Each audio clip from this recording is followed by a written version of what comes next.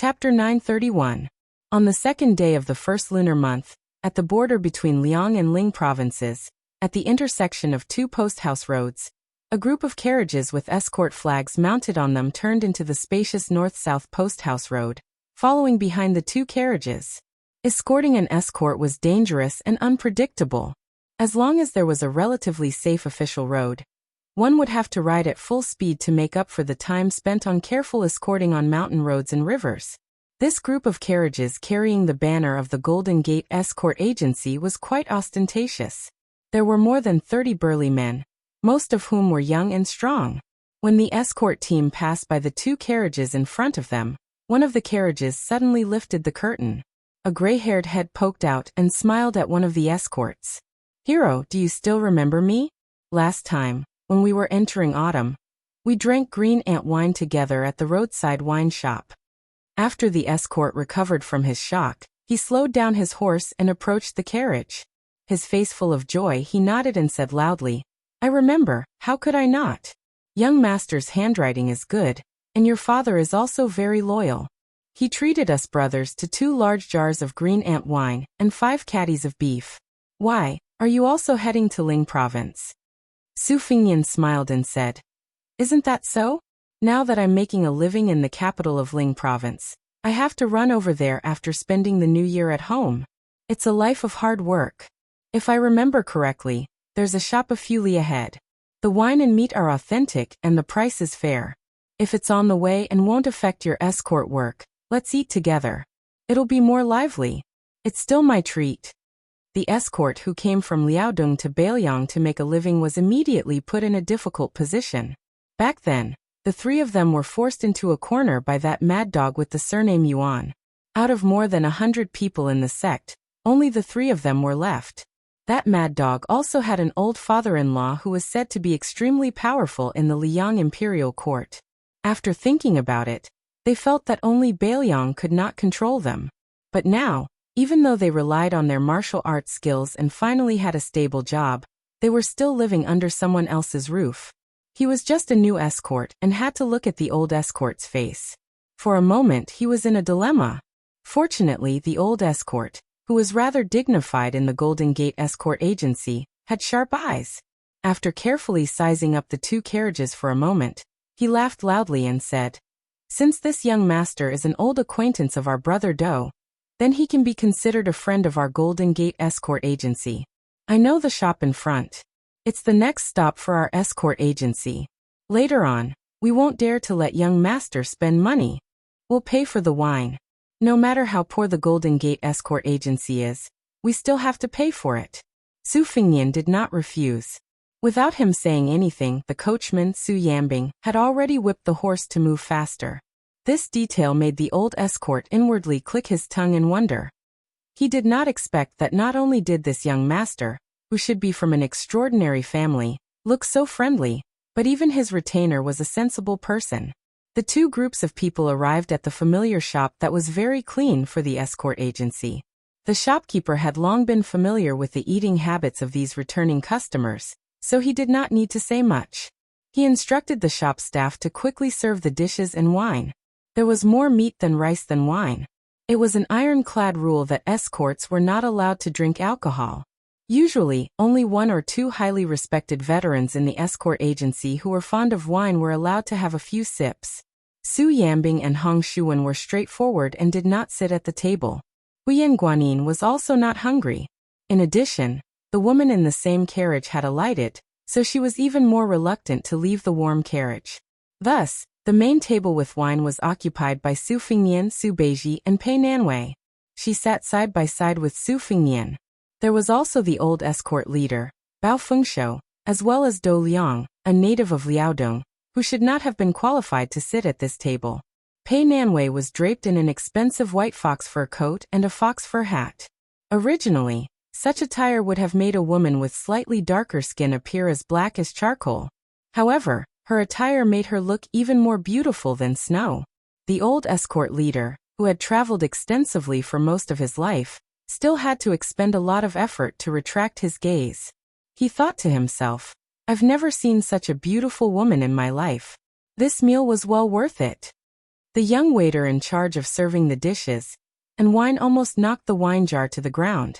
His face flushed red and he resentfully looked back 3 times with every step. He was kicked by the angry shopkeeper until he cried out in pain. As usual, Su Fengnian referred to himself as Su Qi to outsiders.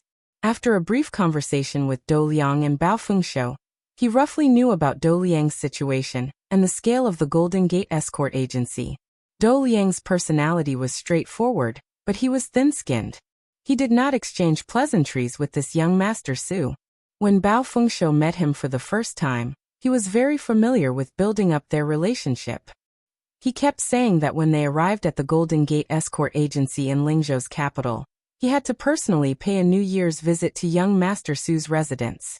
Especially when he heard that Su Qi's family lived on Apricot Street, this experienced young Hu man's eyes burned with passion. One had to know that Apricot Street was where the administrator and a large number of Lingzhou's influential officials lived. Recently, there was even a Lingzhou general with the surname Su. Although Apricot Street was very long and there were people who were not officials, since they could live on that street, even if they did not have any power, they were still the wealthiest people in Lingzhou. In the industry, the Golden Gate escort agency had always been using sparrow darts, which were small darts with little meat and no oil. The big escort agencies all used sow darts, which earned them so much money that their hands went limp. If they could establish connections with the nobles on Apricot Street and spread word of mouth, the Golden Gate escort agency would make a name for themselves. They would be considered to have truly developed, otherwise, who would be willing to spend New Year's on the escort route? Su Fengnian took the initiative to propose a toast 5 or 6 times, but most of the time, he clinked bowls with Dou Liang. This made Dou Liang, a homeless dog, feel an indescribable warmth. However, he was not good with words, so he did not care if he would be stung by the head of the escort after the event. He did not leave a single drop of wine behind. After eating and drinking to their heart's content, Su Fengnian smiled and said, "My ancestors are also from Liaodong in Jinzhou. Brother Dou and I can be considered acquaintances in a foreign land. How rare." When we return to Lingzhou City, Su Qi will definitely go to the Golden Gate escort agency to pay New Year's greetings. As for the other 2 brothers, I will have to properly meet them. I did not drink to my heart's content today, so let's leave it for now. When the time comes, we will not return until we are drunk. Bao Fengshou chuckled and said, "Young Master Su will also have to pay a visit. The Golden Gate escort agency must not be impolite. If this gets out, we will be laughed at." How could Su Fengnian not know what the old escort was thinking? He was afraid that Su Qi was a small family that bragged without a draft, so he had to personally take a look at the mansion to be at ease. He did not expose him and nodded with a smile. "No problem. In the future, if there are any items that need to be escorted, since Brother Dou is in your escort agency, I will specially trouble the Golden Gate escort agency." The escort agency still had to hurry on with their journey. Both parties cupped their fists and bade farewell. Bao Fengshou whispered to the shopkeeper when he paid the bill, and gave him a few extra pieces of silver. Obviously, he knew that young Master Su wanted more food and wine, so the escort agency paid for it in advance. Su Fengnian sat back down on the bench, and asked for an extra pot of warm green ant wine. He poured half a bowl for Su Beiji and Pei Nanwei. Su Beiji laughed softly and said, "After this escort mission, Dou Liang's salary will definitely double." Su Fengnian did not comment and changed the topic, saying, "Chen Shiliang not only has to manage the salt and iron industry, but also has full authority over the transport of grain. One is competing with the local tyrants, the other is wrangling with the officials of the capital. He has already provoked the local tyrants. Do you think he can do it?" Su Beiji said indifferently, "I don't know." Su Fengnian pursed his lips and continued to ask, "You are already the provincial governor of Lingzhou. Chen Shiliang still does not have a real official position. Do you think he has a knot in his heart?" Su Beiji only drank. Su Fengnian clicked his tongue and said, "I originally thought that the 2 of you are so smart that you don't have to belittle each other. I didn't expect that you still can't escape from this vicious circle." Su Beiji squinted his eyes and said, "What do you know?" Su Fengnian said shamelessly, "Be careful, I will really let out a fart for you." Su Beiji wiped the wine stain on the corner of his mouth, When I become the provincial governor, you should get out of Lingzhou as soon as possible. Out of sight, out of mind. Su Fengnian only cared about cursing and swearing, but there was nothing he could do. Pei Nanwei was a little puzzled. There was still someone in this world who could subdue another. Was it the heir of Bailiang beside her? On the third day of the first lunar month, the Lingzhou general did not enter the Lingzhou prefecture city. This made many of the old foxes in the official circles who had a keen sense of smell to act were greatly disappointed. They all retreated from the general's manor on Xingzi Street and endured the cold for a day for nothing. They resisted the urge to jump up and down and curse. They begged in their hearts that His Royal Highness must return to the city tomorrow. Otherwise, when would this suffering end? Chapter 932. In the dusk of the fourth day of the first month, most of the visitors to Apricot Street had left.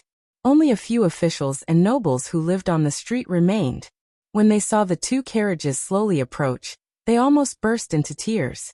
Old ancestor, you are finally willing to come. Regardless of whether they were old or in the prime of their lives, they all quickly rushed toward the carriages and inquired about the well-being of the young people who slowly got off the carriage. Everyone's flattery, other than the same title, His Royal Highness, did not repeat a single word. If the inexperienced officials had the chance to stand to the side and listen, they would definitely benefit greatly. They suddenly realized that flattery could be done to the point of perfection. Some of the old masters who used to be arrogant were now as respectful and reverent as they were when they saw the ancestors in the paintings during the ancestral worship ceremony. Su Fengnian greeted them one by one with a smile. Even if he did not report his official position, he was still able to say it word for word. While these important people in Lingzhou with a large age difference were putting honey on their lips, they could not help but have mixed feelings in their hearts. Just based on this point, even if His Highness was not smart, he was not stupid at all. Su Fengnian stopped, and had one of the Lingzhou fifth-ranking officials go to the administrator's manor to inform him that he would go visit Uncle Li the next day. The old man, who was so old that he would always return home to recuperate every time he encountered a difficult situation, was so strong that it made his colleagues speechless. Su Fengnian brought everyone into the general's official residence. Then he had Su Beiji, who was not of high rank, accompany him in the study to catch up with the loyal officials of Lingzhou one by one. Then, those at the back saw the people in front of them all leave with stiff faces without exception. However, there was unconcealable joy between their brows. They slowly walked to the corner of the corridor and immediately moved like the wind.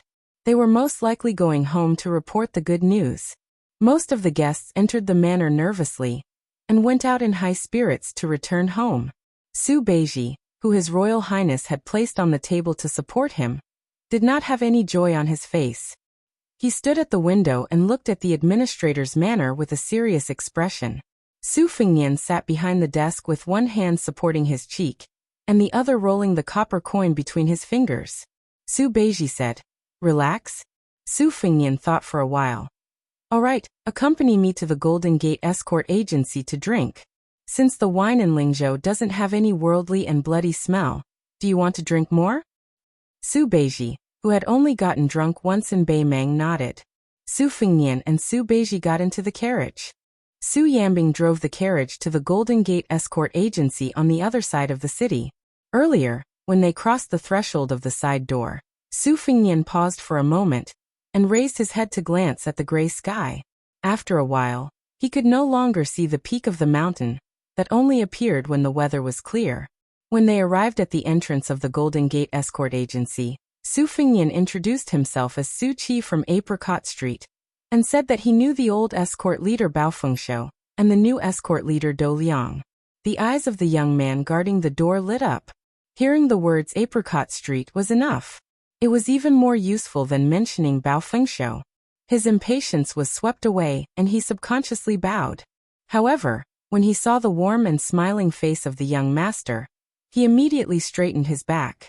Who knew if this fellow was bragging? Of the young masters who lived on that street, how many of them had not trampled and injured people in Lingzhou before? How could they be smiling so happily with a small guard like him? Who would believe that? Bao Fengshou, who lived in the escort agency, hurried over. He was extremely friendly and polite. Not only him, Even the first and second masters of the escort agency were alerted. Su Qi was also tactful and directly revealed the identity of the young master beside him. He had served as a soldier in Longqing County and was currently doing some miscellaneous work for Governor Zhong Qingxin. However, he was about to be promoted to the provincial government office in small steps. As a result, not only were the two masters happy, they were also somewhat in awe. Huan Lingzhou didn't know about Huaihua Great General Zhong Honggu and his eldest son, Zhong Qingxin. Although it was rumored that His Royal Highness had extinguished some of his arrogance, a starving camel was still bigger than a horse. The Zhong family was undoubtedly still a first-class family in Beiliang that ordinary people felt was unreachable. To be able to get along with Governor Zhong day and night. How could the Golden Gate Escort Agency, which was as small as a sesame seed, be neglected? Dou Liang and his two brothers hadn't moved into the escort agency for the time being. Instead, they rented a small, remote, and simple residence outside. The escort agency hurriedly sent someone to invite them over to drink. The first master personally set up a large charcoal brazier. After the group of people sat down, they drank to their heart's content. When they were drunk, the two masters were emotional people and were not as restrained as before. They chatted and laughed without restraint. Because Dou Liang's two brothers, Wei, Tang, and Fan Yuyang, had met before, they had a good impression of them at that time. In addition, their eldest brother, Dou Liang, had come back from his escort mission to pave the way. They had already said a lot of good things about Su Qi, so they were even more open when they drank. The first master, Yu Xiaocai, had a slightly scholarly name. It was probably because his parents had hoped that he would be able to pass the imperial examinations in the future. However, it was very rough, and there was a shocking scar on his face. When he talked about this old story with Su Fengnian and Su Beiji, he didn't have any complaints. It was just that more than 10 years ago, he had been slashed in the middle of the street by a man who had kidnapped a woman. He didn't dare to fight back. In terms of martial arts, he could beat that son of a bitch 10 times with one hand. However, in terms of backing, he Yu Xiaocai lost by 1,000,000 miles and admitted defeat. To this day, this old man could only laugh and curse. Su Fengnian smiled and turned his head to Su Beiji and said, "In the future, I'll have to rely on you to be impartial and be the bad guy in this kind of situation." Su Beiji was indifferent and only drank in big mouthfuls. The men of the Golden Gate Escort Agency didn't take it too seriously. Even if the two young masters with the surname Su had a good status, Lingzhou City was deeply intertwined. Even the Lingzhou general couldn't do anything, and was fooled by everyone. They all said that the administrator wanted to give His Royal Highness a show of strength. Therefore, as long as it was an outsider, no matter who it was, even if it was a young official from a landowning household, they couldn't casually make trouble here. Su Fengnian raised his bowl. It was probably the 7th or 8th bowl, but he still drank it all in one gulp. The people of the escort agency couldn't help but cheer from the bottom of their hearts. This alcohol tolerance and alcohol tolerance were both excellent. Su Fengnian casually wiped his mouth and said with a smile, "Before I get drunk, I'll quickly say a few words of seriousness. Old Brother Dou, Old Brother Wei, and Old Brother Fan are all Su Qi's friends. In the future, I'll have to ask the two masters and old escort leader Bao to take care of me. Su Qi's bowl of wine is my thanks." The second master, Zhang He, was tongue-tied. He raised his big white bowl and said loudly, "Young Master Su is straightforward. Our escort agency is small, but no one is a bashful woman." Zhang He also poured out his heart to young Master Su. It's not that Dou Liang's 3 brothers don't have any ability, but they are too great. Zhang He has seen it all. Take Wei Tang and Fan Yuyang for example. In fact, not to mention becoming an escort like Dou Liang, even becoming an escort leader is a matter of course. But in our small place, the rules are the same as other places. It's just that there's no way around it. Everyone has to endure it bit by bit, from a daughter-in-law to a mother-in-law.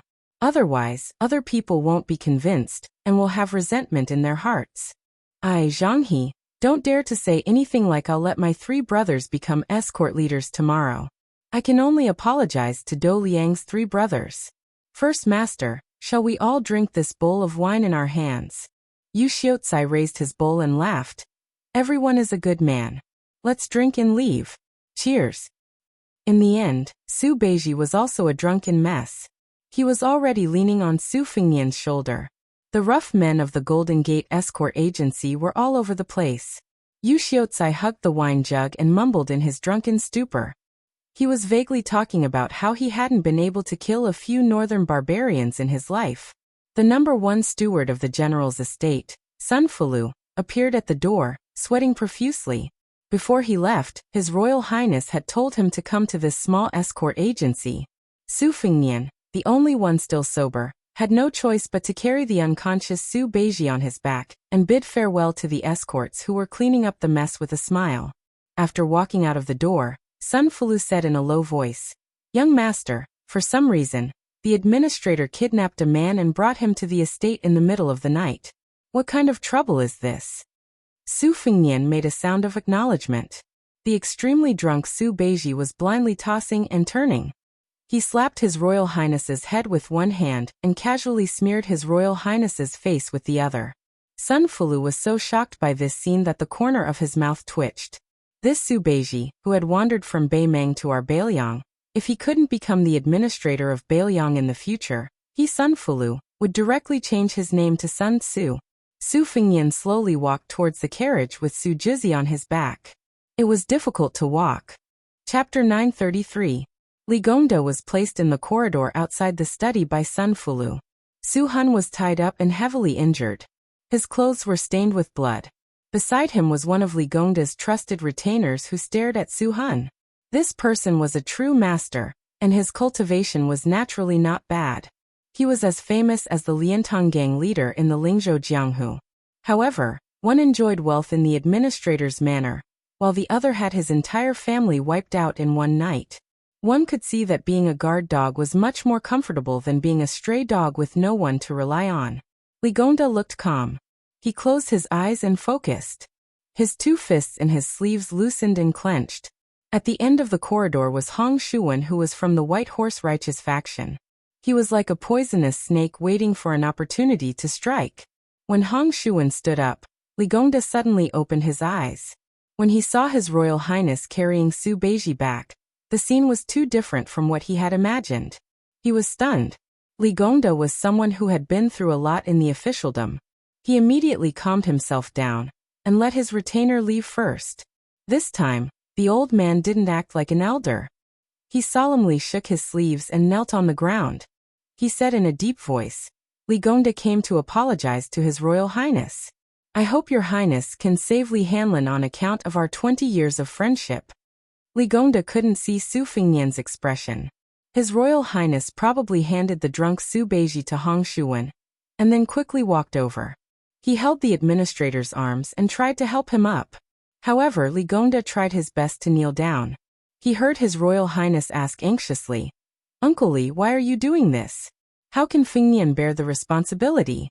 So what if he is Hanlin? Uncle Li, get up and talk." Li Gongda said with a faint sobbing tone, "Your Highness, if you don't agree to save my son Hanlin, even if Li Gongda dies kneeling here, I will not get up." Su Fengnian, who reeked of alcohol, said angrily, "I don't have to save anyone but Hanlin. How can I let Hanlin fall into danger?" "Uncle Li, why do you have to be so pretentious? Could it be that as the dignified Taoist administrator of Bailiang, you have done something to betray the Su family?" Li Gongda raised his head and said with tears running down his face, "Your Highness, Li Gongda has been loyal to Bailiang for 20 years. Heaven can be my witness. The general's cultivation of the Li family is as good as giving us a new lease on life. Li Gongda admits that he can't deny the crime of corruption. He is absolutely loyal to Bailiang and the Su family." Su Fengnian squatted in front of the administrator, who had lost his composure, and said softly, "In this case, Uncle Li should get up and talk. First, tell me who the kidnapped person is, and why Hanlin wants me to save him. There are no outsiders here. You and I can speak frankly. If I can't do something, then I will beg Su Xiao. I don't believe that anyone in Bailiang can hurt Hanlin. Who can wrong the Li family?" Only then did Li Gongda stand up shakily, wiping away his tears with his sleeve.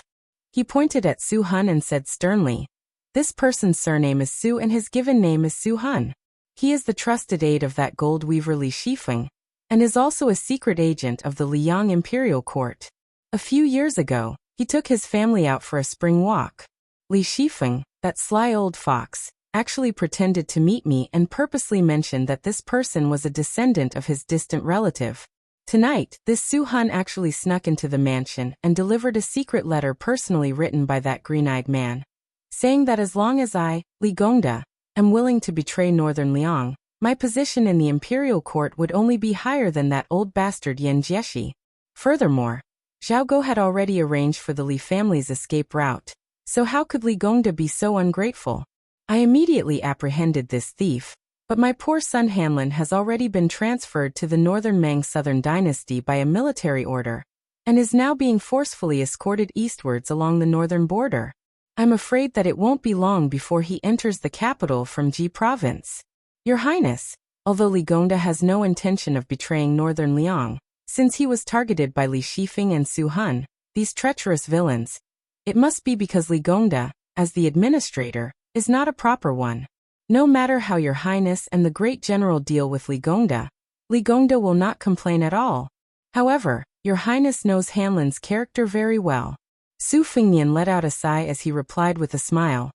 Oh, I see. Uncle Li, don't worry too much. Come on, have a cup of tea in the study. Fengnian will send a message to Su Xiao, Chu Lushan and Huang Fucheng, the general of Yuzhou province. I promise to return a safe and sound Li Hanlin to Uncle Li. Li Gongda was about to nod and express his gratitude when he suddenly widened his eyes. His Royal Highness, who had always been smiling in front of him, directly pushed Su Han, a gold nugget who might be able to dig out a lot of secrets from him. His 5 fingers formed a hook and directly tore off half of Su Han's face. Then, as if he still found it too troublesome, he used the immortal's touch on the head. Poor Su Han died on the spot without saying a word. Su Fengnian, whose hands were covered in blood, casually wiped them on his sleeves. Then, he carefully supported the administrator with one hand and pushed the door open with the other. The two of them stepped over the threshold together. Su Fengnian stopped and leaned back. He smiled at Su Yambing and said, Uncle Su, please ask Hong Shuan to quickly send out 3 secret letters. The last one is to be sent to Huang Fucheng. Tell him that I allow him to privately mobilize 2,000 light cavalry to intercept me. By the way, ask someone to send a pot of hot tea. Su Yambing nodded. Li Gongda said in a low voice, Your Highness, Su Han is clearly not an ordinary spy. Li Gongda tried to get information from him before. It seems that when Yan Jieshi escaped from Bailiang, he was also personally involved. With him in our hands, we don't have to worry about Li Shifeng and the Golden Weaving Bureau not giving in. It seems safer to kill him later. Su Fengnian shook his head and said with a smile, Uncle Li, you underestimate how tight-lipped these men of sacrifice are. Besides, I don't care about Li Shifeng or the Weaving Bureau in my own territory of Bailiang. Even if there are spies from Zhao Go, as long as there is a reasonable reason, I can kill them as I want. I'm not their relative. Anyway, it's a life-and-death battle between 2 sides, so there's no need to care about family ties. When doing this kind of thing, it depends on who's ruthless. The Peregrine Falcon Eagle Guard fell into Zhao Go's hands outside of Bailiang, and ended up in the same way. Otherwise, why would they be called men of sacrifice? They're not called men of sacrifice for nothing. Li Gongda listened to His Royal Highness' casual and indifferent words. When he sat down, he looked at the young man's unfashionable gray hair, and did not say anything. Su Fengnian smiled and comforted him. If Uncle Li thinks that Huang Fucheng and 2,000 elite cavalry are not enough, you can send another 200 crossbowmen and 1,000 cavalry. Li Gongda hurriedly agreed. Okay. Sai, this foul situation is really making things difficult for your highness. Su Fengnian waved his hand and Su Yambing personally brought tea over. Su Fengnian then told him about the order to increase the number of men and horses to come out of seclusion. Su Fengnian sneered and said, Li Shifeng is really amazing. He's been a coward in Bailiang for more than 10 years. If he wants to do something, he'll do it on a large scale. He's addicted to poaching people from the Su family. He's still not satisfied even after giving Master Zhao an in-law. Now he's not even willing to let Uncle Li go. After tonight, I'll go meet this Golden Weaving Bureau. Chapter 934. Li Gongda sighed and looked at Su Fengnian. he said sincerely. Your Highness, with that, although it wasn't Ligonda's fault, I admit that my reputation has been ruined. I don't have the face or heart to be an official anymore. I hope that Your Highness can allow Ligonda to return to his hometown and be a farmer in Huangnam County. Actually, when Your Highness came to Lingzhou, Ligonda already had this thought. In the Great River, each new generation surpasses the previous one. The hearts of the people in Bailiang had already reached the level of scholars. Ligonda knew that his talent was shallow and his reputation was extremely bad. Not to mention the position of primary second-grade administrator, even the position of Lingzhou provincial governor was not enough to convince the people. In the beginning, when Your Highness became the general of Lingzhou, Ligonda wanted to help Your Highness for a year or two before retiring. That would fulfill his wish of being an official for 2 dynasties in Bailiang. It was for the public good, but there were also selfish motives. Who would have thought that the moment Your Highness moved into the general's manor, the Lingzhou officialdom under Ligonda's eyes would become chaotic. At that time, Ligonda knew that he was old, his abilities were too small, and his experience was shallow. Rather than being scolded away shamelessly, why don't I ask Your Highness to be merciful and let Ligonda return to his hometown to live out his remaining years? Su Fengnian lowered his head and blew on the steam from the tea. He smiled but did not say anything. The light in the study was dim. Ligonda held the teacup with both hands to warm it up. The steam rose and the expressions of the old and young were blurry. Ligonda chose his words carefully and slowly said, Your Highness, Ligonda resigned from his position not because he wanted to avoid arousing suspicion, but because he knew that it was difficult for him to take on such a big responsibility. Being the first administrator of Bailiang was like forcing a duck onto a perch. As for Ligonda's well-known addiction to being an official, he was almost satisfied. Now that the structure of Bailiang has expanded and the atmosphere is brand new, Ligonda did not read much and was miles away from scholars like Wang Shihua. However, a few days ago, when he saw Fujian replacing old talismans with new peaches, he figured out a principle that he did not understand before. No matter how good the old spring festival couplets were, after a year of exposure to the wind and sun, they were unbearably old. Let's not talk about other things, just looking at them did not feel festive enough. It was not as pleasing to the eyes as the new couplets. Moreover, Bailiang is currently full of vitality and talent.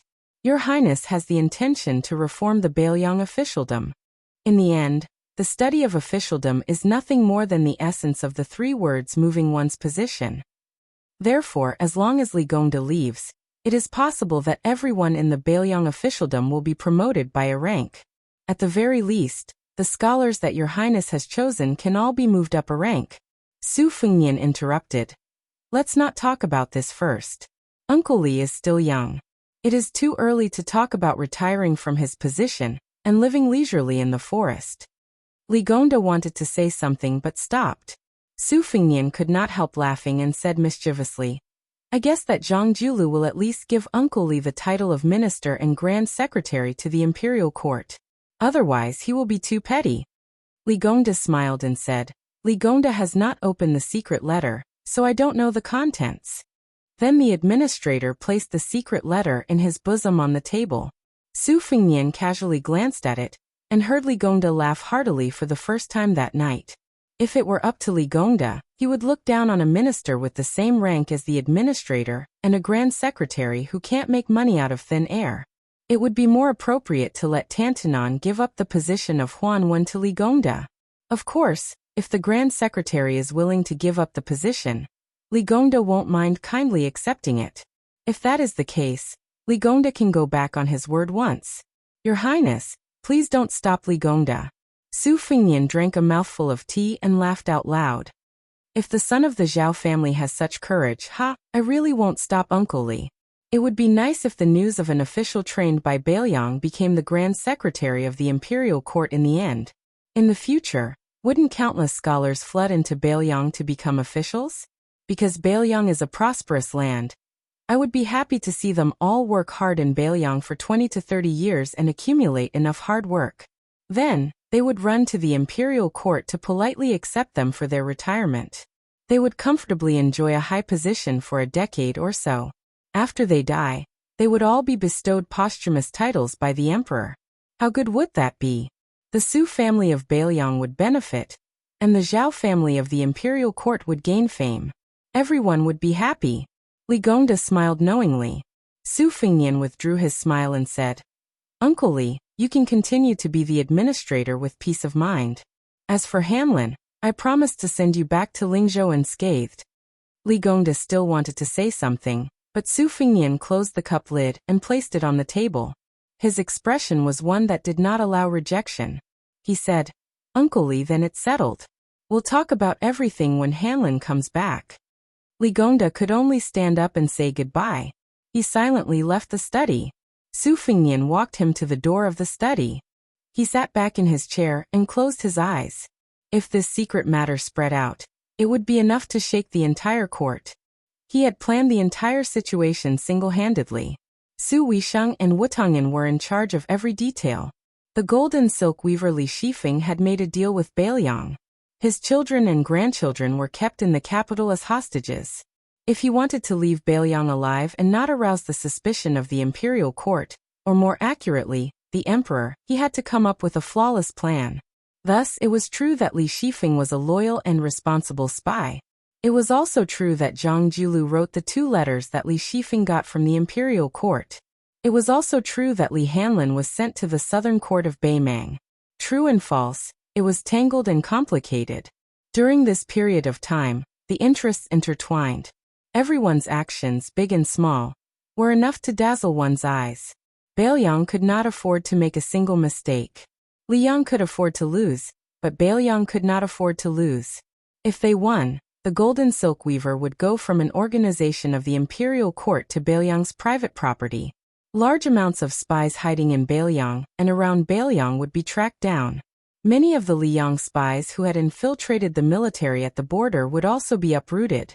In this way, the mud in Bailiang could be cleaned up. When Su Fingnian became the general of Lingzhou, his ambition was not in the military affairs of Lingzhou. Instead, he wanted the Bailiang officialdom to be completely free of worries. Only then could those scholars be at ease and settle down. If Li Gongda resisted the temptation, then Su Fingnian had told him before that he would let this Uncle Li enjoy his official life. If he did not, then it would be the worst situation. Even with the Yin family's betrayal first, Su Fingnian still had no plans to destroy the Li family.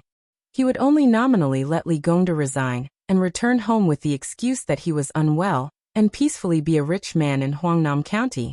Just as the administrator had said tonight, once he retreated, the Bailiang officialdom would do its best to act according to His Royal Highness' wishes. Whatever Su Hun did, it was Li Shifeng's wishes. And Li Shifeng's guidance to Su Hun was Su Fingnian's intentions. As for crossbowman and marksmanship leader Li Hanlin, he had a large group of Bailiang's most elite Eagle Guard following him. There were also 6 Master Realm retainers from the Wang Manor mixed in. Those Zhaogo death warriors who were in charge of receiving him outside the pass were destined to die. However, Su Fingnian knew that if this happened, the 4 brothers who grew up together, went to brothels, and took the blame together, none of them would be left. The administrator brought his trusted retainer, and slowly walked out of the general's manor. Li Gongda turned his head and looked at the slightly eerie official residence in the night. He smiled and asked, "What kind of person do you think His Royal Highness is?" The Master Realm retainer hesitated and said, "An expert." Li Gongda laughed and did not force this careful Jianghu expert. He muttered to himself, "Although a great man has to be ruthless, but it doesn't mean that he isn't a hero." The retainer did not dare to say much. Li Gongda walked to the door of his own manor, and was about to step onto the steps. He suddenly retracted his foot and smiled. "Let's take a walk. It's rare for Apricot Street to be so peaceful." Li Gongda walked to the empty and lonely street and sighed. Everyone is suffering. It's all about finding joy in the suffering. Others may pity you, but you don't know that you are suffering. That is true ability. I, like the general, am old. No matter what I do now, it is for my descendants. In the study room, Su Fingnian reached out and grabbed the teacup. The white porcelain cup shattered. Half of the tea splashed all over him. They were set to arrive at the Lingzhou General's manor on the 3rd day of the 1st month. He purposely mentioned the 3 secret letters in the corridor. Su Fingnian gave the Li family time and time again. At this moment, there was still only one secret letter on the table. In this game of chess, Baoyang, who had the geographical advantage, would not lose no matter what. It was only a matter of winning more or losing less. However, to Su Fengnian he would lose no matter what. He asked for it. He was alone. Su Beiji said it well. Chapter 935. Because the imperial court had appointed a crown prince and conferred titles to various kings, the emperor had personally decreed a general amnesty and changed the name of the year to Xiangfu. In the first year of Xiangfu, when the sound of firecrackers welcomed the new year, there were still court officials on duty. An old man in his 60s walked unsteadily toward Zhang Hut with wine and a bag in his hand. Along the way he occasionally met him. Regardless of whether it was the Son of Heaven's personal attendants or the eunuchs who could wear bright red python robes, when they met this old man, without exception, they all took the initiative to stop and throw the rules and regulations of the palace to the back of their minds. They all exchanged a few pleasantries with a smiling face. If it were an ordinary person, once they were discovered, they would definitely be remembered by the head eunuch of the ceremony directorate, Han Diaoxi. Sooner or later, they would not be able to bear the consequences.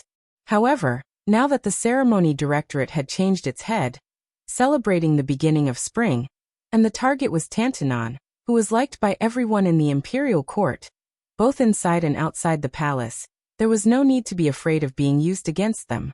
Even if there were people who wanted to make trouble for the emperor would only reprimand those people for gossiping. Huanwen, who had replaced Sun Shiji as the new head of the province, greeted everyone along the way and arrived at Zhang Hut. From a distance he saw the Minister of Revenue, Wang Xiongui, standing under the eaves, rubbing his hands and exhaling. This Jiangnan scholar, who came from a humble family, could be considered an extremely young and strong man in the imperial court that was full of white hair. Along with many of the pillars of the imperial court, he had relied on the imperial examination to become a carp jumping over the Dragon's Gate during the Yonghui era. Furthermore, in that year's imperial examination, Wang Xiongui, who ranked first and third, was the youngest of the top three. The teacher who presided over the imperial examination was the Grand Secretary Zhang Jilu. The teacher who read the examination papers was coincidentally the Left Chancellor of the Imperial College at that time, Huan Wen. Relying on his talent in running the country and helping the world, he had climbed up the ranks to become the Minister of Revenue. Wang Xiongui was undoubtedly part of the Zhang faction. Even though he had become a minister, he had always treated Zhang Jilu and Huan Wen as disciples. At this moment, without waiting for Huan Wen to approach Zhang Hut, he hurriedly ran down the stairs to help Huan Wen take the wine jug and cloth bag. Huan Wen joked, "Fuding, why is that blue-eyed boy shutting the door to you again? This old fellow is really something. Yesterday you went to pay your New Year's greetings, and today he came again. It's obvious that he cares a lot about your favorite student, but he just can't bring himself to do it. It's fine, it's fine. In a moment, I'll just say that this pot of wine and salted peanuts were all brought by you. I don't believe that Bai Yen won't be envious. If he can hold back his greed and just watch the two of us enjoy life, then I'll be helping you vent your anger, won't I?" Minister Wang, whose given name was Fu Ding, smiled wryly and said, "How could this junior dare to get angry with Grand Secretary Darren? Huan Shi, please don't make fun of Fu Ding. Besides, this junior didn't discipline him properly and let that good-for-nothing son of mine get into trouble. The entire capital is watching as a joke. This junior truly has let down Grand Secretary Darren and Huan Shi's expectations." Huan Wen smiled. This Tantanon wasn't quite the same as those shrewd pillars of the imperial court who couldn't help but be suspicious of their dark temperaments. When the old man smiled, it wasn't a fake smile, and it didn't make people feel that there was a knife hidden in his smile. Instead, it made people feel that Sir Huan had truly encountered a happy occasion. Over the years, some of the senior ministers who had fallen on hard times liked to run over to Huan Wen to reminisce about old times, bringing along a few pots of good wine. Whether or not this old man of the Huan residence could help was another matter. In short, if it was something that made people feel like there was still some leeway after he spoke of it. There were two things that Huanswa didn't do. He didn't add flowers to brocade, and he didn't hit a person who was down. With Huan Wen leading him into Zhanglu, Wang Xiongui had the courage to enter. Huan stopped in front of the door. Wang Xiongui had already put one foot in, and could only obediently take it back.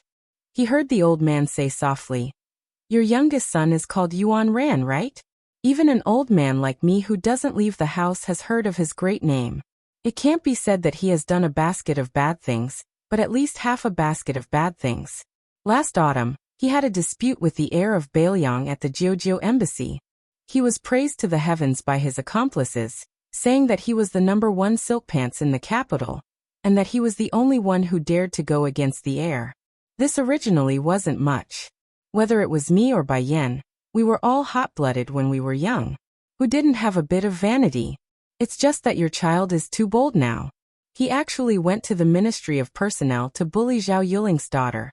This daughter is even betrothed to Yin Maochuan's only son. Not only that, the son of the Ministry of Justice's Han Lin came out to say something fair, and gave your son a beating. He even scolded his father for being a mere assistant minister in the Ministry of Justice. Fuding, if you count with your fingers, in the 4 years of Yonghui, it was actually only the few of you who stood out together. Your relationship was generally not bad. After this incident, how are you going to meet Yin, Zhao and Han, who are all officials at the same time? You and I both know that next year's imperial examinations will be presided over by Yin Maochuan. You and I both know the level of Yin Maochuan's ability as an official. He isn't called the head of the imperial court's prime ministers for nothing. After this year's imperial examinations, it will be the big event of the local officials' examinations. Zhao Yuling will definitely be the one in charge. How can your teacher not be fuming with anger? If I sat in Bai Yan's position, I would be just as angry." Wang Xiongui stomped his foot and sighed. He said in a low voice, "Teacher Huan, you don't know. My son Wang Yuanran was framed. Otherwise he wouldn't have acted so rashly." Huan Wen, who was known for his good temper, actually had a face full of anger. He suppressed his voice and scolded, "Idiot, flies don't bite seamless eggs. If your son was a good person, would he have the chance to be framed? The family's misfortune, the greatest misfortune, is that your descendants don't care about your fortune. He's already made such a big mistake. As his father, you're still thinking about how to clean up after Wang Yuanran's mess, instead of mending the pen after the sheep are lost. If you Wang Xiongui aren't stupid, then what are you?" Chapter 936. Wang Xiongui stammered, not daring to retort. It was indeed hard for outsiders to imagine that a second-rank minister could be scolded so miserably. Huan Wen still wasn't satisfied. He snatched the wine pot and cloth pouch, directly throwing down a string of harsh words. "I originally thought you'd come to understand before coming. But I didn't expect you to still be such a scoundrel. You can't even manage a son. What Ministry of Revenue? I, Huan Wen, have always favored you. Fine, then you might as well not be some Minister of Revenue. Come to the Ministry of Revenue and be my assistant. You'll still be a second-rank official. How about it? So that your son won't rely on you, his father, to raise his tail to the sky and show that extremely unsightly light." Wang Xiongui was so scared that his face turned pale. Everyone in the court knew that Grand Secretary Zhang Julu was in charge of the Zhang faction, which was actually of the same origin. It was just that the banner was swapped with the character Zhang. In fact, it could be traced all the way back to Zhang Julu and Huan Wen's benefactor teacher, who was the old Grand Secretary's benefactor teacher. Wang Xiongui was undoubtedly the most popular candidate to take over Zhang Julu's position, both inside and outside the Zhang faction. To speak plainly, even if the emperor was dissatisfied with Wang Xionggui's position as Minister of Revenue and demoted him, even demoting him to a provincial post, as long as the Zhang and Huan elders were still there, even in the court and outside, they still had great prestige. Wang Xiongui wasn't afraid of not having a chance to return to the central government. However, if the Zhang and Huan elders felt that Wang Xiongui couldn't bear the heavy responsibility and wasn't enough to support their branch, then Wang Xionggui's career in this life could be considered to have come to an end. Huan Wen gave a cold snort. Wang Xiongui was dejected and didn't say anything. After careful consideration, he said bitterly, "Teacher Huan, this junior knows his wrongs. I won't enter the room and make the Grand Secretary worry. While there's still snow on the ground, I'll go back now and have Wang Yuanran kneel in front of Zhao Yuling's gate. I'll also personally pay a visit to Zhao Yuling to apologize. Huan Wen nodded and laughed. Fuding, you slippery fellow. What dog farts snow on the ground? Zhao Yuling's gate is filled with a sea of people. It's very clean. Why don't you find a handful of snow for me? Fine, fine. It's good that you know your wrongs. It's good that you've caused such a ruckus. It'll teach your son a lesson. Wang Yuanran is not stupid. Even if you keep a straight face, he can still see the love in your eyes. Plus, your wife is soft-hearted. She can't stand the crying of her young son. This time she made him lose a layer of skin. Sooner or later, she will secretly compensate him more. Tell Wang Yuanran that if he dares to cause trouble again, I'll tell Yao Baifeng to throw him into the Imperial College for 3 to 5 years. The Minister of Revenue, who had Tantanon personally intervened to help him deal with his family affairs, had tears in his eyes. His lips trembled as he said, Teacher Huan's kindness, this junior is unable to repay. Huan Wen shook his head and sighed. These small favors I've given you are nothing. The one inside is the one who really thinks highly of you. Fuding, you must not disappoint him. Wang Xiongui nodded heavily. Huan Wen returned the wine jug and cloth pouch to him. My trip into the palace this time was for you. There is a beginning and there is an end. Come, let's go in and meet our Grand Secretary. Entering Zhang Lu, the purple-bearded and blue-eyed Zhang Julu still did not give the Minister of Revenue any face. However, he reluctantly accepted the wine and peanuts. The civil officials of Zhang Lu, who were buried in their books, quietly raised their heads and smiled knowingly at the Minister of Revenue. Wang Xiongui did not stay long. He quickly bid farewell and left in a hurry. Zhang Julu and Huan Wen came to the room that was specially used to receive outsiders. Huan Wen was very familiar with Zhang Lu. He brought in his own utensils and began to leisurely boil wine. He said to himself, The court says that you and I, one playing good cop and one playing bad cop, cooperate seamlessly.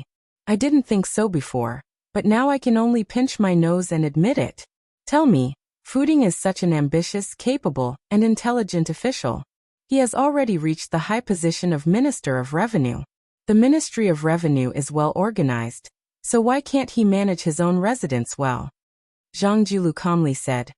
What's so strange about this?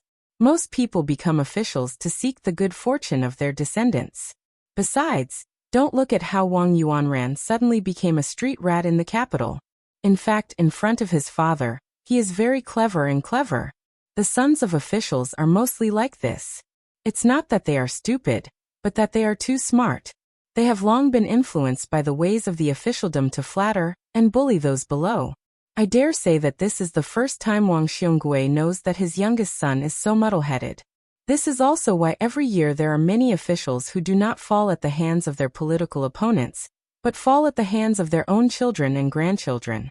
It's not strange for father and son to be in court together, but it's rare for 3 generations to be in court together. Even if the positions of the 3 are not high and their ranks are not high, whether they are good or bad officials, at least they are truly intelligent officials. Huan Wen, whose nose had been frozen to a brandy, smelled the aroma of the wine and asked with a smile, Then how many generations do you think there are in Bailiang? Zhang Julu calmly said, This question, you have to ask the mysterious Huang Sanjia. I don't know, and I don't want to know. What's done is done, and that's more important than anything else. As for how far you can see, in the end, it depends on how far you can walk. Huan Wen laughed heartily. Zhang Julu stretched out his hand. Huan Wen said in surprise, You want to drink wine? Bai Yen, you want to get a concubine? Congratulations, congratulations. Zhang Julu glanced at him unhappily. He poured himself a bowl of hot wine, drank a mouthful, and said with a smile, I've thought about it. Huan Wen nodded and said, Me too.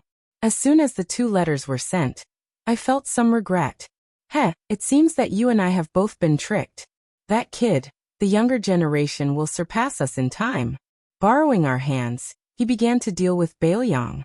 However, I am now quite curious, did Golden Thread Weaver Li Shifeng also get deceived? Or is he already in cahoots with Bailiang? Zhang Julu asked in return, Is there a difference? Of all the civil and military officials in the imperial court, only he, Tantanon, could keep up with Grand Secretary Zhang's thoughts. He nodded and said, That's true. Li Shifeng has made great contributions in the end. Moreover, he even made Yan Jiexiu him a huge favor. We still need to let him return to the capital with dignity. However, based on your unyielding nature when dealing with Ji Province's Han family 20 years ago, Li Shifeng doesn't have this type of fortune. Zhang Julu said with a laugh. Only after giving my grandson New Year's money did I remember that I am already an old man in my 50s. It is also time for me to have this type of temperament. Huan Wen released an O sound, saying teasingly, "What, you're finally starting to seek a path of retreat?" Zhang Julu shook his head, his eyes firm and resolute. He slowly spat out 2 words, "I won't." Huan Wen said quietly, "Don't worry, I won't let your Bai Yan die without descendants." Zhang Julu swayed the wine bowl, saying in self-mockery, "It's difficult." Huan Wen suddenly said with a deadly earnest expression, "Don't you still have a daughter who hasn't married yet? In the future, Baoyang still lacks an official consort. What do you think of this idea?" Zhang Julu was so angry that he laughed and said, "Get lost." In the distance, Zhang Julu's important ministers all clearly heard the Grand Secretary's vulgar words, looking at each other in dismay. Chapter 937. The officialdom of Lingzhou originally thought that His Highness the Crown Prince, who had suffered in Lingzhou, would most likely have asked the great general for an imperial sword, and was going to start a massacre in Lingzhou. They never thought that Lingzhou city would still be as calm as before. This made people wonder. Could it be that the administrator was really so highly regarded that he was so powerful that the great general had no choice but to look at him differently and give him a completely different ending than Huaihua great general Zhong Hongguo? Many fence-sitters who wanted to squeeze their way into the Lingzhou general's manor thought about it carefully and felt that it was best to first go to the Li manor to pay a New Year's visit.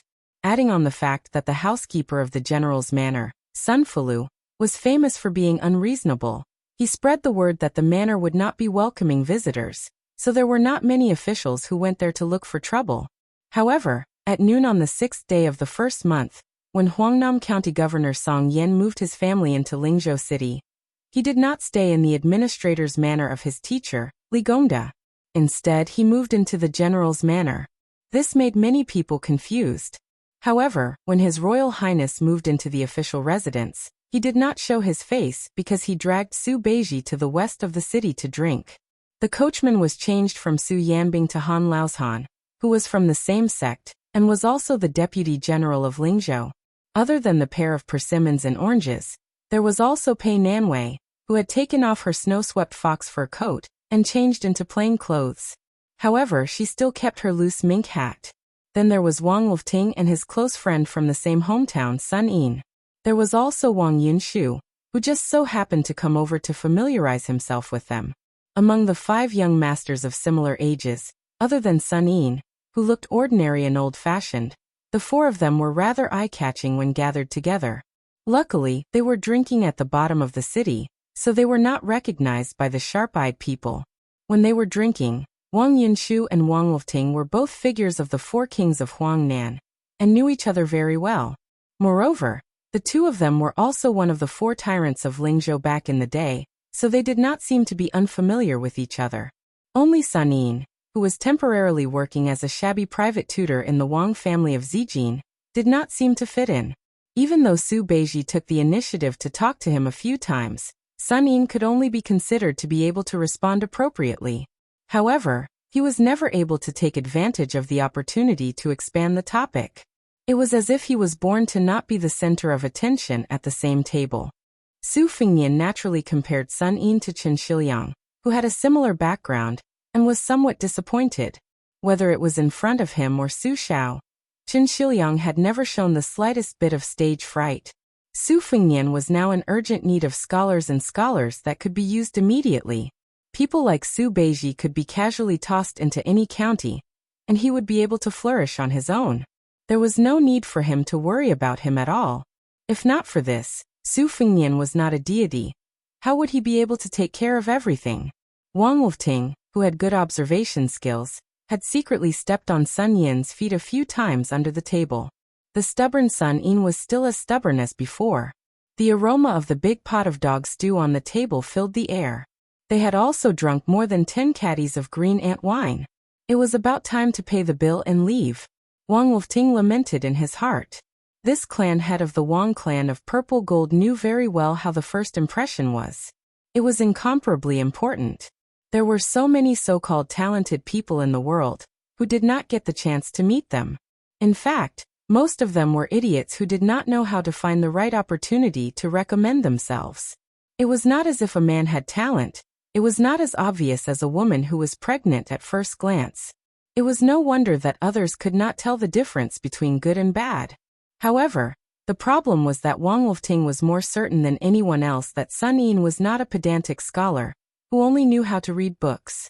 This was what made him feel so regretful. Although he, Wang Wolfting, was the new favorite of His Royal Highness, he could not be so foolish as to tell His Royal Highness that Sun Yin's talent was extraordinary.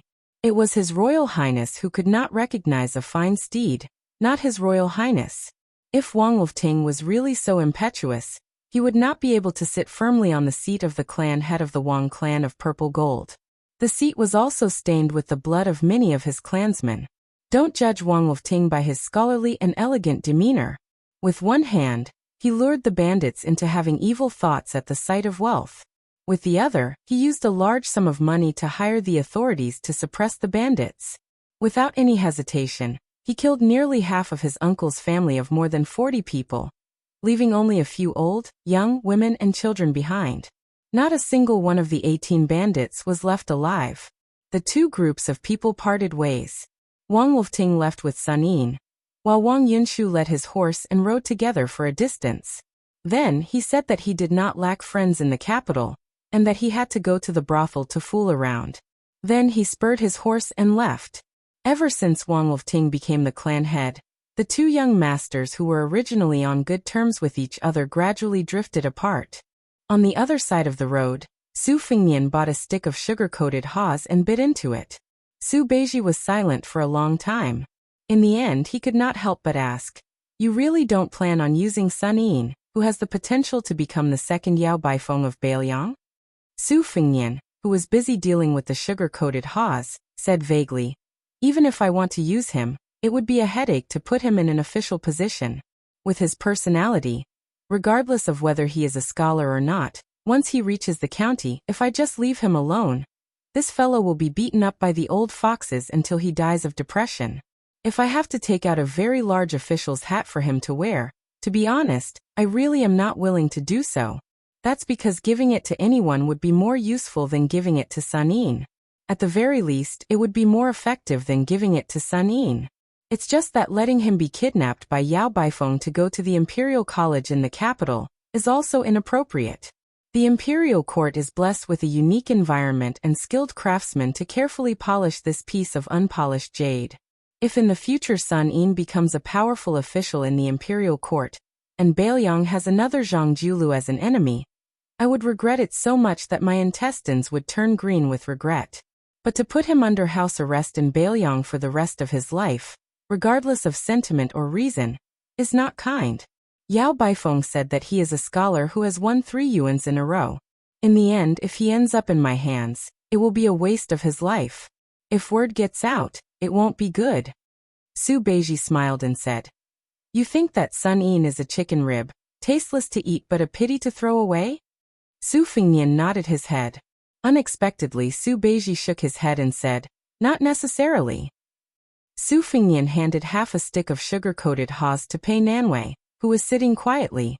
Unexpectedly, she took it calmly and bit off one of the haws and put it in her mouth. Su Fengnian did not have the mood to flirt and continued to say to Su Beiji, "Capable people have more work to do. Why don't you help me test Sun Yin? I really don't have time to care about him. I am about to leave Lingzhou and participate in the military training at the border with Su Xiao." Su Beiji said decisively, "If he is handed over to me, even if I become the governor of Lingzhou, don't expect Sun Yin to be loyal to you. As long as he is a scholar who doesn't have a bit of pride, Sun Yin is especially obvious." Su Fengnian frowned and said, "It's not a problem anyway. What do you want me to do?" Su Beiji said softly, "There is a way that saves you the most trouble. Do you want to hear it?" Su Fengnian rolled his eyes and said, "Don't talk nonsense." Su Beiji said calmly, If you can't use him, then kill him. Kill him secretly. You can drown him by accident or poison him slowly. Anyway, you are familiar with this. Wang Wolfting is ambitious. Before he becomes the golden thread weaver, let him know what it means to show mercy and severity. Pei Nanwei turned to look at this Bei Meng remnant, and made up her mind to stay away from this person. Just as Su Fengnian was about to speak, he saw a group of riders galloping on the street in a domineering manner. Immediately, the whole street was in chaos. Fortunately, the people seemed to be used to it. The women ran with their children, the hawkers ran as fast as they could, and the men in the middle of the street jumped and dodged. Practice makes perfect. This undoubtedly increased the arrogance of the group of hedonistic young masters. Most of the young masters were wearing fur coats and had knives and swords hanging on their necks. There was even a young woman with fiery eyes and a vicious aura that did not lose out to the group of hedonistic young masters. The horse she rode was a very outstanding breed, the Yellow Dragon Hussar. It was not much inferior to the Western region's Fergana horses that were hard to buy with money. Among the group of horses, she and the leader, the White-Hoofed Shadow, were the most expensive and eye-catching. Su Fengnian looked on coldly from the side with a calm expression. The White-Hoofed Shadow only glanced at Su Fengnian from the side of the street, and then passed by. Unexpectedly, the young mistress of the Yellow Dragon Hussar had sharp eyes. At first, she only saw the two handsome young men's appearance, and then she saw the woman beside them coincidentally raising her head and revealing her appearance. She deftly lashed out with her whip and knocked off the beautiful woman's mink hat. Not only that, she stopped the horse and turned it around. The horse's hooves stomped heavily on the street. When she was about 10 steps away, she shook her soft golden horsewhip and looked down at the woman and two men with evil intentions. She clicked her tongue and said, "It's strange that we can meet such a beautiful woman here. Gao Dirun, come quickly. I guarantee that you won't have to go to the brothel to throw money for a year. If you take her back home, I bet that your two mosquito legs won't have the strength to go out and drink anymore." Su Fengnian bent down to pick up the mink hat from the ground and handed it to Pei Nanwei, but she glared at him angrily. Pei Nanwei was after all the former Princess Jing'an. It was true that she was angry at the young woman's ignorance and rudeness, but she didn't want to lower herself to her level. However, this person surnamed Su could clearly block the whip, but he still watched as she was humiliated. This made Pei Nanwei extremely angry. Su Fengnian saw that she didn't accept the mink hat, so he smiled and put it on his head. The young woman stopped her horse and the group of horses quickly turned around and returned. The eyes of the young man who was called Gao Durun lit up, and he was shocked. He didn't say anything as he jumped off his horse and rushed towards Pei Nanwei. He was about to throw her onto the back of a horse and return home. Su Fengnian waved his hand and signaled for Han Laoshan, who was secretly following them, to not show himself. He then took a step forward and kicked out with a seemingly soft kick. The young man surnamed Gao might have thin arms and legs that could be blown away by a gust of wind, but he was actually considered an expert in Lingzhou. He gave a sinister laugh and pushed off with the tip of his foot. With a beautiful flip of his body, he pounced towards the fellow who looked like an embroidered pillow. Su Fengnian, who was teasing him, smiled and suddenly took a large step forward. The tall young man had just heard his companions shout for him to be careful, when he was pushed in the chest by a palm. His entire body was thrown from one side of the street to the other. Unfortunately, he crashed into the hard wall between two shops and fell to the ground. It was unknown whether he was dead or alive. The main culprit, the woman, had a gloomy expression. She held onto the horsewhip with both hands and used all her strength to straighten it. Her eyes were vicious. Chapter 938. The young master that reminded the tall young master to be careful narrowed his eyes and touched the mane of the white-hoofed shadow he was riding. He said in a deep voice, "Committing murder on the street for no reason and disregarding the law. Do you not know how the word death is written?" Su Fengnian pulled on the edge of his mink hat with both hands. His body flashed and he slapped the white-hoofed shadow's head. The horse that was worth 300 taels of silver did not even have the time to cry out before it died on the spot. The horse's hooves bent and it fell to the ground, scaring the young master so much that he quickly jumped up and retreated a few dozen feet away. He did not even have the desire to test the opponent's strength. Su Beiji sighed. At this moment, Not to mention you half-baked Yamen officials. Even if the insufferably arrogant Yan Wenwan were to appear, she would also be beaten by His Highness the Heir Apparent, who was full of resentment and had nowhere to vent. Su Fengnian took a deep breath and suppressed his surging killing intent. He said expressionlessly, "Scram."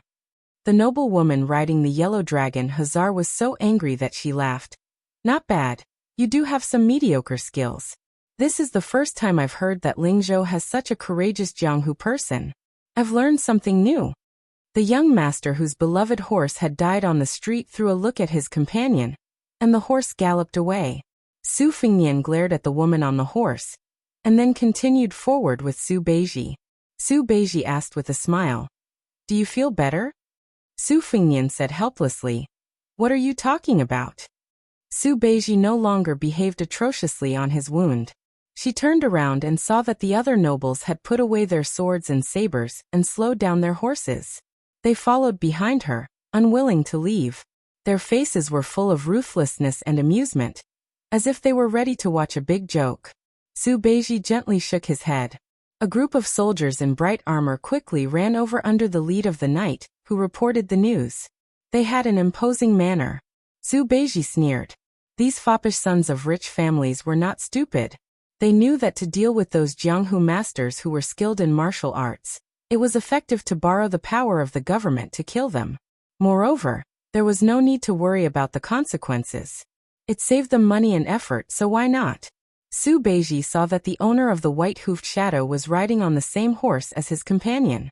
Obviously, he was not satisfied with the arrangement. He waved his hand and whispered to the person beside him, who then rode away. Su Beiji smiled. It seemed like he was determined to eliminate the source of the problem. Then he called for more people to come and encircle them, in case the three of them were cornered, and used their skills to escape.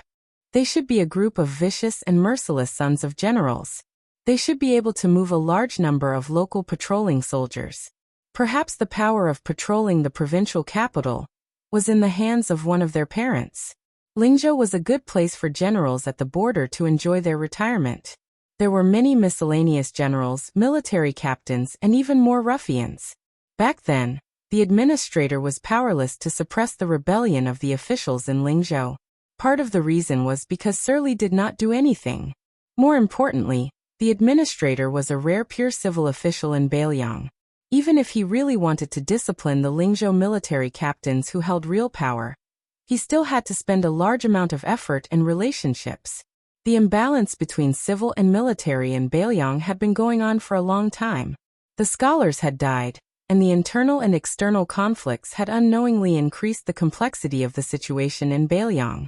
The group of soldiers who rushed over first were all eager to give it a try. They held the hilts of their knives and waited for the captain's orders. Just as the daughter of Captain Dong had said, it was rare to see Jianghu heroes who dared to cause trouble in Lingzhou, much less in the heavily guarded provincial capital. The Lotus Pond in Huangnan County, which had a martial arts grandmaster watching over, was instantly reduced to ashes. This shocking news had already spread throughout Lingzhou during the New Year's greetings in the first month. It made the large and small gangs in Lingzhou tremble in fear. This year, the silver that they gave to the officials had all been increased by a few times. The captain pulled out his knife with a vicious smile, and was about to capture the three of them to report to Sergio and Dong Yueqi. They had just celebrated the New Year, so it was really a good start. The streets were very busy. Wang Wolfting and Sun Yin followed in the crowd. Seeing this scene, Wang Wolfting did not know whether to laugh or cry. He was hesitating whether he should go out and stop those people whose eyeballs were on their butts. Sun Yin shook his head and said, "Let's wait and see."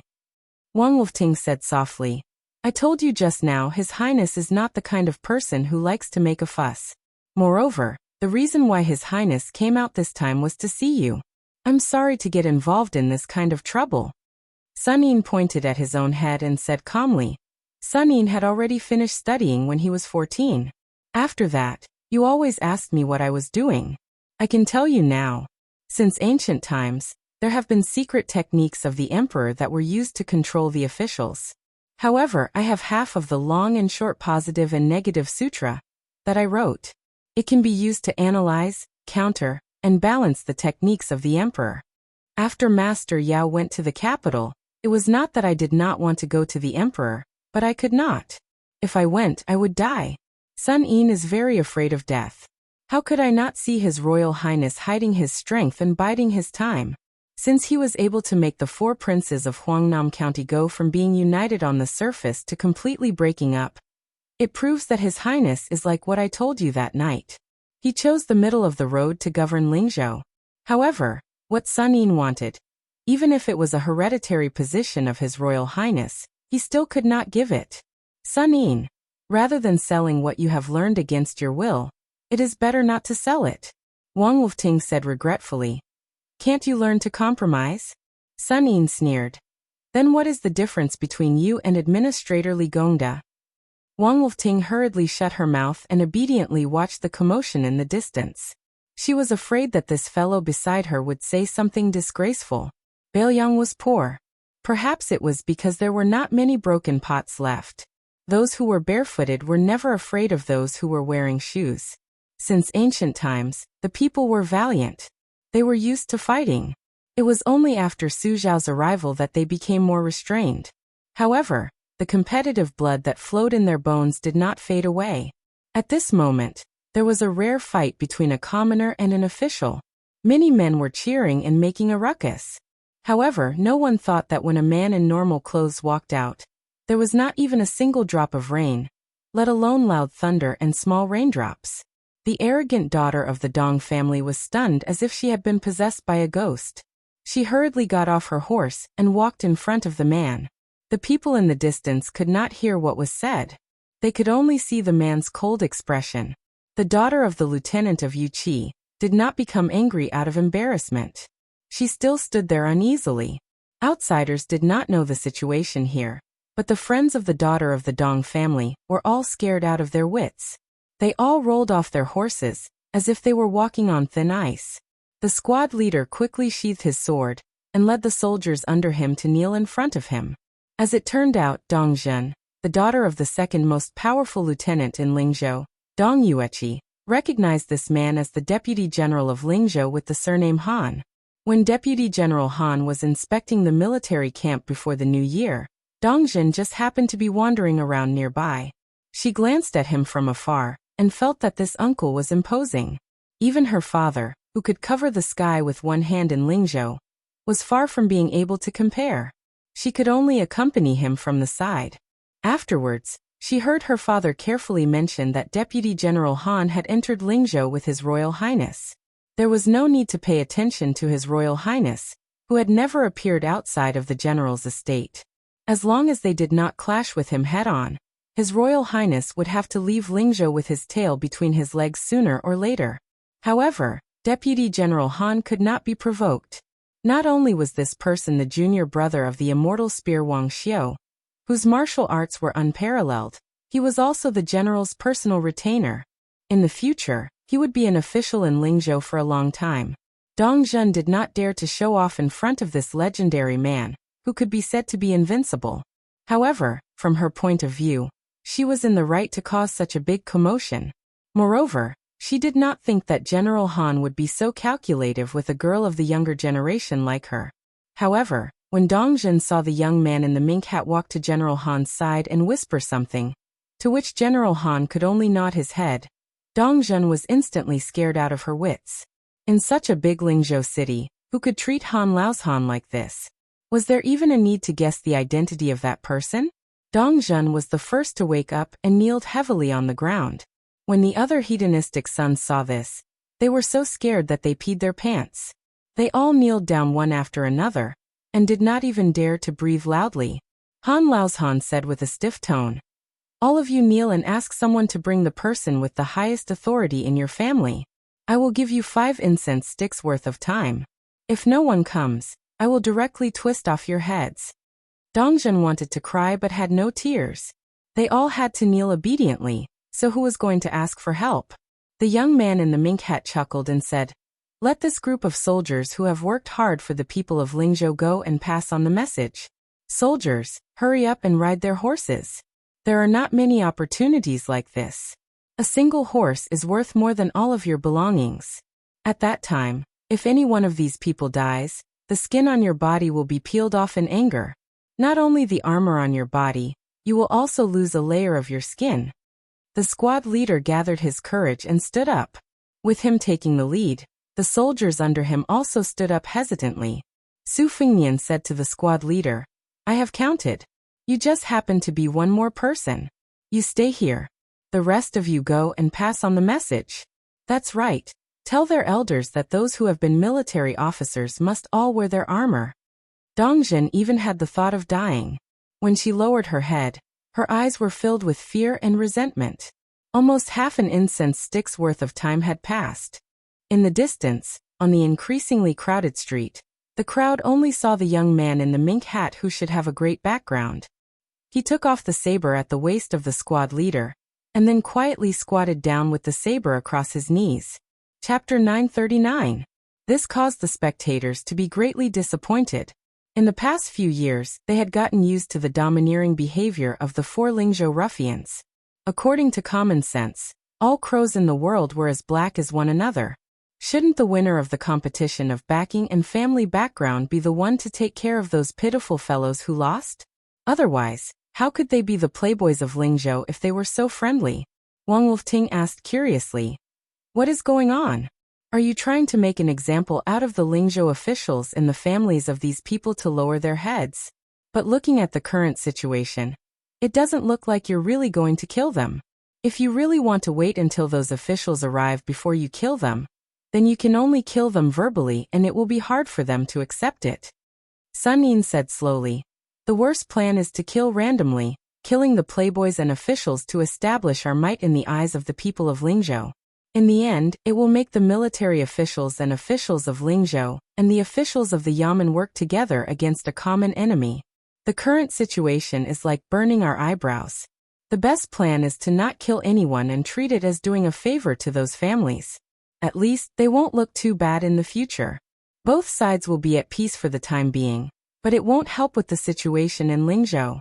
The soldiers at the border of Yu and Liang will look down on His Royal Highness. The best plan in the current situation, there is almost no best plan to speak of. Wang Wolfting smiled. Almost. Sun Yin said calmly. There is, but I don't think His Royal Highness can do it. Wang Wolfting continued to ask, tell me about it. Sun Yin gave a rare smile. If it ends up muddle-headedly and you treat me to good wine and I get drunk, I'll tell you. Anyway, in Bailiang, I, Sun Yin, am destined to be neither high nor low. Since I can't live happily, then I can only drink happily. After the time it took for 4 incense sticks to burn, horses galloped over one after another. Fortunately, most of them were generals and had excellent horsemanship. There was only one civil official who had never been on the battlefield, but he was also quick-witted. He let his squire ride the horse and rode with him. He did not care about his bearing and demeanor, and hugged the squire's waist tightly. The captain of the Yu cavalry, Dong Hongqiu, was the furthest away, but he still arrived at the same time as the civil official. Of the 4 military officials who arrived before him, one was the director of the Lingzhou army, one was a general with a title, and 2 military captains with real power. They were all kneeling on the ground with their descendants. That foppish playboy who had fainted after hitting the wall was also dragged over. Lord Zhou, who was in charge of the county's documents, also ran away quickly. His body was faster than Dong Yueqi, and he fell to the ground neatly. He cried, Humble Zhou Jianshu pays his respect to His Royal Highness. My unfilial son has disturbed His Royal Highness. I deserve to die. One must know that this Lord Zhou of the Lingzhou army was one of the people who had entered the general's residence that day. In the study room, he had received His Royal Highness's promise. Even if he did not get promoted and become rich, at least no matter how Lingzhou rose and fell, he, Zhou Jianshu, would still be able to keep his position as the 3rd highest civil official in Lingzhou. Young Master Zhou riding the white-hoofed shadow was the unfilial son that Lord Zhou had mentioned. Even Zhou Zhizhong, who had Commander Yan Wenwan as his back, had obediently knelt down. The director of the army and the military captains all felt a little better. Only Dong Yueqi remained standing. He cupped his fists and said in a deep voice, Humble General Dong Hongqiu pays his respect to His Royal Highness. He was standing, but His Royal Highness was still squatting. Zhou Zhizhong saw this scene from the corner of his eyes. He lowered his head a little more, but the corners of his lips curled up. The entire Lingzhou officialdom knew that Dong Hongqiu was old General Zhong's trusted subordinate. Furthermore, because Dong Hongqiu had joined the army at a young age, he was a military official who had experienced the Spring and Autumn War. Otherwise, he would not have been able to become the captain of Lingzhou's Yuqi. Who knew how many generals who had retired from the border were eyeing this kind of prominent position? If one did not have any true ability, even if they were lucky enough to become one, they would be kicked down. In truth, even the normal citizens who did not like Dong Zhen and Zhou Jianshu felt that it was right for Dong Yueqi to not kneel to His Royal Highness who had no achievements. His Royal Highness gripped his Bailiang blade and slowly stood up. He did not fly into a rage like Dong Hongqiu had expected.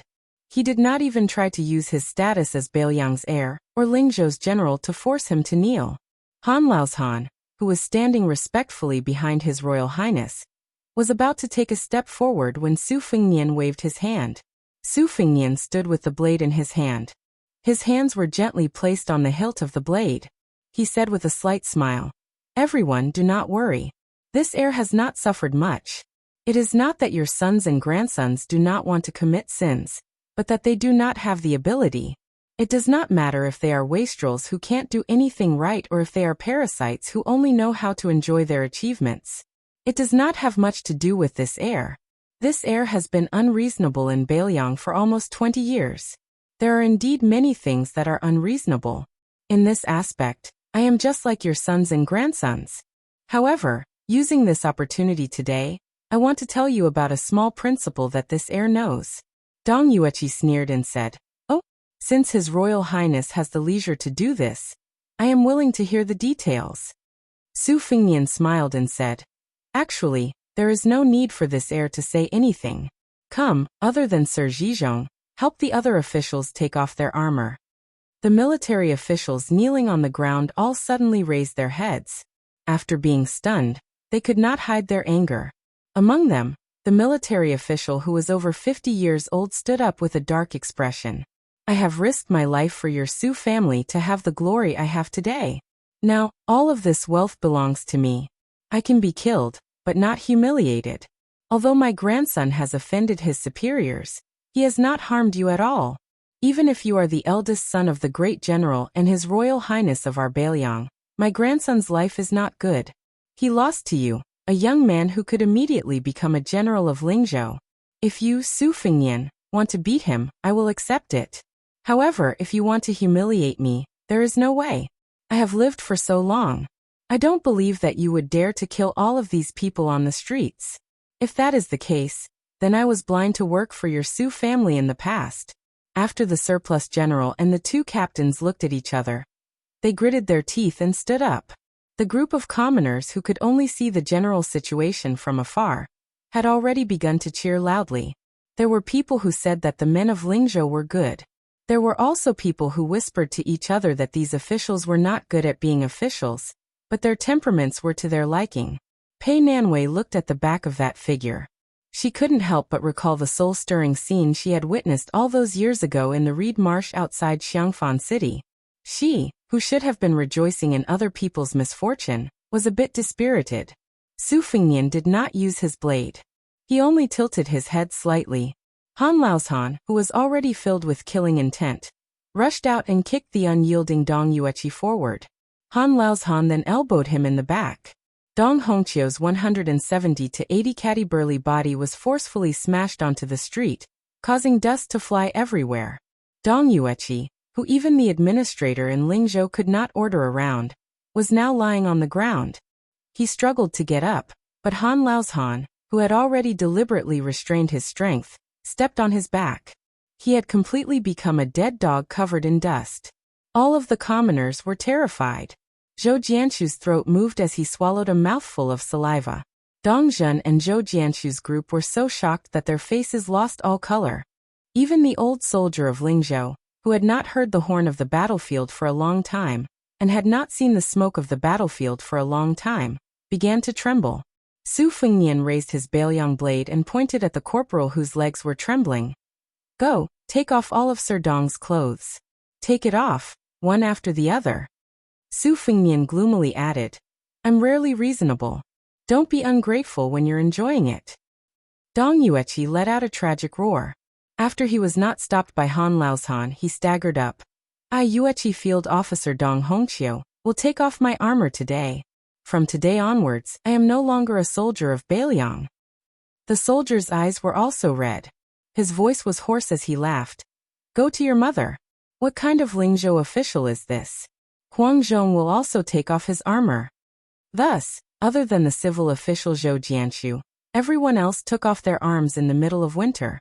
It was both comical and tragic. Back then, for General Su Xiao, he put on his armor and fought to the death. Now, because of His Royal Highness, he took off his armor. The commoners did not know who was the leader, but they became more and more furious. If it was not for the normal soldiers blocking their path, they would have charged forward like a swarm of bees. That damned His Royal Highness just stood there coldly and did not move at all. Wang Wolfting, who was mixed in the crowd, turned his head and asked with trembling lips, Sunin, what should we do? Sunin narrowed his eyes and stared at that person of the same age without saying a word. Dong Zhen threw away her horse whip and stood beside her father. She covered her mouth as tears streamed down her face. Sir Zhizhong was also forcefully helped up by his unfilial son. Su Fengnian's eyes were cold as he said calmly, Dong Hongqiu, currently a grade 4U cavalry captain in Lingzhou. 26 years ago, he joined Su Zhao's army and followed Chu Lushan to open Shu. He was the first to reach the top of Chunshan Pass. In this battle, he was stabbed 4 times. Huang Zhong, currently a grade 4 military officer in Lingzhou. During the Battle of Xiangfan City, he was a death warrior of the vanguard camp. He climbed the city wall 6 times and was injured 6 times until he could no longer fight. Of the 800 death warriors of the vanguard camp, only 19 survived after the battle. Hong Yuan, together with his brothers Honghe and Hongshan, were the first crossbowmen in Liangzhou. Together they cut off 21 heads of Beimang scouts. His brothers died one after another. Hong Yuan was heavily injured and could not even hold a teacup in his right hand. He had no choice but to retreat from the border. Su Xiao personally gave him the title of General Wei Yuan, and promised that his eldest son could become an official when he was 20 years old. His Royal Highness did not even look at the other 2 fellows who relied on their father's contributions or silver to become captains. His Royal Highness held the Beiliang knife and turned to leave. He only left behind one sentence. Those who stand beside these 3, go and count the scars on your ancestors and fathers. Chapter 940.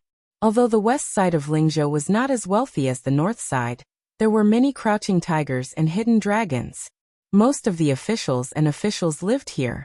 The inside story of the disturbance quickly spread throughout the taverns. Wang Wolfting and Sunin chose a restaurant that specialized in Jiannan's spring stew. They sat on the 2nd floor near the railing and ordered the famous Camel's Peak stew that shook Beiliang. The clamor downstairs could not be separated from the farce on Wenquan Street. At first, they were cursing His Royal Highness's unscrupulous actions and humiliating Dong Yuechi, Huang Bing, Cao Cao, and the valiant bravery General Hong Yuan. Not only did he use his status as Lingzhou's general to force them to kneel, he also wanted them to bare their upper bodies. This made the 3 so angry that they did not hesitate to take off their armors to express their intentions. They were determined to leave Beiliang and no longer work for the Su family. Afterwards, a few sharp-sighted officials joined in and found out that the matter was not so simple. It turned out that the young masters of the Dong and Zhou families rode their horses on the street to pick a fight with His Royal Highness first. They even mobilized soldiers to encircle this Lingzhou general. This made the outsiders who were cursing Su Fengnian for being a good-for-nothing restrain themselves. They still muttered that it was just a dog-eat-dog situation, and that none of them were good people. Afterwards, more and more officials who knew the inside story revealed the truth. Endless rumors flowed into the various manors and restaurants of Lingzhou. Only then did the truth come to light. As a result, for the first time ever, Lingzhou, with its strong folk customs, became silent. The group of people who were the first to curse His Royal Highness the most fiercely were stunned with a guilty conscience. Wang Wolfting saw and heard this and felt relieved. He put down his chopsticks and saw that Sun Yin was still unmoved. He picked up some fragrant Camel's Peak meat with his chopsticks and put it in his mouth. Wang Wolfting asked with a smile, This is your best plan? At the time, I didn't know what your highness said. Without drawing a knife or killing anyone, you were actually able to make Dong Yuechi kneel in front of your highness back. I thought you were using the king of Bailiang and the lives of the entire clan to force Dong Yuechi to lower his head. Two old men who have been through hundreds of battles. One hugged his armor and cried while the other began to beat his grandson on the street. Interesting. Sun Yin shook his head and said, It's true that I had a plan, but your highness gave me the plan. In this way, not only would Dong Hongqiu and the others be convinced, but they would also not naively kowtow to the crown prince. At the very least, these few people would continue to be grateful to the second generation of the Su family for not forgetting their meritorious service. This would make the straightforward military officials feel more at ease than any verbal promise. They would be able to temporarily behave themselves in their respective circles, and be willing to tactfully take a step back for His Highness the Crown Prince out of gratitude. However, the most important thing was that a crack appeared in the tight circle of Lingzhou's military officials. The military officials who had personally fought on the battlefield, and the children of generals who had become officials because of their father's contributions would inevitably begin to size each other up. They would no longer be as close as before. As for the Su officials in Yamen who were the most familiar with changing the rudder, seeing that the upper echelons appeared united but were divided at heart, they would naturally do their work obediently. No one was stupid. The Lingzhou general could even subdue Dong Yuechi, who was supported by General Zhong Honggu, so wouldn't it be easy for him to take care of them, this group of low-class shrimp soldiers and crab generals? The more His Royal Highness held the imperial sword in his hand, the higher he raised it but did not land on anyone, the more it would make people feel fear. Right now, His Highness still did not use the might of the King of Bailiang to chop down Dong Yuechi's yellow soldiers. Instead, he was thinking about their old friendship and using reason. However, His Royal Highness was a vicious person who even dared to make a move on Zhong Honggu. In the past, no one praised him for his shrewdness. Everyone knew that the Lingzhou general was not a kind person with a bodhisattva's heart. Everyone guessed that there would be a bloody disaster in Lingzhou sooner or later. There would definitely be blood. Pushing down layer by layer, the administrator who lived in seclusion did not move. Zhou Jianshu, who had been kneeling the entire time, did not move. Right now, even the arrogant military officer behind Dong Yuechi did not move. Lu Ting, who do you think will be next? Wang Wolfting smiled knowingly. It can only be that group of Su officials who did not have a good year in Lingzhou's officialdom. Although you and I know that His Highness will not go as far as to glare at them, they do not know. They will only feel that a knife has fallen on their head. It will not fall, and it will make them wish they were dead. Sun Yin nodded his head with a lonely expression. Wang Wolfting asked softly, His Highness has such a mind and you are still not willing to become an official? Sun Yin retorted, What kind of official? A county magistrate in charge of politics? An assistant to the governor of Lingzhou's 7 counties? Or an assistant to the governor's manor? Without waiting for Wang Wolfting to persuade him, Sun Yin laughed coldly. I can't even do it well. It is important to know oneself. Only by knowing oneself can one understand others. I, Sun Yin, have high standards but low abilities. After becoming a county magistrate, I have no one to rely on and I am not willing to spend my time on dealing with those arrogant Su officials. If they want to take care of me, it will be easy. Even if His Highness is my backer, these stubborn people have many hidden methods to cut my flesh with a soft knife. No matter what I do, my hands and feet are tied. There is no one around me that I can use and I cannot pass down any policies. In the end, it will cause the economy of my jurisdiction to wither, and the people to have no way of making a living. Forget about the all people's umbrella. When I leave my post and get promoted, I am afraid I will be criticized by the people in the county every day. Could it be that when I, Sun Yin, become a county magistrate, I have to ask His Royal Highness to give me a large group of capable Su officials? As for assisting the governor and serving the provincial governor, Sun Yin's ability wasn't much better than his. Perhaps His Highness is a wise ruler who is sentimental and worthy of you, Wang Wolfting, submitting to him, worthy of Dong Yuechi and the others to change their impression of him, worthy of the 300,000 steel cavalry at the border to die for him. But to Sun Yin it is useless. Wang Wolfting was slightly dejected. This was like the love between a man and a woman. There was a woman who was clearly very good, but he just did not like her. The two of them left the restaurant that was still bustling with noise and excitement. Compared to the past in Lingzhou City, it was obvious that there were many more elegant scholars who spoke with foreign accents. Wang Wolfting's heart was heavy as he walked into a secluded alley. Sun Yin did not like extravagance, so Wang Wolfting found him a clean house that was hidden in this alley. The somewhat tipsy Sun Yin said self-mockingly, "Sun Yin's skills of learning and writing are unconventional, surpassing the ancients. It is a pity that the dragon-slaying skills that people ridiculed in the ancient books are indeed useless in Beiliang. Wolfting, you don't have to persuade me anymore.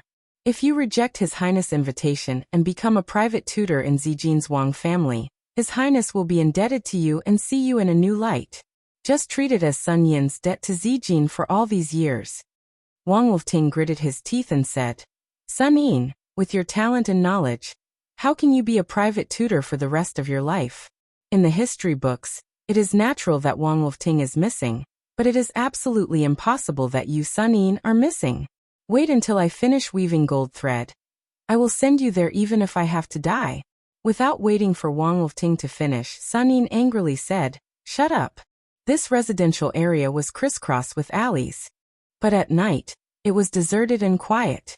A cough from a dark corner was particularly ear-piercing. Wang Wolfting felt as if he was struck by lightning, and his face turned pale. Sun Yin sighed. They stopped in their tracks and saw a young master wearing a mink felt hat walk out of the shadows and greet them with a smile. Wang Wolfting slowly knelt down and shut his mouth. He had just obtained riches and honor, and was about to be toppled again. The affairs of the world were truly unpredictable. Su Fengnian smiled and said, "If you, Wang Wolfting, didn't have such feelings and only knew how to curry favor in the bureaucracy, you would be the next Yan Jieshijin Lanting. I really wouldn't feel at ease putting you in such an important position in the weaving bureau. Get up." Chapter 941. Sun Yin helped Wang Wolfting up and said calmly, "Sun Yin, His Highness is speaking from the bottom of his heart. In the future, don't worry about your golden thread weaving, don't feel guilty towards me. Now that things have come to this, Sun Yin will also speak from the bottom of his heart. After meeting His Highness, my life has already been thrown on the chopping block. I might not be able to keep it. If nothing goes wrong, I will most likely die quietly. Only with Sun Yin's death can you, Wang Wolfting, Beiliang, and the imperial court have an explanation. Back then, when you kidnapped me to Lingzhou and asked me why it was like I was going to die so generously, this is the reason." Su Fengnian looked at Sun Yin. "I can give my dragon-slaying skills a chance to be used, but I can't guarantee that it will be 10 or 20 years, or that it won't be successful in the end. However, for you, Sun Yin, at least there is a glimmer of hope. Do you want to make a big deal with me?" Unlike Wang Wolfting, who looked like he had lost his parents, Sun Yin remained calm and said with a smile, "If it was before today, Sun Yin wouldn't believe it even if he was beaten to death. However, at this time and place, I am willing to listen to His Highness' opinion. If Sun Yin feels that there is profit to be made, then this deal is done. In any case, Sun Yin only has one life. He has a stomach full of knowledge that is inappropriate for the times, so he won't lose much." Su Fengnian, who appeared alone, turned around and left. Sun Yin slowly followed. Wang Wolfting, whose limbs were weak, could only lean against the wall and gasp for breath. Wang Wolfting, who stood in the same place originally, thought that Sun Yin's life and death were uncertain. The best scenario would be him coming back alive. He didn't expect Sun Yin to return with a smile in just the time it takes for a stick of incense to burn. His eyes were bright and full of spirit. Sun Yin held the young master of the Wang family of Zijin's hand and said with a smile, "Wolfting, this is the last time we will see each other in this life." Wang Wolfting said in surprise, "His Highness still wants you to die?" Sun Yin shook his head and smiled. "Bad plan." Wang Wolfting heaved a sigh of relief. "Could it be that he wants you to be his trusted aide? In the future, I'll give advice and suggestions to His Highness?" Sun Yin still shook his head. Medium strategy. Wang Wolfting, who had already tasted the bitterness of speaking too much, had an uncertain expression on his face. Sun Yin, who knew what he was thinking, still laughed and said, "It's still the best plan." Her Highness once again gave Sun Yin a pleasant surprise. Lu Ting, don't think too much about it. You won't be able to figure it out even if you break your head. If not for this, how could you deceive Zhang Jiulu, these old foxes? Wang Wolfting gripped Sun Yin with all his strength and said with a laugh, I'm not going to make a fuss over nothing. As long as you're living well, Wang Wolfting will be waiting quietly in Bailiang for you to go to the capital and win 3 prizes in a row. At that time, who in the world won't know you? Sun Yin said in a low voice. Earlier, I was watching the fire burning across the river and had nothing to do. In my mind, I have a set of 6 strategies to deal with the situation in Bailiang. Come, let's go back to our residence. Sun Yin will write it out for you. With this, you'll have the right to be a golden thread weaver. After that, there are also some rough drafts regarding the trend of the imperial court. I'll write them all for you. When the time comes, you can polish them a little. In the future, you might be able to become the provincial governor of Lingzhou. Tomorrow, I'll be returning to Huangnam County. You have to stay in the provincial capital. Tonight, the 2 of us will have a long talk. How about it? Wang Wolfting said with a laugh. I'm used to sharing a bed with my wife. If I fall asleep, be careful that I don't touch you. Sun Yin laughed loudly.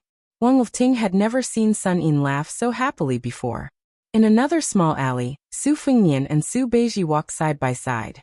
Pei Nanwei followed behind them. Su Beiji said slowly, according to the information from the spies around the 2 of them, Sun Yin learned the rare dragon slaying technique, and not the dragon riding technique. My grandfather had this idea before and told me about it in bits and pieces. However, he didn't dare to write it down. Are you really willing to let him go to the capital to be a chess piece that he might not be able to use for the rest of his life? Su Fengnian said with a smile. The Liang Imperial Court started with Tang Tusu, the great scholar of the Hall of Illustrious Persons, to the old Grand Secretary Liu Yongho, and then to the current Grand Secretary Zhang Jiulu. No matter how the methods of governing the imperial court changed, regardless of whether it was the Liu faction or the Zhang faction, the core and will hidden in the depths were actually of the same origin. For example, in the past, the Han family in Jizhou and the number 1 person in the cabinet, Liu Yongho, were entangled in gratitude and grudges. The old Grand Secretary couldn't take down the Han family. After the mantle was passed on to Zhang Jiulu, he took the opportunity to borrow the emperor's knife to kill people, implicating 9 generations of the Han family. In the struggle between factions in the imperial court, the most important thing is inheritance. It's not much different from the virtues of aristocratic families. On the surface, the current Minister of Revenue, Wang Xiongui, is the number 1 disciple of Zhang Jiulu. However, my Shifu said that Wang Xionggui's vision is not big, far inferior to Zhang Jiulu's. The Emperor and Yuan Bunshi are probably happy to let Wang Xiongui take over the Zhang faction, but they definitely won't let him become the Grand Secretary. Zhang Jiulu and Huan Wen are also clear on this point. With Zhang Jiulu's personality, he's not afraid of being punished after his death. Even if his entire family is executed, he won't be soft-hearted. The Emperor's scheming is to get rid of the donkey after it has outlived its usefulness. Zhang Jiulu is afraid that when the time comes, his ruling strategy will be changed by the imperial court. In the beginning, my Shifu allowed Jean Lanting to go to the capital, because he knew that this person was not capable of taking on such a big responsibility. He also had the thought of plotting against Zhang Jiulu. However, now that Yao Baifeng publicly reprimanded Zhang Jiulu in the Imperial College, I reckon that Zhang Jiulu is also somewhat vigilant. Perhaps he's already prepared to replace Wang Xiongui, who will be at the helm of the Zhang faction in the future. Sun Yin's departure this time is just right. Of course, Sun Yin's usefulness is far from being that simple. Right now, what Bailiang needs to do is to make Sun Yin's journey to the capital very difficult and bumpy. This is an enormous secret. I plan to bypass Wutong'an and let Chu Lushan personally handle it. Su Beiji smiled and said, Are you afraid that Wutong'an doesn't have enough experience? Or are you afraid that second princess will be too mentally and physically exhausted? Or is it because the peregrine falcon that hit Chu Lushan with a stick last year will reward him with a date to eat during the new year? Su Beiji suddenly saw that Su Fengnian's expression was cold. Su Beiji's thoughts were very sharp. He was shocked and no longer joked. Su Beiji lamented in his heart.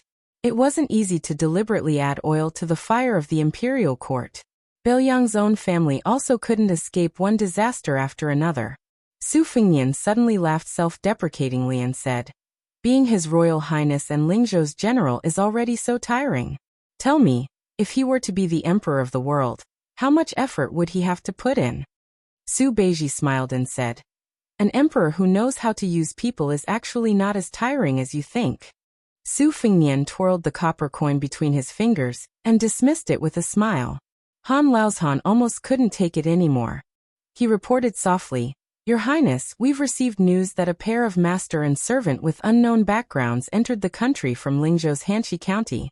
They declared that they would meet Your Highness, who brought the head of the 5th raccoon back to Liangzhou. Hanxi County sent out 2 groups of more than 400 soldiers, but they couldn't stop them. Your Highness, this is the portrait of that pair of master and servant." Su Fengnian was confused. He took the 2 pieces of paper with the portrait. On the paper were detailed words and deeds. After he finished reading, he passed them to Su Beiji and smiled. "This brother is very arrogant. In the middle of winter, he's holding a fan of peach blossoms and beauties. He said that he's going to draw all the rouge on the 20 women on both sides of the book. He's really romantic. Zhuzi, take a look. His looks are also the kind that can make female heroes fall in love. He's even better than you. Are you jealous?" Su Beiji was puzzled and asked, "When did such a person appear in Jianghu? What realm is he at?" Su Fengnian said casually, "He dares to strut around Bailiang so openly. Furthermore, he's pointing his spear at me, Su Fengnian. If he's not at the 1st rank, isn't he courting death? Since he mentioned the 5th raccoon, his tone is extremely arrogant. I reckon that he's referring to the mystic realm." Han Laozhan asked softly, "Your Highness, Su Yanbing isn't in Lingzhou. What if I leave the provincial capital to intercept this person?" Su Fengnian smiled coldly and said, "You don't have to go. Just see if he has the ability to come to the provincial capital. Once he's here, then see if he has the ability to leave alive." Chapter 942. The banquet ended happily and the officials stood up to leave. Su Fengnian and the newly appointed provincial governor did not move, so the Lingzhou governor, Song Yan, had no choice but to take up the responsibility of sending off the guests. When he walked around the magnificent screen wall and returned to the main hall of the official residence, he saw His Royal Highness and the provincial governor walking over together. Song Yan quickly went up to greet him. Su Fengnian said with a gentle smile, "Song Biejia will probably have to stay here for half a day. Your official residence still needs some time and manpower. Go buy things and clean it up. If it was someone else, it would be fine, but Song Biejia is an important guest that I have invited to the provincial capital. I cannot neglect him at all. I hope that official Song can be more tolerant." Song Yan said in fear and trepidation, "Your Highness is thinking too much. This lowly official is not boasting, but it is true that I do not care about these worldly possessions. Your Highness really does not need to worry about the residence. This lowly official is not a clean official. Over the years, I have also accumulated a substantial amount of wealth. Even if every inch of land in Lingzhou City is expensive, I can still afford to buy a residence that I like. I can take this opportunity to spend all the money that I have embezzled. In the future, if this lowly official dares to extort the people's wealth in Lingzhou, I will have to trouble Your Highness to send people to confiscate the residence. Just treat it as contributing to Lingzhou's tax collection." Su Fengnian said with a smile, "I cannot say this to others. I can be honest with you, Song Yan. If other officials are corrupt and take bribes, as long as they are caught by me, even if I don't take off their official status and punish them, I will make them spit out whatever they have taken. However, you Song Yan can be lenient. As long as you have contributed to Lingzhou, it is not a big deal to take the money and put it in your personal pocket. I'm not the kind of person who can't tolerate sand in my eyes. I'll leave these words here today. In the future, if Su Beiji dares to use this to threaten you, you can complain to me. This prince will definitely support you. Also, the reason why I bought you a mansion is not to buy your heart. I am not that free and you will not be bought by me so easily. It is just that I have no choice. You should know the reason behind the 2 disasters in Huangnam County, Qingrongguan and Liantang. If you get close to me, the general of Lingzhou, You will have a high position and a good salary, but there will also be many hidden dangers. So remember to remind Miss Song that you can go out of the city in the future, but it is best not to be too secretive. I am afraid that the Peregrine Eagle Guard in Lingzhou City will not be able to stop some disasters if they are careless. Of course, generally speaking, Lingzhou City is already very clean. I'm just afraid of what might happen because for many things, as long as there's a what if, then everything will be gone. Song Yin clasped his hands and bowed. His tone was solemn and emotional as he said, "Since Your Highness loves the Song family so much, I will definitely do my best to assist the provincial governor to help Your Highness solve your problems and bring benefits to the people of Lingzhou." Su Fingnian nodded his head. When Song Yin raised his head, he asked with a smile, "Miss Song went to meet with her friends next door?" Song Yin was in his own territory, Huangnam County, and could still put on some airs in front of His Royal Highness. At this moment he did not have any arrogance and replied respectfully, "Your Highness is wise." Su Fingnian had a helpless expression as he joked, Song Bi, you have only been in Lingzhou City for a few hours, and you are already willing to be my servant. Can't you have a bit of the demeanor of a famous scholar?" Song Yin had a natural expression as he smiled leisurely. "If there is a day when provincial governor is promoted again, when I successfully take over, I will definitely have to bow and bend my knees a little more." Su Fingnian gave a gratified smile. "That's right. This is the Lingzhou Bi that I want." Su Beiji also cupped his fists and said, "In the future, I will have to trouble Song Bi." Song Yin quickly returned the greeting, "Of course." After saying their goodbyes, Su Fingnian and Su Beiji continued to stroll around the residence. Su Fingnian said softly, "Right now the Lingzhou officials are looking at you, Su Juzi, just like how they looked at me, the Lingzhou general. Maybe you are even more pitiful. After all, I am the legitimate Bailiang, His Royal Highness. On the other hand, you are an untrustworthy northern barbarian. If it was not for this, I would not have helped you find so many people. Persimmon Juzi, we are in the same boat. Luckily, I can leave immediately. If you find it difficult to move forward in Lingzhou, I won't care about you." Su Beiji suddenly said, "Actually, you can just put Sun Yin in the position of provincial governor of Lingzhou." Su Fingnian shook his head and said, "Let's not talk about first come first serve. Just based on our relationship, there is no reason for him to take your position. If you do not take the position of provincial governor of Lingzhou, it is even more impossible for you to take the position of provincial governor of Bailiang. In the future, how can you become the second provincial governor of Bailiang in the fastest speed? Sun Yin's current future is a win-win situation for both of us." Su Beiji said softly, "Have you heard of a saying?" Su Fingnian nodded doubtfully. Su Beiji sighed and said, "The ancients said that extreme wisdom will be hurt, deep love will not live long. In the end, you have both of them." Su Fingnian casually put his arm around Su Beiji's shoulder and laughed heartily. "The ancients also said that good people do not live long, scourges live for thousands of years. What are you afraid of?" Su Beiji smiled. Su Fingnian was surprised and said, "Juzi, this is the first time you have praised me. No, I have to go to the firecrackers to celebrate." Su Beiji broke free from Su Fingnian's arm and said angrily, "Get lost." His Highness really did run away like a wisp of smoke. After Su Fingnian met Li Gongda on the night of the 4th day of the first month, he never went to the study again. He did not allow anyone to enter either. Even Huyan Guanyin, who looked at the impatiens outside the window every day, was not an exception. In front of Su Beiji, Su Fingnian walked out of the study alone. With a serious expression, he pushed open the door. That secret letter was placed on the table, unopened. Su Fingnian's face twisted with pain and malevolence, but then he forcefully smoothed it out. He moved over a chair and sat down, facing the letter. His Royal Highness remained silent. He had agreed with Li Shifeng that he would originally enter the city on the 3rd day of the first month, but in the end, it was delayed until the 4th. He wanted Li Gongda to see the secret letter personally written by the imperial court's Zhangjilu.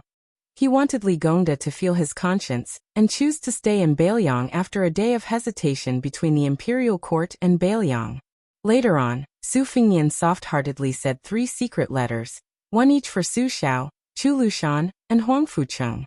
He added the extra word 3, so that Li Gongda, who had secretly hidden a secret letter from Grand Secretary Zhang, could rein in himself before the precipice. However, this Uncle Li, who Bailiang had never treated unfairly, still didn't change his mind. Just like that, he walked out of the general's mansion's main entrance. As for why Li Gongda drew legs on a snake, saying that Li Hanlin had been lured to Bailiang's southern court, creating unexpected complications, Su Fengnian was at first a bit bewildered and confused. However, soon afterwards, the secret letter from the spy at the border explained everything. He, Su Fengnian, schemed against the imperial court, schemed against Zhao Guo, schemed against Zhang Jiulu, Huan Wen, but when had the other party ever been soft-hearted, pushing the boat with the current? Instead, he caught Bailiang unprepared. Even many of the southern court's great spies from Liang surfaced, one of them even becoming a military officer in charge of 3,000 soldiers in the southern court, all for the sake of successfully bringing Li Hanlin to the capital. If not for Su Yambing urgently rushing to Yuzhou to support Huang Fucheng, Su Fengnian might really have picked up a rock and smashed it on his own foot. Su Fengnian stared blankly at the dust-covered secret letter. Was Bailiang so unpopular? Su Fengnian abruptly stood up, his chair instantly breaking into pieces. He said angrily, "Li Gongda, are you so greedy?" Han Laoshan, who had heard the commotion, was just about to barge into the study, but he immediately stopped when he heard this question. Su Fengnian laughed darkly in a low voice. Who doesn't want to be the emperor?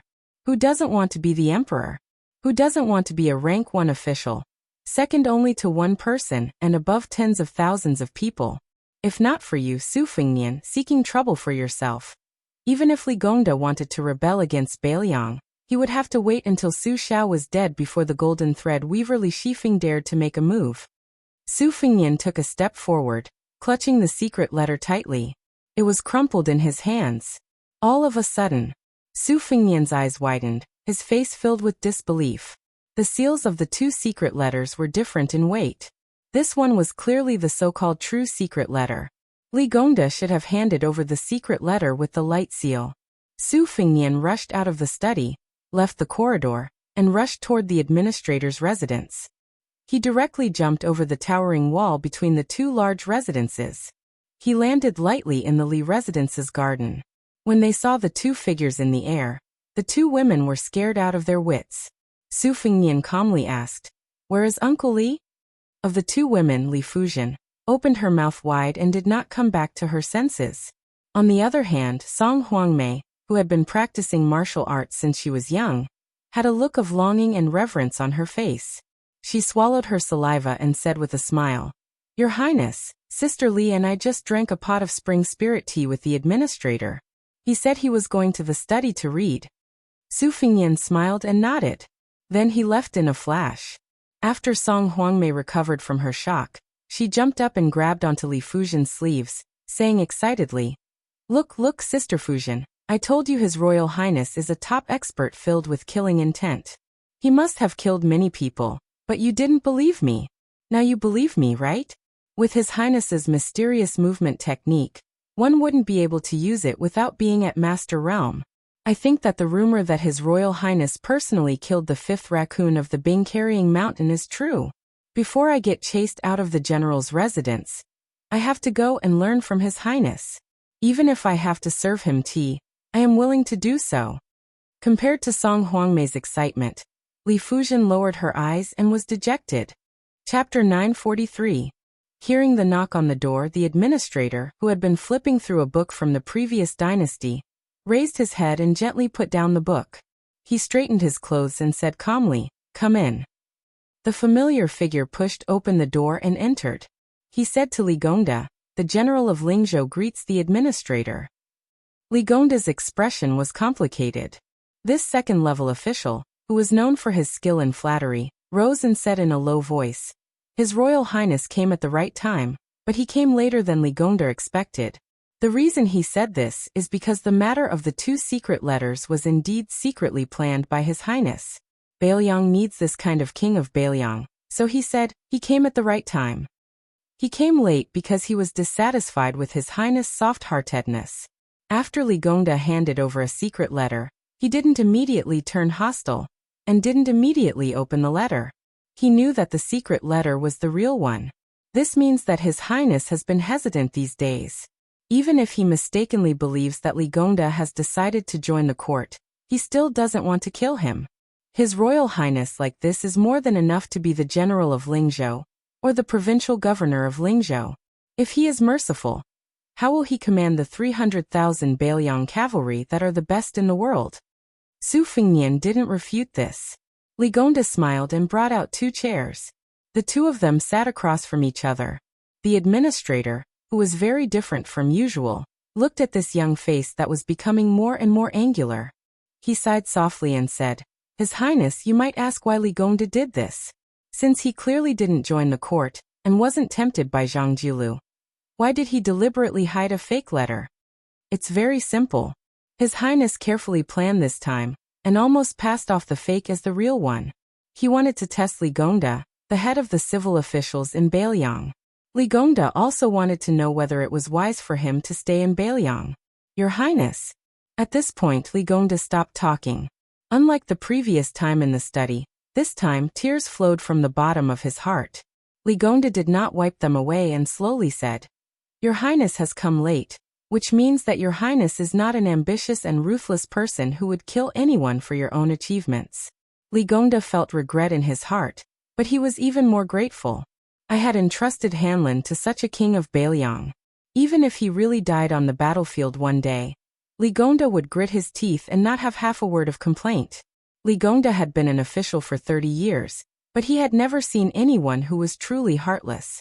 In the end, they did not suffer from evil retribution.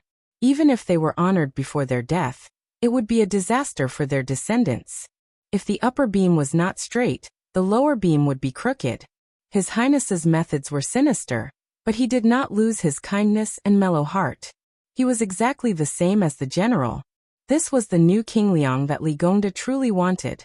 To be honest, Your Highness might not believe it. It was not that Ligonda was cunning, and saw through Your Highness's plan at a glance. It was because Ligonda believed that the general's son would not treat the Li family unfairly, and would not let Hanlin down. That was why he never thought of going to the court to be some bullshit first-rank official. If I went to the capital, Hanlin would break off all relations with me and my son, and would not recognize me as a father for the rest of my life. His schemes were all for the good of his descendants. His son was gone, and Ligonda was already in his 50s. He had become a powerful official in the court. He would be in his coffin in a few years. What was the use of a posthumous title? Besides, how could being an official in the unfamiliar capital compare to being the administrator of Bailiang? Ligonda had spent his entire life pondering the path of an official, and studying the art of climbing up the ranks. As the old saying goes, ginger is destined to be spicier with age. I will not make such a big mistake at this age. Your Highness, don't worry. Ligonda will never mention the secret letter to Hanlin. Your Highness has a clear conscience towards Northern Liang regarding this matter, and you shouldn't create a rift with Hanlin over this matter. Just treat it as Ligonda's sincere request to Your Highness to prevent Hanlin from going down a dead end. Your Highness, when the time comes, Hanlin can only die at the border. If Your Highness has a guilty conscience towards Hanlin alone, Ligonda also asks Your Highness to consider Hanlin, and not speak of this matter. Ligonda, who had never knelt before Su Fengnian, slowly knelt down and said in a low voice, "If Your Highness does not agree, Ligonda will resign as the administrator." Su Fengnian handed the secret letter to the administrator and said calmly, "Uncle Li, Su Fengnian promises you one thing. If I have the chance to tell my descendants my last words in the future, I promise that as long as the Su family is prosperous, regardless of whether the descendants of the Li family are loyal to the Su family, even if they commit treason, I will ensure the safety of the Li family. The Su family will not kill anyone." Ligonda's body trembled. He lowered his head and said with a choked voice, "This old official thanks Your Highness for your kindness." At the door, Li Fujian saw the scene of his father kneeling and screamed, "Su Fengnian, what are you doing?" Ligonda, who was being helped up by His Royal Highness, shouted, "Jenner, don't be rude." Su Fengnian smiled. "Uncle Li, I want to apologize to you. From today onwards, Su Beiji will be the provincial governor of Lingzhou. Ligonda wiped his face and chuckled. This is not a big deal. It's not worth your highness to tell me personally. Also, Hanlin has safely returned to Yuzhou. Su Fengnian said this in a low voice and left, brushing past Li Fujian. Ligonda, who was overjoyed, carefully hid the secret letter and stared at his daughter. You don't know the severity of the matter. Li Fujian said angrily. Father, you are the administrator of Beiliang. You kneeled to Uncle Su and flattered him. When did I say anything? But Su Fengnian is just a general of Lingzhou. He is not even the hereditary king of Beiliang. And he wants you to kneel. What right does he have? He calls you Uncle Li and it sounds nice, but when has he ever treated you as an elder? Ligonda narrowed his eyes and stared at his daughter. He smiled. What right does he have? Just because His Royal Highness is stirring up trouble in Lingzhou. He has already made me, the administrator, unable to make ends meet and flustered. Just because he dared to take down Zhong Hongwu in the Beiliang army, and not pick on a soft persimmon to become a laughingstock. Just because he has lived until today. Ligonda saw that his daughter's face was covered in tears and his heart ached. He lowered his voice and walked in front of her to help her wipe her tears. Li Fujian turned her head to avoid him. The administrator sighed. How could I not know? He never treated me as an elder in the past. Besides, I also never treated him as His Royal Highness. However, it will be different in the future. Yua, don't be angry with your father. The stupidest thing a woman can do in the world is to be angry. Ligonda seemed to feel that his words were too harsh and laughed softly. Zhener, today is a double blessing for the Li family. It is even happier than when I became the administrator. Want to have a drink with me? Li Fujian was silent. The old fox Ligonda said casually. I recently found out about the details of His Highness going to Beimang. Sigh, it is a pity that child Hanlin is not here. I have no one to talk to. Shun, or why don't you listen to me? Otherwise, it would be boring for me to drink alone. Li Fujian made a sound of acknowledgement. Sir Zhou returned home. When he got off the carriage, his face was still glowing. Zhou Jianshu's son, whose white-hoofed shadow had been slapped to death by His Royal Highness, Zhou Kongwen, was afraid that something bad had happened to his father in the general's manor. He waited at the door for an hour. When he saw his father's happy face, his heart that was in his throat finally relaxed. He was about to ask when Zhou Jianshu smiled and said, Let's go back to the manor and talk. After the father and son sat down, they waved their hands to disperse a few beautiful servants who were good at serving them. Zhou Jianshu tugged at the collar of his official robe. Zhou Kongwen hurriedly asked, Father, what did that person say after entering the manor? Will our Zhou family be hated? Chapter 944. Zhou Jianshu frowned, but since it was just the two of them talking in secret, he was too lazy to argue with his son about how His Royal Highness was addressed. He said slowly, Why are you so impatient? What did I tell you in the past? Only by smiling and talking calmly can you achieve big things and become an official. I won't keep you in suspense. The Lingzhou General's manor has no intention of pursuing the matter of Wenquan Street. His Highness has a big plan, and doesn't have the time to fight with these soldiers who don't know what's good for them. During the banquet, His Highness pushed out Huangnam County's Song Yan and Longqing County's Su Beiji to become the Lingzhou Provincial Governor and Lingzhou Provincial Governor. This is a good thing and a bad thing. Let me test you. Tell me what is good and bad about it. Zhou Kongwen, who was not unfamiliar with the conflicts in the officialdom, began to think carefully. After a long silence he said, The good thing is that father is one of the first officials to enter the general's official residence. The new provincial governor and His Excellency are not looking at the monk's face, but at the Buddha's face. If they want to take control of father's position in Lingzhou, they have to consider His Highness' eyes. The bad thing was that His Highness did not settle the score with Dong Yueqi and that group of old men. Then their positions were temporarily stable. The connections that father had built up in the Lingzhou military. According to father's instructions, most of the captains had been hiding like turtles. It seemed like they did not have a chance to take advantage of the situation to rise up. I'm afraid that I will have to make up for it to appease them. At the very least, it will be a few hundred to 1,000 taels of silver. We have received quite a lot of gifts this new year, but we have already given out 70 to 80% of it. With that, Our family has no income at all. Ever since I became an official, this is the first time that I haven't earned any money. Zhou Jianshu twirled his beard and smiled. Not bad, not bad. I have never cared about money. As long as I continue to be an official, I will get what I need. A lot of idiots, even if their family background isn't thin, once they see shining silver, it's like a hungry man seeing a beautiful woman. If they eat too badly, it's tantamount to neglecting the essentials and chasing after the trifles. They won't go far in the officialdom. Zhou Kongwen mocked angrily. That Dong Yueqi and the other two are really funny. That person just said one sentence and one knelt. One cried, and one was beaten. This bunch of uneducated general seeds don't think they are embarrassing. However, at least they know how to act according to the wind, but they are too stiff. They are not as simple as you are, father. Lord Zhou, who was flattered by his son, smiled even more brightly. The corner of his mouth curled up. These people rely on the military merits they have accumulated to be arrogant. Don't look at how I am friendly with them in the past. In fact, I don't think I have any respect for them. Let's not talk about others.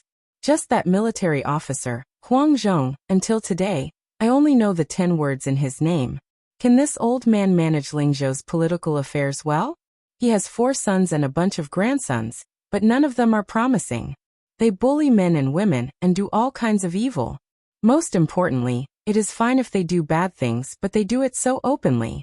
Aren't they stretching their necks and begging the Su family to chop off their heads? Luckily, His Highness still remembers their old relationship and is too lazy to bother about it. If it was any other master, they would have already chopped off their heads and made them into candied haws to show their might. Zhou Kongwen sneered. This Lingzhou general is too soft-hearted. If it was me, I would have already killed the chicken to warn the monkey in Lingzhou. I would have killed a few hundred people from his family. Anyway, they are all people who deserve to die. When that time comes, the entire city will be frightened and no one will be convinced. I can also make a good name for myself among the ignorant people. Zhou Jianshu laughed heartily before retracting his smile. He said solemnly, during this period of time, don't show your face outside the manor. His Highness is about to leave Lingzhou. When you meet up with those family members, remember, you are only allowed to say good things about His Highness. If anyone refutes you, you will fall out with them on the spot. Zhou Kongwen hesitated for a moment, then said with a smile, I'll listen to you, father. Those generals who call me brothers might still be useful in the past, but in the future, they won't be worth much. Sooner or later, I'll fall out with them. Zhou Jianshu's face was filled with gratification. Dong Manor. Dong Yueqi, who had lost all face on Wenquan Street, closed the door and refused to see any guests. Dong Zhen watched as her father, who could talk and laugh in front of General Zhong, became depressed. He put on his clothes and no longer exposed his chest and back. However, he continued to stare blankly at the Yueqi military officer's armor. Dong Zhen tried to persuade her father to eat a few times, but he did not listen. She could only heat up the food again and again. Dong Zhen, who was originally a little stubborn and did not want to admit her mistakes, cried as she knelt at her father's feet. Dong Hongqiu sighed heavily and reached out his right hand that was covered in calluses and scars. Back then, even when he slept, he had to hug the Baoyang blade with both hands to sleep peacefully. Dong Hongqiu rubbed his daughter's head and said softly, Do you think that 600 old soldiers sent His Royal Highness out of Baoyang and into the capital because I was blind? I just did not want to admit it. Do you think that I would not believe the rumors that His Royal Highness went to Beimeng alone? I just did not want to believe it. Not only Lingzhou, but the entire Baoyang is the same with all the old generals and officials like me. However, when I knelt today, I was still not kneeling to the young prince. I was kneeling to the general and to the Baoyang soldiers who died in battle. If I did not take off my armor today, even I would have forgotten how many scars and arrow wounds I have. Do you still remember what I told you in the past? The reason why I joined the army and risked my life to fight with my life on the line was not because I had nothing better to do. Father's ancestors were all officials, and their ranks were not low. Your great-grandfather was a deputy imperial censor of Northern Han, and your grandfather was a county magistrate. They were all upright officials with a good reputation. Afterwards, your entire family was killed by bandits who took advantage of the turmoil in the country. Their eyes were red from the killing, and they killed every official they saw. They did not care if the official was good or bad, as if they were good people as long as they killed the official. When I first joined the army, I only felt that there was hope in joining the Sioux family's army, with its strict military laws and strict rewards and punishments. By killing more bandits who willfully slaughtered the innocent, not only would I be able to take revenge, I might even be able to restore the Dong family's name to the annals of history. Perhaps there are some things that I have never told you. In the past, I felt that there was no need. As a girl, even the general said that children should be raised in poverty, and daughters should be raised in wealth. Since you have an official as a father, you should be born to enjoy a life of prosperity. Father will not nag at you about those things. Only after today's unforeseen event did I realize that I was wrong. When I was young, the family rules were still in place. When I was young, I knew to look down on those children of influential families who used their power to bully others. Why is it that, in the blink of an eye, my own daughter has become someone that I dislike? Do you remember Mengya, who grew up in our family? She is your Uncle Meng's orphan. Originally, they were betrothed when we were little.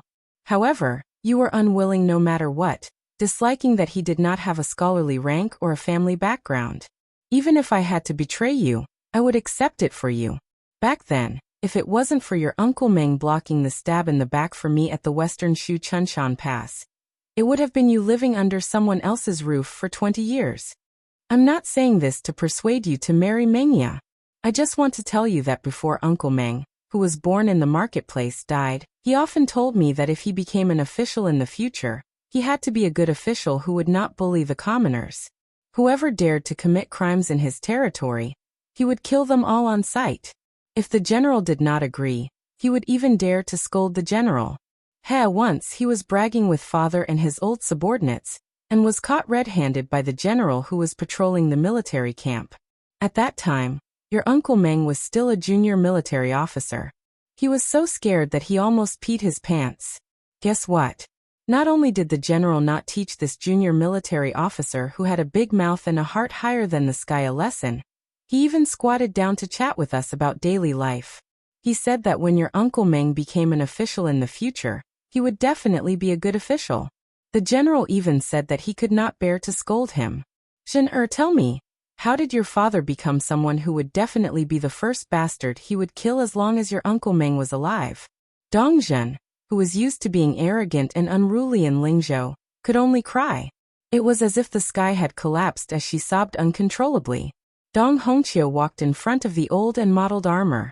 His gaze was desolate as he said in a low voice, "Zhener, don't cry. Father will bring you to that cenotaph. Give Uncle Meng a few toasts of wine. If father remembers correctly, after you were 11 years old, you never went there again. All these years, you looked down on Mengya. How did he look up to you?"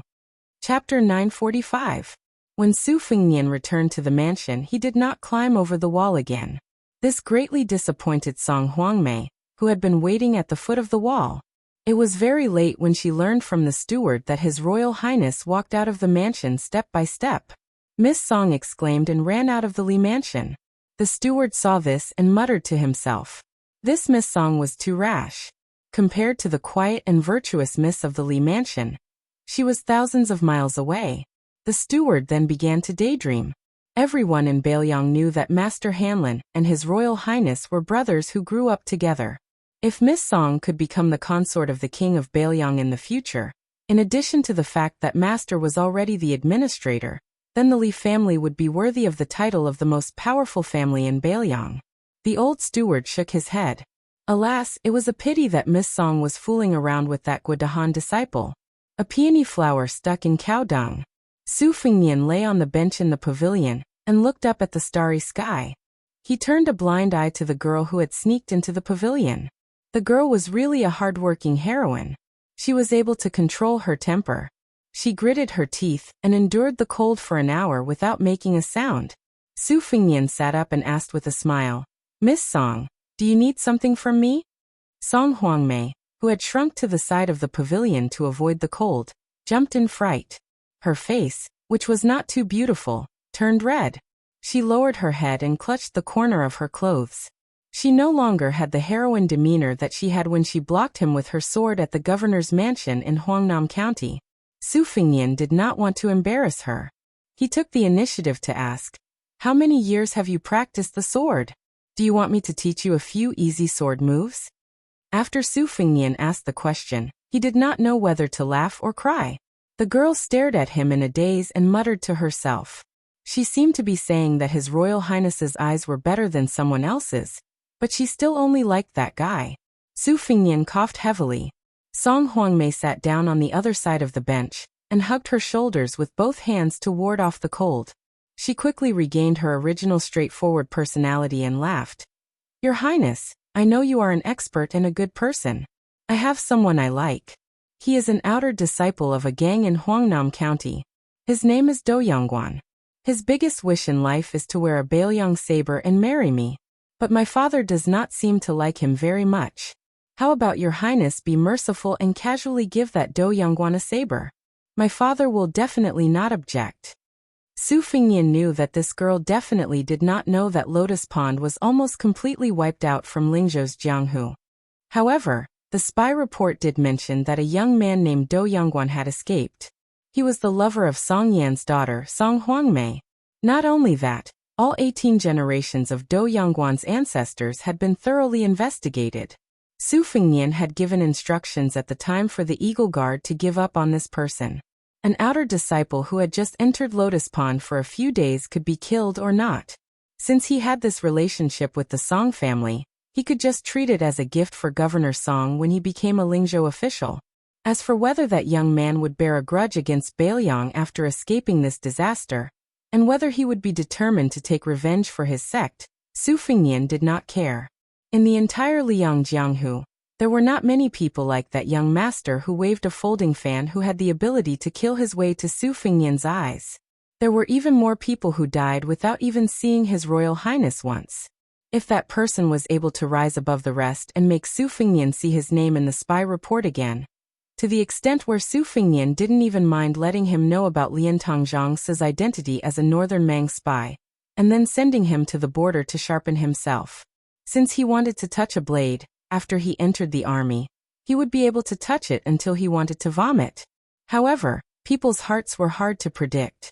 Only heaven knew which path this Do kid would choose to take.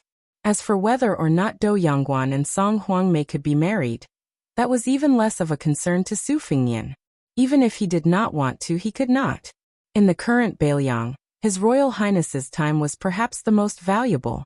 Su Fingyan collected his thoughts and smiled. Private individuals are not allowed to wear Baelyang knives. Besides, with your father's eyesight, how could he not see the authenticity of Do Youngwan's knife? Chapter 946. Song Hwangmei had a happy-go-lucky personality. Hearing His Royal Highness say this, she only had an expression of understanding. She made an "oh" sound and did not insist. In reality, if it were a normal, slightly unscrupulous woman, if she had the chance to be alone with His Royal Highness, she would do everything in her power to make herself gorgeously dressed. If she caught His Royal Highness, she would rather kill the wrong person than let the wrong person go. Otherwise, she would use her identity as a woman to pester His Royal Highness for some promises. This was probably the reason why Su Fingyan was willing to casually chat with her. Song Hwangmei did not disturb His Royal Highness, but she also did not leave. She sat on the bench and lazily leaned against the pillar, looking up at the starry sky. Su Fingyan was experienced and knew that this girl most likely missed the disciple of the Jianghu with the surname Do. He lay down again and closed his eyes to rest. In his mind, he carefully calculated the ending of Lingzhou. The officialdom of Lingzhou, which was originally far more complicated than Yu and Liang, was believed that with Su Beiji's ability, even if there were still some restrictions, he would be able to barely open up the situation. It was about time for him to leave. He could not always wear the official hat of Lingzhou's general and occupy this place. However, if he really wanted to leave, he had to first take care of that young ace who dared to intrude. Su Fingyan, who had closed his ears, sensed that after Song Hwangmei stood up, she tiptoed away. He smiled gently and waited for her to walk far away. He snapped his fingers and said to the death soldier who had quietly appeared, Tell Lingzhou's Yu son to do something and polish Do Yangguan. If this person is too unyielding, remove some of his edges and corners. If his will is already depressed, let him meet a noble person. Don't let him lose his spirit early. The death soldier was about to leave when he suddenly heard His Royal Highness ask with a smile, "How about I go and meet that peach blossom fan myself?" In the chaotic times of the spring and autumn period, many people fled far away to avoid disaster. In order to settle down, they did not hesitate to change their names. As a result, when the court set up a list of the names of the people under heaven, they knew that there were many new names that were unclear. However, there were not many people like His Royal Highness who did not even have a name. This man, who seemed to have no past and no future, as always, did not say a single word. Su Fengnian waved his hand, and the death soldier disappeared in a flash. Su Fengnian, who still did not feel sleepy, strolled along the small path, counting the lanterns along the way. He guessed that after Li Shifeng stepped down, the court would agree to let Wang Wolfting take over the position of Golden Thread Weaving Bureau. Because once this opening was opened, the Duke of Huainan, Zhaoying, King of Jing'an, Zhao Sun, and the powerful King of Yanqi and the arrogant King of Guangling would probably be willing to borrow the east wind of Bailiang to pull out this thorn in the flesh. Thinking of this, Su Fengnian smiled and said, "What thorn in the flesh? It's more like a thorn in the flesh." Walking to the north side of the official residence near the lake, he was surprised to find that Song Yan, who had just become the king of Lingzhou, was sitting on a rock by the lake. It was a large object that had been moved from the lake of the spring deity to the Bailiang Road. The cultured and famous people in Liang favored the huge rocks that were pulled out from the lake of the spring deity. Furthermore, even the most ordinary of rocks weighed a few thousand pounds. To be moved hundreds or thousands of li, even if it was not expensive, it would still be expensive. Song Yan's attitude was relaxed. One leg was straight, the other bent, and he drank mouthful after mouthful of Jian Nanchun, which was said to be able to burn through the intestines and lungs. When Su Fengnian walked to the huge rock, Sir Song finally came back to his senses. When he wanted to stand up and greet him, His Royal Highness had already sat down cross-legged. It was not appropriate for him to stand up. Song Yan roughly understood the temperament of the Lingzhou general beside him. He did not bother to make a scene. He shook the yellow clay wine jar and only smiled and said, "Your Highness, it's bottomed out." Su Fengnian smiled and said, "What bottomed out? There are clearly 2 mouthfuls of wine left. If you can't bear to part with it, just say so." Song Yan was also honest. He laughed and said, "I really can't bear to part with it. This jar of wine has been buried underground for 7 or 8 years. At that time, 3 jars were placed underground. After Lord Li became the administrator, he drank 1 jar. This time, when he came to Lingzhou, he knew that he was going to be promoted and get rich. Plus, he had to leave Huangnan County, so he wanted to bring the remaining 2 jars here, and give 1 to Your Highness despite the pain. Unexpectedly, when I went to the backyard to take a look, there was only the jar in my hand left.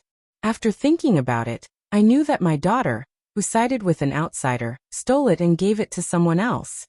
This made me so worried that I had a few more strands of white hair. Your Highness, please don't blame me." Su Fengnian joked. "The reason has been taken by Sir Song. What else can I say?" Song Yan sighed with emotion. "Your Highness hasn't had it easy these past few years." Su Fengnian was silent for a moment. He waited for Song Biejia to raise his head and drink a big mouthful of wine before he laughed softly. "You might not believe it, but I went to Beimeng to meet the king of the northern courtyard, Zhao Huainan. I also went to the capital to meet the emperor. There were many twists and turns in between these 2 trips. However, the one time I felt the most wronged was the first time I left home in a sorry state. In Hezhou, I met a son of a rich family who was carrying a Bailiang saber that he had bought privately. That fellow knocked a big bump on my head. If I was in Bailiang back then, this kind of trash would have been bitten to death by dogs. It was also at that time that I realized that there was a world of difference between having Su Xiao as a father and not having a father like him by my side. Later on, I also suffered some losses. However, it was probably because I was used to being treated like a rat on the street, so it was no longer difficult for me to get over it. At that time, I found some fugitives to be my training dummies. The horse bandit leader slashed my body with his saber. The pain was so excruciating that I almost rolled on the ground. At that time, I did not have the courage to lower my head to look at the wound. When I uncovered the scar, I told myself not to practice the saber anymore. Fortunately, I clenched my teeth and persevered. Since then, I have never been able to forget it. Even though my life has been hanging by a thread many times over the past few years, which was indeed a torment of hovering between life and death, I still feel that it is not as memorable as that stab. Song Yin was startled. He raised his hand and lifted the wine jar. He sighed and said, "This lowly official has never been afraid of the intrigues of the officialdom. However, if someone put a saber on his neck and really had to watch himself bleed, he would most likely not care about the integrity of a scholar." The phrase, "without the strength to truss a chicken," refers to scholars like Song Yin. Su Fengnian joked, "No man can be without the strength to truss a chicken. Some brothel girls are even better at trussing chickens." Song Yin spat out a mouthful of wine. He lowered his head and looked at his crotch. He laughed until tears came out. He did not care about wasting the last bottle of Jian Nanchunyan. After laughing, Song Yin turned his head to look at His Royal Highness. "Life is not as you wish. It is a bitter thing." Su Fengnian looked at the lake and smiled indifferently. "In the end, I can still talk with people. It is a fortunate thing." Song Yin was silent. Su Fengnian said, "Song Yin, go and bury 3 more jars of wine. In 7 or 8 years, if both of us are alive, you will give me a jar. I will also give you a border official who is not inferior to the administrator." Chapter 947. His Royal Highness, who had just stabilized his position as Lingzhou's general, left. The entire city was in an uproar. This made the provincial officials whose ranks were lower than Zhou Fulu's stand outside the general's residence and look at each other. They were extremely vexed. These officials really had a stomach full of bitterness of not being able to find a temple to worship Bodhisattva. Fortunately, there was still a Lingzhou provincial governor, and a guest temporarily living in the general's residence. It was a pity that the new provincial governor, Su Beiji, had put on airs in broad daylight and refused to see any guests. Only a few scattered officials who had waited bitterly until dusk refused to give up. They were told by the residence's head steward, Sun Fulu, that they could enter the residence for a chat. This made these people excited like they had been injected with chicken blood. They all felt that the ancient saying, "Where there is sincerity, metal and stone will open," was true. However, there was only one congratulatory gift in their hands.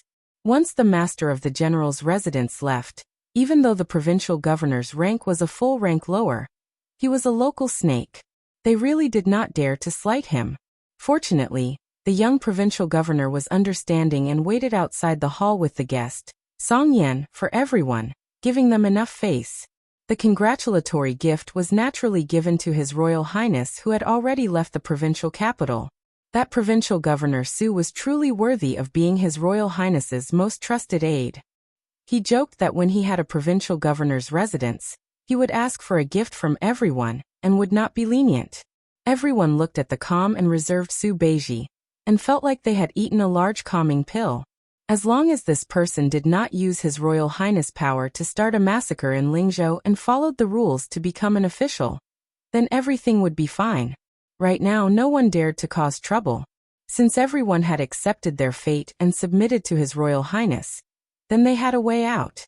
They did not need to worry about being the first to be cut. They could go help the new master of Lingzhou pass firewood, and make the flames burn a little higher.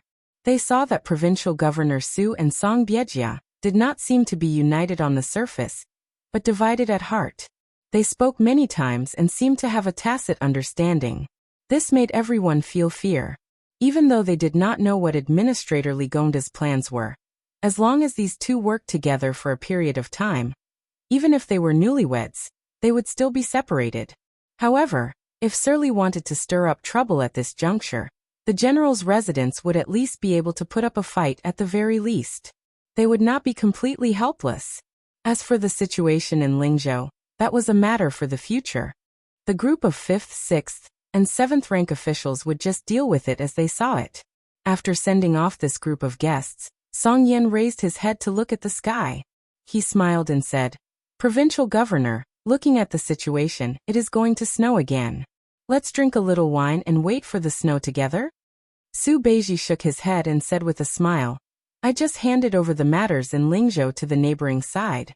It is a mess and there is not enough manpower in the residence.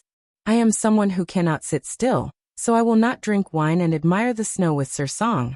If there is really a day when we are free, we will make up for it together. At that time, Sir Song will not be able to escape even if you want to.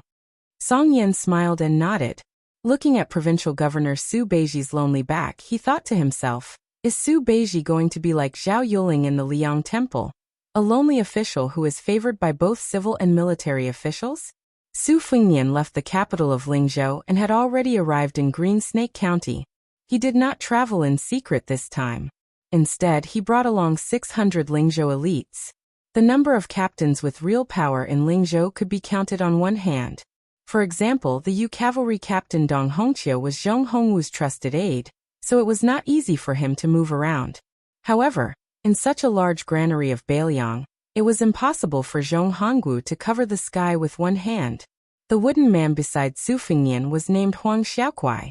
After his father died, he made an exception and inherited the position of captains with real power. It was a rare title, Pearl Captain. It originated from the war during the spring and autumn period. After Huang Xiaokuai's father broke through the city, he strung up thousands of heads with ropes and hung them all over the city walls like bloody pearl curtains. This was to welcome the enemy's reinforcements and to show the enemy that he was willing to fight to the death. Later on, he even performed meritorious service in defending the city. He was promised by Su Shao that no matter what rank he was, as long as he was an officer under the Su family's iron cavalry, his descendants would be able to inherit his meritorious service. As expected, Huang Xiaokuai successfully took over the position of Pearl Captain 2 years ago. However, he was always pushed aside and isolated in Lingzhou. He was the weakest of the captains with real power. After Su Fengnian chatted with Huang Xiaokuai for a while, he knew that there was a reason why Huang Xiaokuai was not popular in Lingzhou. Huang Xiaokuai was too stubborn and did not know how to adapt. Even when he saw him, a person who had resigned from the position of Lingzhou general, and was still a member of His Royal Highness, Huang Xiaokuai was still the same. Compared to Wang Ji, who was also a descendant of meritorious service, the difference was like heaven and earth. However, Huang Xiaokuai did not know how to curry favor, and only knew how to manage the army. This made Su Fengnian admire him from the bottom of his heart. In Lingzhou, he had seen many slippery and two-faced officials. When he saw Huang Xiaokuai, it was as if he had tasted table after table of greasy delicacies, and suddenly brought a bowl of refreshing white porridge. The 600 cavalrymen galloped east on the relay road. During this time, there were constantly spies and scouts reporting back with military intelligence. Even Huang Xiaokuai, who was a rigid military officer, who did not know how to climb up the ranks of the bureaucracy, was surprised. It turned out that not only were the 600 cavalrymen under his command rushing to the border between Green Snake County and Eastern Wind County to await orders, there were also a few troops from other counties who had heard the news. It seemed like they were going to spread a net to surround the master and servant pair. Using several thousand troops to deal with 2 people. Wasn't His Highness a little too much? However, Huang Xiaokuai did not dare to comment on this. He originally thought that it would be difficult for His Highness to do anything alone in Lingzhou. Who would have thought that with one palm, the entire bureaucracy of Lingzhou was lying on the ground, not daring to even breathe loudly. Huang Xiaokuai, who had never had much talent in the bureaucracy, admired him even more. Behind Su Fengnian was the Lingzhou Deputy General Han Laozhan. In the cavalry, there was a carriage. Huyan Guanin had already been sent to the prince's mansion on Mount Qingliang. Only Pei Nanwei, who was still wandering around, was left. From time to time, she would lift up the curtain and look at the person galloping forward. Pei Nanwei's eyes were gloomy. If this was 3 years ago, when the crown prince of Bailiang made such a big fuss in Lingzhou, in the eyes of the old foxes in the bureaucracy, it was like a child playing house. It was a childish act that would invite ridicule. But now not many people dared to have such an arrogant attitude.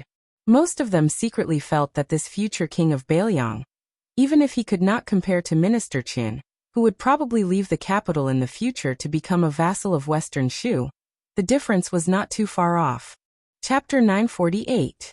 Su Fingnian stopped his horse at the intersection between the north and south of the post road. Soon an extremely majestic green horse appeared. This rider clearly came alone, but it still gave people the illusion that the horse's hooves were like thunder. In Huang Xiaokuai's field of vision, Su Fingnian gently squeezed the horse's belly and slowly moved forward. Huang Xiaokuai was speechless. The burly man with a spear in one hand did not wear an official's uniform or armor. It could be seen that His Royal Highness had an illustrious status. He also did not dismount from his horse.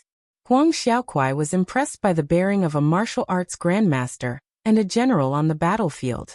Su Fingnian calmly said, "Uncle Su, you've worked hard." Su Yambing, who went to the border of Yuzhou to kill his way back and forth, smiled gently. Bei Meng's Hong Jingyan endured and did not make a move. Otherwise, it would have been delayed for a few more days. Su Fingnian turned his horse around and rode side by side with this great grandmaster of Beiliang, who was capable of conquering the Jianghu after the old god of swords Li Chungang. He could not help but ask curiously, "Uncle Su, if you really want to fight with the world's top 10 Hong Jingyan, what are your chances of winning?" Su Yambing hesitated for a moment, then said indifferently, "Within 5 years, he'll die while I live. After all, I still have the advantage of a realm. It's hard to say what will happen in the future." That person is known as Bei Meng's little Tuoba along with the southern dynasty's Dongzhua. He has extraordinary talent. When he approaches the realm of earth immortals, we can only perish together. Su Fingnian nodded. Dongzhua's little Tuoba was referring to this fatty's military talent. After the death of the fifth raccoon, Hong Jingyan had seized the opportunity to take over the Ruren cavalry. After the world's greatest demon, the white-robed Luoyang, left Bei Meng, he was already fully deserving of the title of the second strongest martial artist in Bei Meng. It was said that after Tuoba Chunsun entered the first rank, he was arrogant. The first person he provoked was this Ruren lord. He lost miserably, but the more he was defeated, the braver he became. With a public 3-year agreement, he announced that he, Tuoba Chunsun, would break through one realm every 3 years. For every breakthrough, he would fight with Hong Jingyan, causing the Bei Meng court to look at him in a different light. The Jianghu was just this cruel. Anyone could be reduced to a stepping stone for the next legendary figure. Other than the old monster Wang Xianji, who could compete with Lu Zhu 500 years ago, there was no one who was truly invincible. The beauty of the Jianghu was precisely this kind of cruelty and ruthlessness. It was just that if one wanted to become famous in one fell swoop, practicing the sword was comparatively more difficult. Putting aside the fact that Dong Tai was too immortal and there was no news of him, there were still many grandmasters of the way of the sword who overlooked the world's forest of swords. They were slightly better at practicing the blade. Only Gu Jiantang was a threshold that could not be bypassed. If one did not defeat them, it would be very difficult to claim that one's swordsmanship and blade techniques were the best in the world. The travel-worn Su Yambing blended into the cavalry and asked in a low voice, "Your Highness, have you investigated the background of the master and servant pair of Ruliang?" Su Fingnian shook his head and smiled. "They are characters who came out of nowhere. We have never heard of them before. Not only did our Beiliang spies not know what to do, maybe Liang Xiaogo will also be accused of negligence. Actually, Liang Jianghu shouldn't have been so lonely these years. It was just that many grandmasters who had hopes of reaching first grade were killed by Han Diaoxi in secret. Some wandering immortals who pursued freedom, even if they reached first grade and stood aloof from worldly affairs, still couldn't escape from Han Diaoxi's bloody cat claws. Basically, every time they secretly left the capital under the emperor's orders, they would bring back 1 or 2 bloody heads. I really can't think of anyone who could escape the eyes of the imperial court and Jiaogo and suddenly appear as a first-grade expert.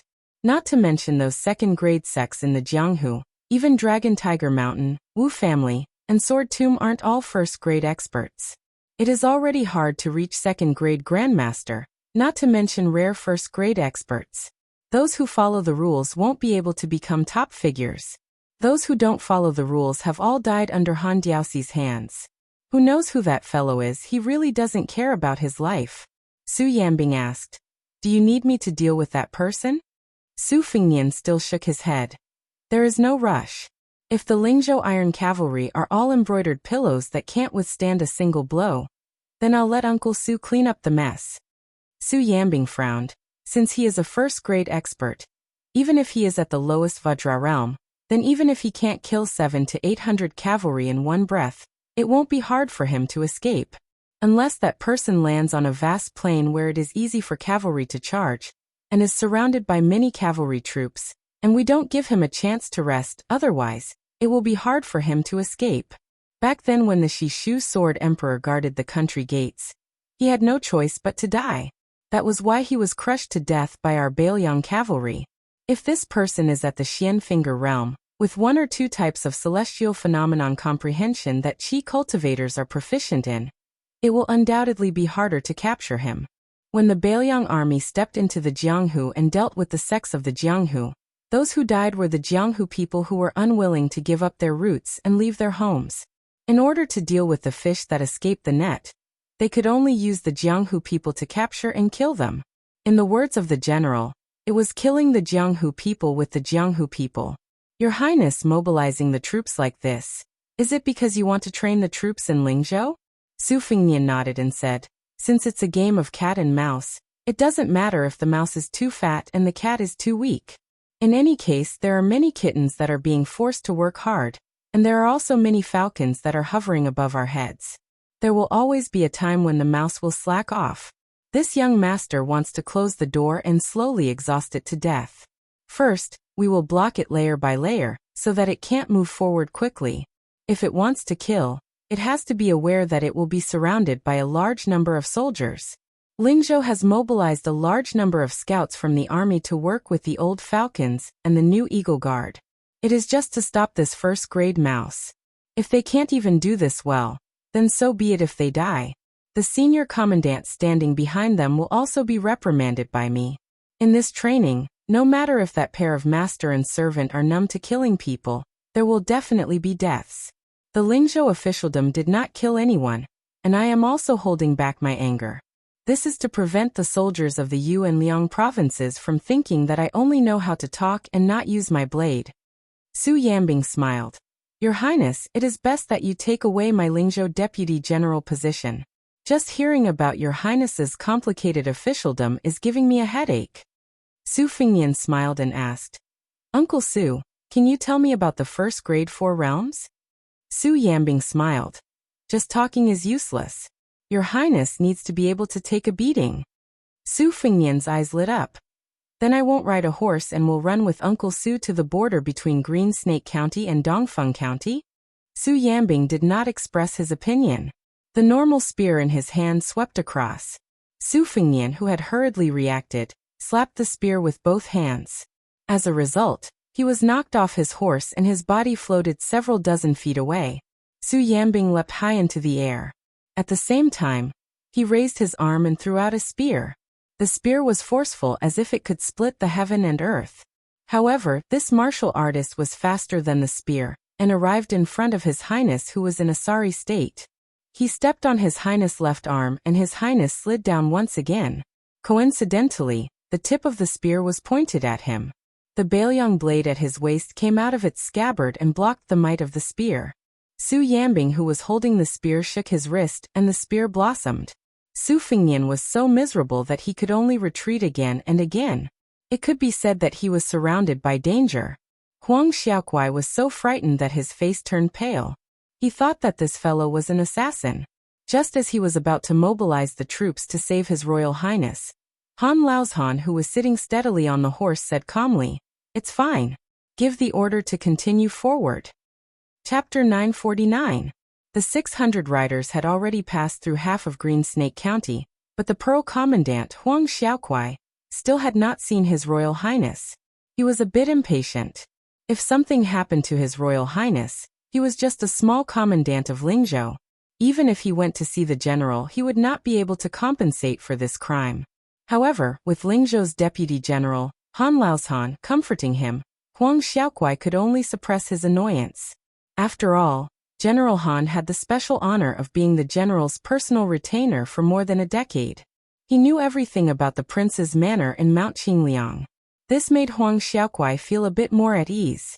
Bailiang did not lack generals and warriors like Dong Yueqi, who had enjoyed glory and wealth for many years and lost their nature.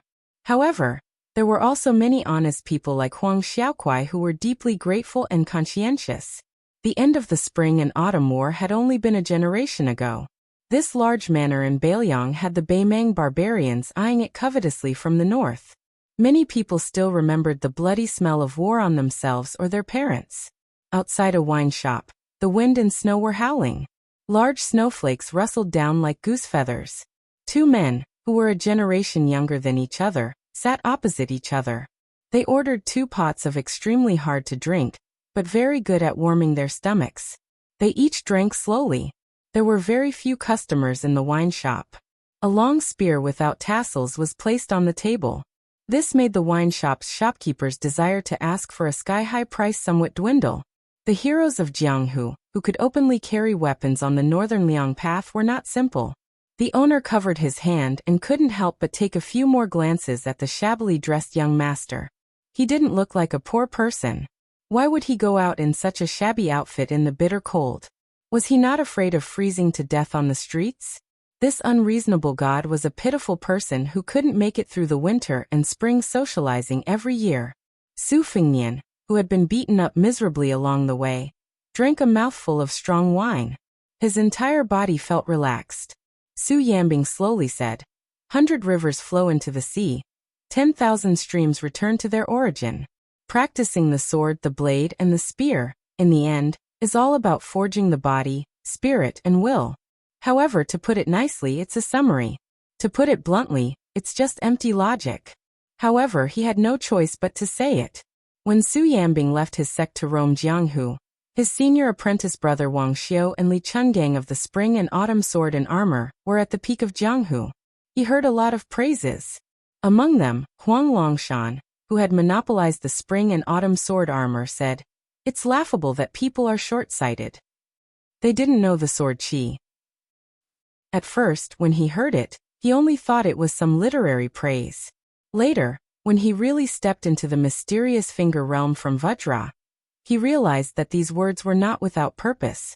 No matter how complicated the moves were or how simple they were, they all had to retreat in front of the 2 words, divine will. The world's divine will was broken down into countless types. For example, there were many paths under our feet. Among them, the sword will path was the most eye-catching, because there were too many swordsmen walking on this path. It created the scene of mountains rising one after another, like an endless dragon vein. Previously, when Su Yambing mentioned the sword will to His Highness, he did not simply want His Highness to abandon the saber and practice the sword. It was because of the solid foundation of the old god of swords, 2-sleeved green snake, and the sword tomb that nurtured the flying sword. Even if the realm fell, it would only fall in the internal energy. It would not hinder the spirit from rising from the ground, especially when His Highness had comprehended it while playing the zither at the Peach Cheeks Pavilion. The Catman Han Shengxian was able to kill the celestial phenomenon with the mysterious finger. Among the masters in the world, he was second only to Dong Tai. This was why he was called the invincible below the land immortals. The battle of life and death for us martial artists is not a debate between famous scholars. We will only do it by hook or by crook. The owner of the Western Sichuan cottage, who was killed by His Highness, was an example. He could be regarded as a land immortal if he was an armchair strategist. However, in front of the real top martial artists who had been tempered in blood, he was not worth mentioning. He was like a paper tiger that would be smashed with a poke. It was said that a poor family could not produce a noble son, and a gentle village could not produce a first-class master. These people walked the Jianghu. Even if they had a high starting point and were very fancy, they did not understand and disdained those unorthodox methods that did not conform to the rules. When facing a master of the same realm, they would only be humiliated. If not, how could they, who were born with famous teachers and secret manuals, not be at the top of the Jianghu? His Highness made Su Yambing feel very gratified. It was because of the trip to Baimang. He put himself on the line of certain death and slowly cultivated the realm. He stumbled along the way, but once he got it, it was the real thing. His Highness was not like the younger generation of many famous families in the Jianghu. They had countless secret manuals in their hands, but none of them were written by their own painstaking efforts. If one followed the footsteps of others for a lifetime, how could one become a talent? Back then Su Yambing, left the sect for 2 reasons. Firstly, I was a disciple with a different surname, so I didn't want to compete with my senior brother Wang Xiu for anything. Secondly, I didn't want to be a frog at the bottom of a well. I wanted to see the local customs and customs of the Jianghu with my own eyes, as well as the various immortals who had come out into the world. All these years, when I was drinking and chatting with my senior brother Han Laozhan, he also said that he entered the Jianghu too late, which was why he was stuck at the Finger Xian realm for so many years. Perhaps he would never be able to ascend to heavenly phenomenon in this lifetime. Back then, among the 4 direct disciples of my master, the one with the highest talent wasn't me, nor was it Wang Xiu. It was Wu Jinling, who had never appeared in the Jianghu before.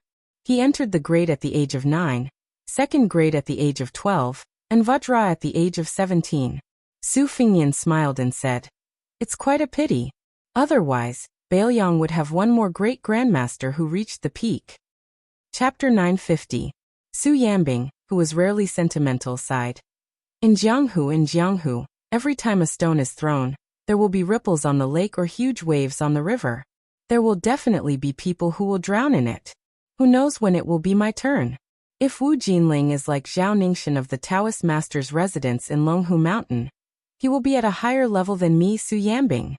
Su Fingyan shook his head and said, "Some people are fine as bystanders in Jianghu, but they are not naturally suited to mingle in Jianghu. This is like those top scholars in the imperial court. In fact, not many of them can make it to the 2nd rank. They will be disbanded after a few years. They are far inferior to those ordinary jinshi." Su Yambing nodded and said, "It's hard not to believe in fate, especially after entering the celestial state. Only then do I know that the illusory concept of fate is not a preposterous word used by the ancestors to scare people." Su Fingyan drank the wine in the bowl in one gulp and said in a low voice, "Previously when I was playing the zither, I was enlightened. After thinking about it, I only understood the word come and go." Su Yambing was very interested. He put down the bowl and asked with a smile, "Your Highness, what do you mean?" Su Fingyan put his hands in his sleeves and looked out of the window at the fierce wind and snow. His eyes drifted and he said leisurely, "I once fought with Wang Xinji by chance. It was not a satisfying fight. Old Wang only used 70 to 80% of his strength at the last moment. After that, I was alone in the wilderness. I don't know if it was because I was in an out-of-body state, or because I was possessed by the devil. Anyway, the first thing I did was to disperse mountains, rivers, and many things in the world in my mind. That kind of feeling was wonderful. It was as if the world was in my hands, but I could throw it away at will. It was as if the world was the king of the world. Then, without any external objects, I was bored to death. I took back those things one by one. But in this process, I was just a spectator at the beginning. I didn't catch anything. It wasn't until I was playing zither in the Peach Cheeks restaurant that I remembered the injustice of playing zither. In addition, I saw Song Nianqing's 14th sword. I vaguely felt that the Earth Immortal's sword was crying out for someone. Back then, I did a lot of ridiculous things like squandering money. Now, I was just picking them up one by one. But I didn't want to cry out for injustice. Instead, it was because I was in an out-of-body state. The last place before I collected my thoughts was above the clouds of the 9th heaven. In a trance, I seemed to see a flood dragon surging, moving clouds and summoning rain. There were also many immortals sitting in various positions. No matter how the clouds moved, they always held fishing rods in their hands. They didn't have hooks, but they sat high above the heads of all living creatures. They swung their fishing rods again and again, fishing up strands of the world's fate. Especially above the Bailiang, the number of times they raised their fishing rods was especially frequent. I was clearly familiar with the back of the immortal who was singing loudly, but I just couldn't remember who it was. I couldn't cry out for injustice. What should I do? So I really want to know if there's really someone above us. Is there a way to try slaying a dragon and killing an immortal? Only then can I vent my anger. Even Su Yambing, whose cultivation realm was unfathomable, was dumbfounded when he heard such crazy words that were loud enough to blot out the sky. Su Fengnian suddenly stood up and looked to the east. The spring and autumn sword that was hovering outside the East Sea Marshal Emperor City finally moved. To the east of Dongfeng County was Guay County. An elegant young master wearing a black robe rode slowly on a horse. A long saber with a white scabbard rested on his shoulder. His hands lazily rested on the sword, which rose and fell with the horse. A folding fan was inserted into the jade belt on his waist. He looked relaxed. Beside him was a retainer who didn't ride a horse. His figure was strong and healthy, and he was running wildly behind the man and the horse. The handsome young master suddenly stopped his horse and turned to look to the east. The strong retainer asked carefully, "Young master, that Baoyang's son can't hold back anymore?" The young master's slender and fair fingers gently tapped the scabbard, as if gently comforting the famous saber in the scabbard. He smiled charmingly and said, "Not yet. But that person from Suacia Valley's sword has eaten its fill. He's preparing to fight Wang Xianji with a sword." The retainer grinned and said, "Young master, if His Royal Highness really kills Mount Bubarang's leader Fifth Raccoon, he won't be easy to deal with. You have to be careful." The young master rolled his eyes like a woman's coquettish eyes. "Slap him." The retainer, who reminded him out of kindness, immediately kept quiet out of fear. He slapped his face hard, and scarlet blood flowed out from the corner of his mouth. Only then did the satisfied young master continue to urge his horse forward. He muttered to himself, "Everyone says that the previous leader of Wudong, Hong Shixiang, is the reincarnation of the devil-slaying platform's Qi Xianzheng. As for me, I can barely be considered relatives with those uncles and aunts who were killed by the great spiritual master Qi Xianzheng. Even if their seniority is the same as mine, their age is still there. I don't know why Hong Shixiang killed himself. Since that person surnamed Su has a deep relationship with Wudong Mountain, if I don't find trouble with him, who else can I find trouble with? Wait until this young master takes care of Su Fengnian and stays in Baoyang for a year or two. Then I'll be able to take control of Zhulu Mountain. It's not a good feeling to have a woman of unknown origin ride on top of my head. This young master has never had the hobby of women on top of men. I'll let her fight with Mount Huishan Xianyuan Qingfeng first. If it doesn't work out, I'll personally go to Zhulu Mountain and clean up the sect. Although I'm still not that woman's match in a one-on-one fight, I'll bring a few thousand cavalry and 100 inner court experts. Even that Wang Xianji, I'll be able to cause trouble for him. This demonic sect, sooner or later, it'll be this young master's rightful possession." The retainer snickered. "Young master, you'll be able to sit firmly on the dragon throne." The young master loosened his grip on the scabbard, and the scabbard spun out a large circle. With him and his horse as the center, the snowflakes within 100 feet radius were crushed into pieces. The retainer clearly heard the young master on the horse sneer. "Yu Zhang, you're a Vajra realm expert after all. You even managed to escape from the hands of a human cat. Can't you have some backbone? It's very embarrassing to bring a lousy piece of trash like you out." The retainer smiled obsequiously. It's already a great honor to run errands and do odd jobs by young master's side. The young master curled his lips into a smile. "It seems that the 80% mature thunder of mind I learned from Gu Jiantang has broken your backbone." The retainer nodded vigorously in agreement. The young master looked up at the snowy sky with a helpless expression. Jianghu is boring. Chapter 951. Huang Xiaokuai's 600 riders were about to enter the eastern Wind County, but they still did not see His Highness the Crown Prince's figure. Even though Lingzhou's Deputy General Han Laozhan was still calm and composed, this Pearl Commandant also secretly sent a trusted scout back to Lingzhou's capital to report the military situation. Huang Xiaokuai did not know if Dong Yueqi and the other commandants were the same. In any case, he had an old turtle in the city that kept in secret contact with him all year round. Every year, they would coincidentally bump into each other a few times. Han Laozhan, who was watching from the shadows, retracted his gaze. Seeing the elite scout leave, he admired Huang Xiaokuai a little more.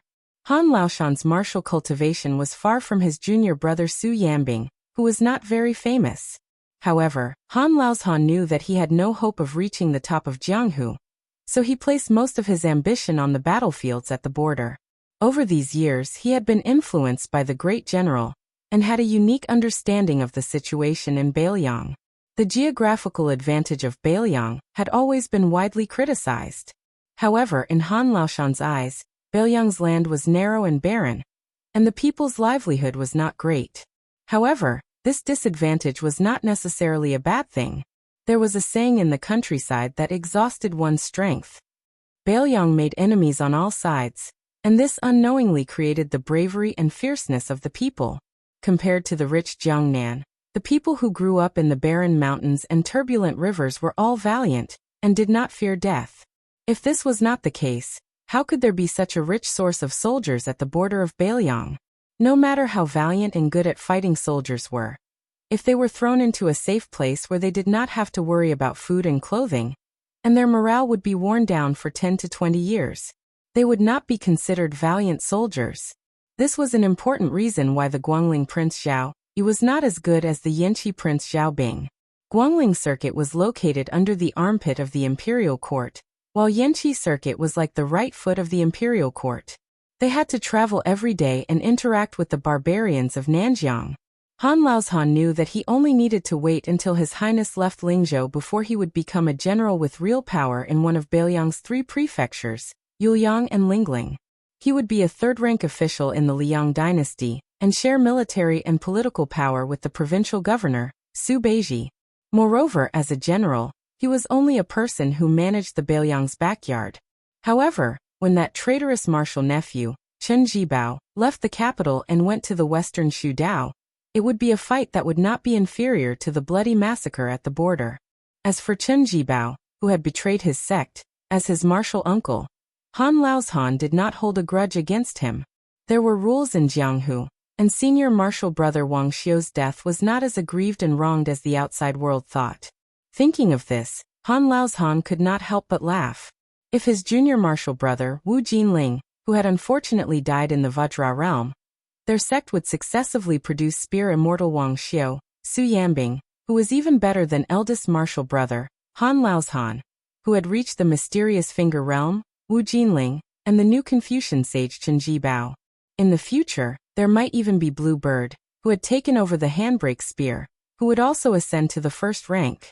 In just 2 generations and 2 generations, they had produced 6 first-rank experts. This was even grander than the formation of 2 top scorers and 1 family's 3 second places. In Liang and Beimang, only the Wu family's sword tomb and the chess and sword music school could stand shoulder to shoulder in Jianghu. Han Laoshan wondered if he should ask His Highness to raise the banner of the Wang family. Perhaps this would attract many Jianghu experts to join Bailiang, and join the Wang family. In the future, the Bailiang army might have a Wang faction, of the Wang family spear. The 600 cavalrymen stopped briefly in Dongfeng County. They did not enter the city, but stayed where they were to rest and reorganize. Huang Xiaokuai only ordered a dozen or so elite cavalrymen to escort the carriage. He found a first-class restaurant, so that the woman would be more comfortable. Huang Xiaokuai did not work in the bureaucracy. It was not that he did not understand, but he did not want to be in the same company as his colleagues who were not worthy of their Bailiang armor. Since this woman had a deep relationship with His Highness, and they were not in a hurry, he was happy to go with the flow. It was just that the road to happiness was strewn with setbacks. When Huang Xiaokuai saw the silhouette of a horse carriage at the city gates, other than the Pearl Cavalry under his command, who were dressed in casual clothes, there was also a large group of local knights who had somehow hooked up with them. Unable to escape the vulgar path of a profligate young master, there was also a large group of Jianghu disciples swarming over. Huang Xiaokuai fiercely spat on the back of his horse. These bastards actually dared to rob His Highness? Those Pearl cavalrymen also had good eyesight. When they saw the carriage heading towards Huang Xiaokuai's side, they immediately reined in their horses and hurriedly ordered their accomplices not to act rashly. However, a few of the cavalrymen were too busy trying to steal wives for the young masters in the city to stop their horses in time. When the simple carriage was less than 20 paces away from Huang Xiaokuai and his men, they finally realized that the situation was not good. They were about to turn their horses around. Huang Xiaokuai, who was sitting high up on his horse, had a ruthless look in his eyes. He shook his head. Next to him, an archer with outstanding strength in the Pearl cavalryman, expressionlessly took out an arrow from his quiver and shot it. With a pung, The arrow pierced through the air, piercing through the skull and nailing into the snow. The pile of pale white snow on the side of the road was instantly dyed red by the fresh blood. The other two Jianghu cavalrymen wished that their mounts did not have an extra pair of hooves, but they were still shot to death one by one. Without exception, an arrow pierced through their heads, killing them on the spot. In the northern Liang region, who would dare to compete with a General Seed who had military merits and was arrogant and domineering?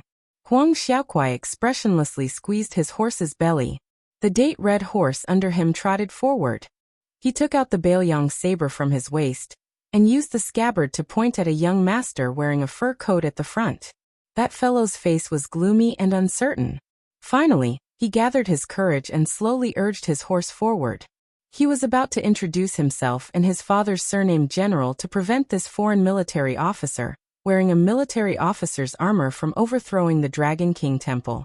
Huang Xiaokuai already said in a neither cold nor warm tone.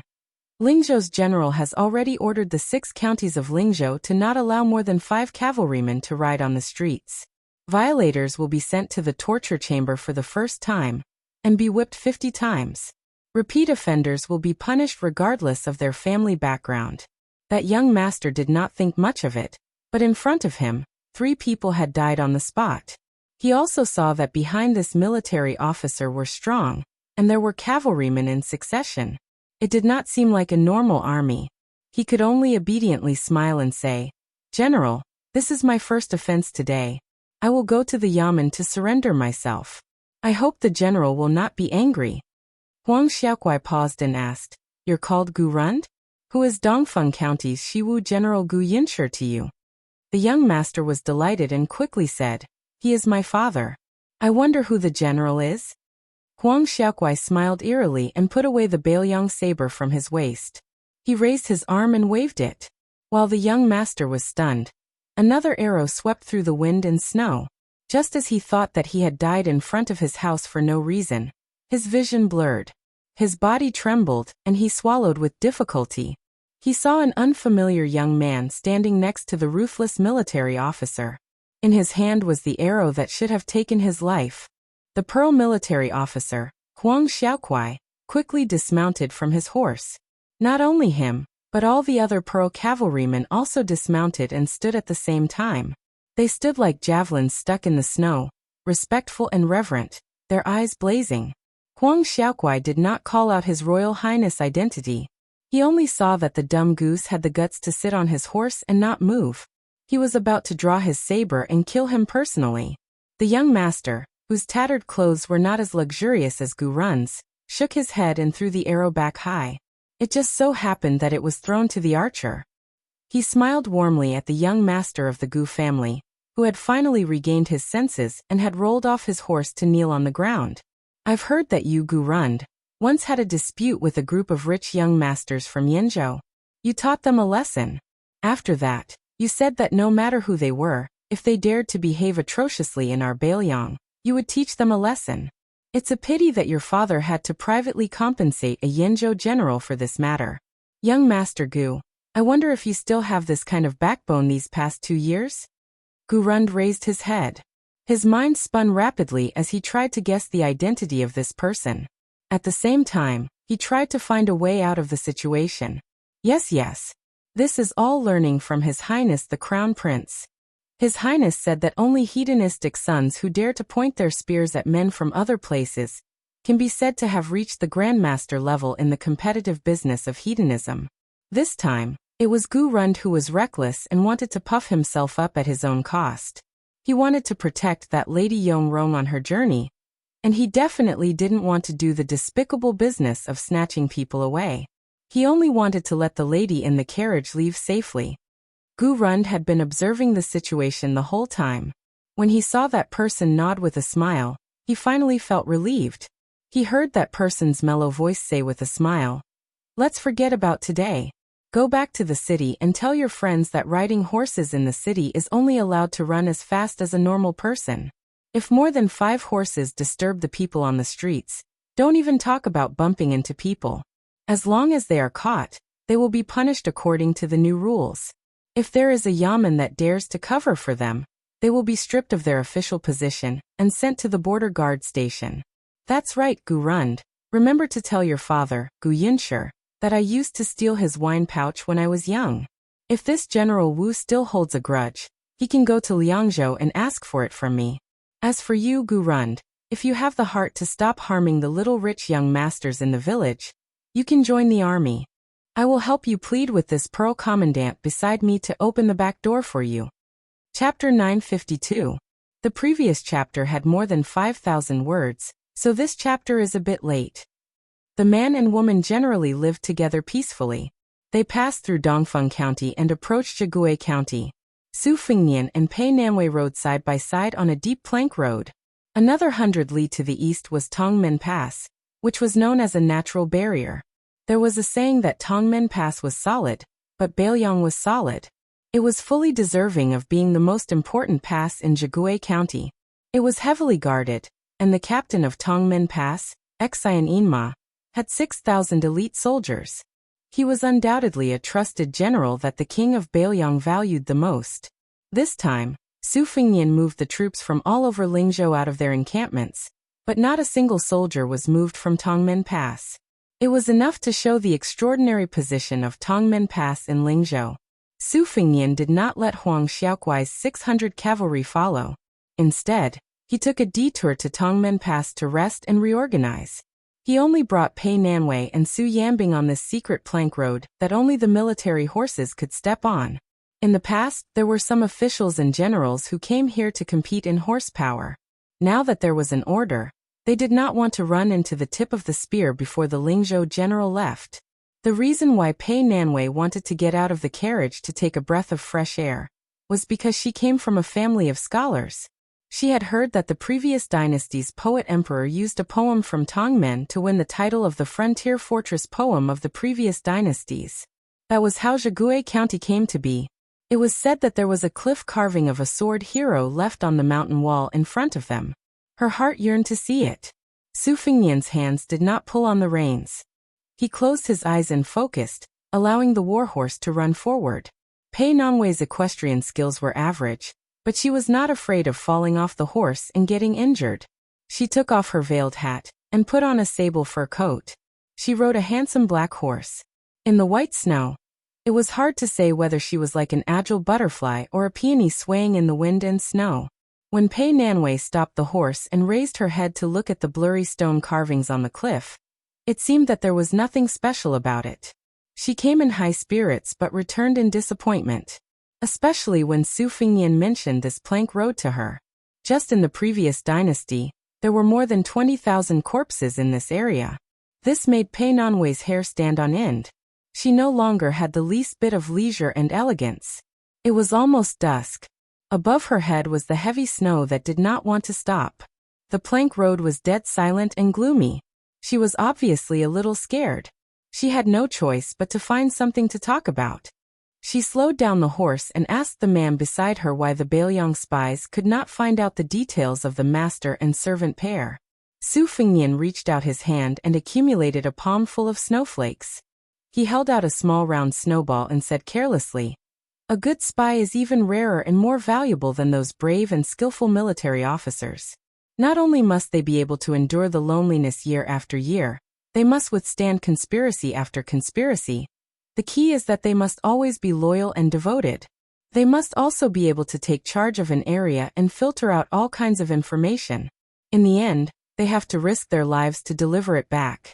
Therefore, without 5 or 6 years of polishing, it is impossible to produce a qualified spy that can be used with confidence. Some old spies either disappear at will, or directly betray the enemy camp. The difficulty of espionage lies in the fact that it is already difficult for spies to do things. It is even more important to test a person's tenacity. Not everyone is willing to do this job. In the past, in Chu Lushan's hands, there were more than 30 provinces in Bailiang. For more than 20 years, there were only about 400 people trained.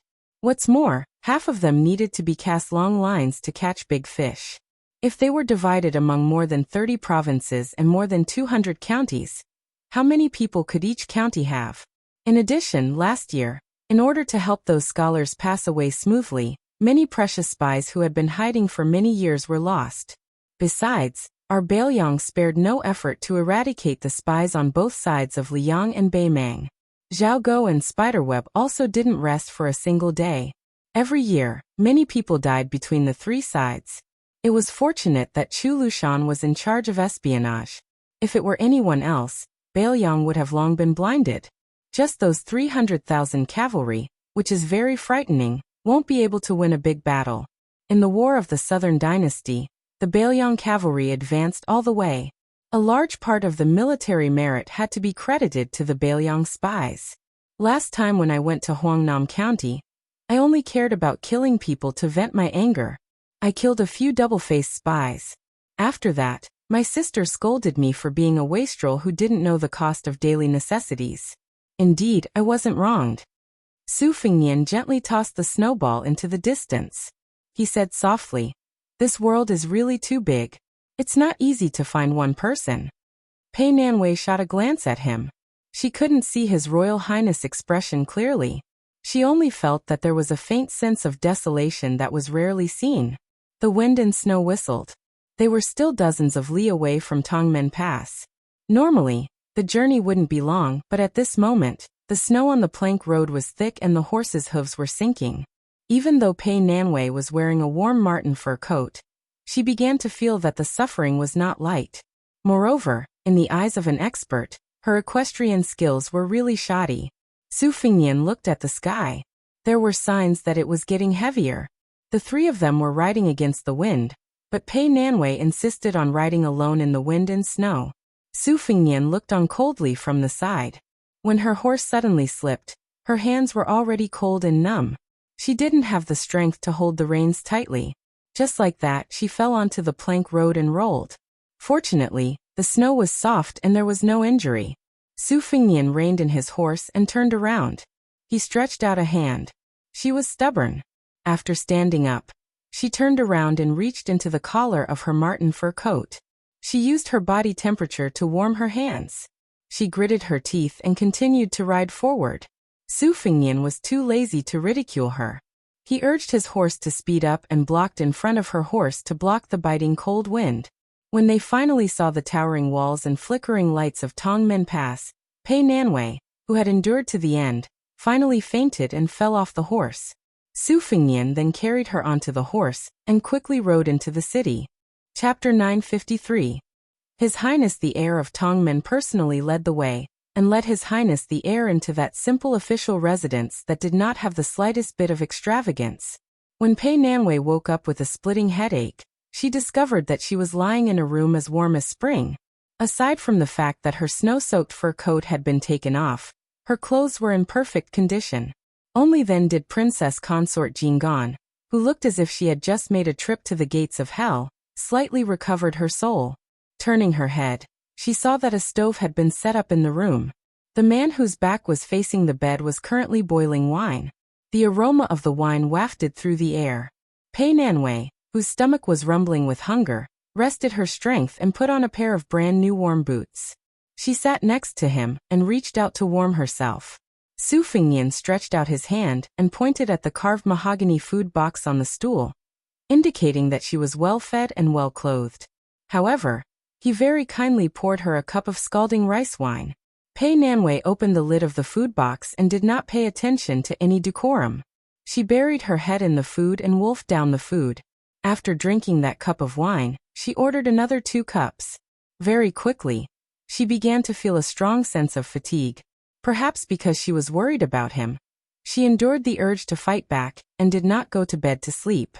In reality, the two of them were well aware that they were making a bet. They were betting on who would be the first to surrender. Before that, they would mind their own business. There was no need for her to deliberately put on a chaste and virtuous attitude. Pei Nanwei raised her eyelids and looked at him from the corner of her eyes. His face was illuminated by the light of the charcoal fire. He took off his outer coat, revealing the dark green soft armor that even a layman like Pei Nanwei could see was priceless. She bit her lips to wake herself up a bit. Her voice was hoarse as she asked, "Why do you want to practice the blade?" Su Fengnian was slightly distracted. He then shook his head and said in a flat voice, "I told you for fun." If I told you that I wanted to be a hero who would help others when I saw injustice, you would definitely not believe me.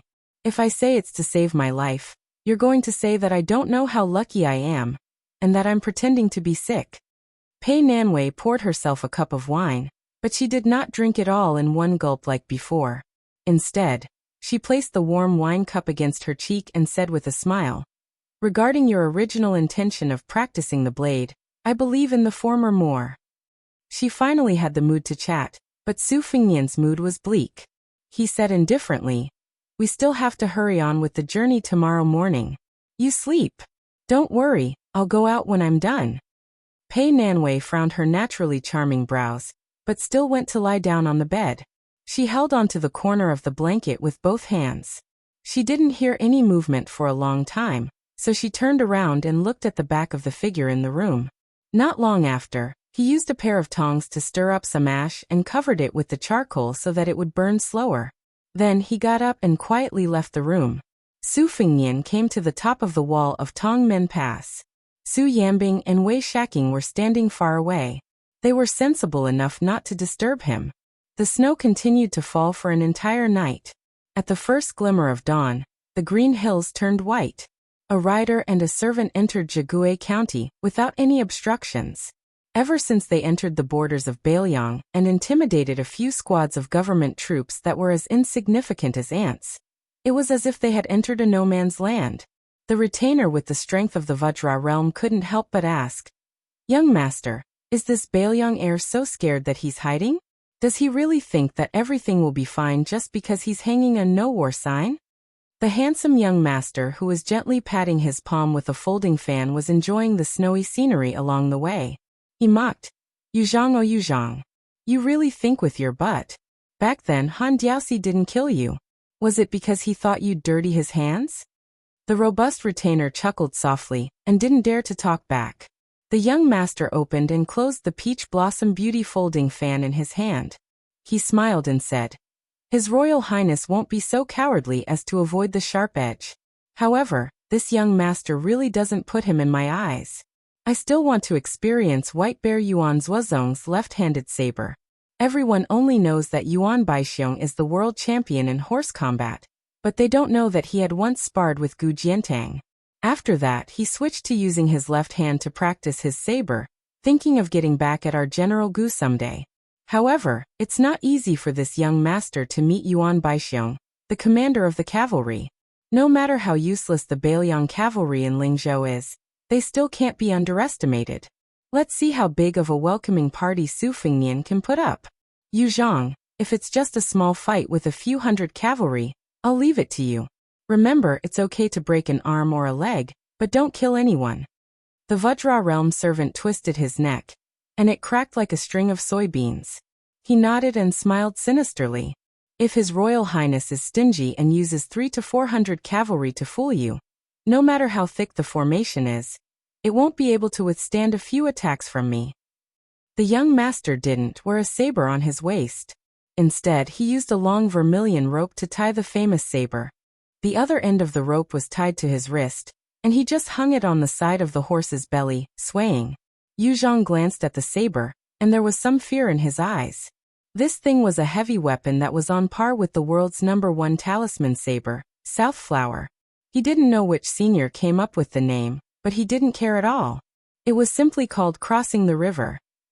Yuzhang was a famous figure in the devil sect. 60 years ago, a few sky devils went to the devil-slaying platform to challenge the great immortal of Mount Longhu, Qi Xianzhu. In the end, not only did they fail to divide the world, but they were also slaughtered.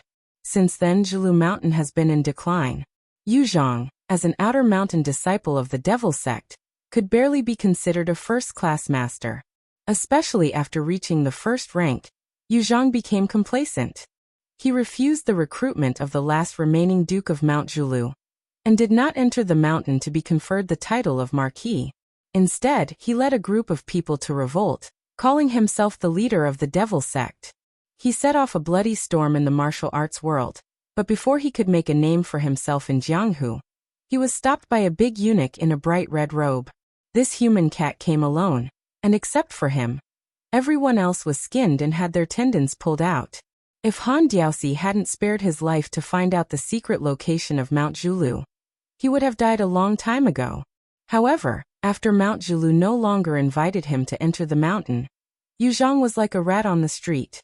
He was always on tenterhooks, afraid that this human cat would treat him like a piece of trash and kill him. When news of Han Diaoxi's death came from the capital last year, he cried tears of joy. He was wondering if he could make a comeback in Jianghu, but in the end, he was beaten up by this young master who claimed to be from Mount Zhulu. He was even able to use General Gu's Thunder Heart Square and many secret techniques of the Wu family's Sword Tomb and Donghua Sword Pool. His own skills were all seen by this young man once, and he was able to use them for his own use. So what if Yu Zhang was a first-rank master? How could he not be shocked? Yu Zhang had to admit that there were indeed martial arts geniuses that were hard to come by in 100 years. In the past it was Wang Xianji, Li Chenggang, and the other seniors of the Jianghu. In the future, it would most likely be the young owner of the Crossing the River saber. The young man raised his head and saw a peregrine falcon fly by. He smiled charmingly and said to himself, "It's a bit slow." Chapter 954. Peregrine falcons constantly flew above the master and servant. Yu Zhang was only a boorish man, and was not familiar with military formations. He did not know what these 7 or 8 military falcons meant, but he could clearly feel the cold aura of dark clouds pressing down on the city. Yu Zhang squatted down and pressed one hand on the ground of the post road. He wanted to report the situation of the enemy to the young master with the folding fan. There were 200 riders charging toward them, but Yu Zhang quickly remembered that the young master's realm was much higher than his, and the Xian finger had the mysterious power of divination, so he did not want to flatter him. Yu Zhang picked up a snowball and weighed it in his hand, wondering if he should smash an eyesore falcon to death. Out of the corner of his eye, he saw a particularly bold scout. The other scouts in all directions all stopped their horses at a distance. Yu Zhang stood up with a grim smile and swung his arm. Remembering the soldier's order, the snowball shot out and hit the warhorse's head. It suddenly exploded into a cloud of scarlet blood, and the warhorse died instantly. The scout rolled on the ground. Instead of running away in panic, he quickly took out his short crossbow and ran toward the man who killed the horse. After a dozen steps, he finally remembered the military order, and turned around to retreat resentfully. On the way to his beloved warhorse, the young scout's eyes turned red. He took off the Namu horse tag tied to the horse's neck, and put it into his pocket before running away. The young master with the folding fan did not pay attention to Yu Zhang's small quarrel. His line of sight followed the mountain ridge, and looked at a mountain peak that was not too tall in the distance. According to his original plan, they would be intercepted by a group of cavalry stationed in Zhigui County. There would be at least 300 to 400, and at most 600 to 700. He would let Yu Zhang warm up and crush the courage of this Bailiang cavalry. After penetrating the formation, he would use his speed to charge straight into Tongmen Pass.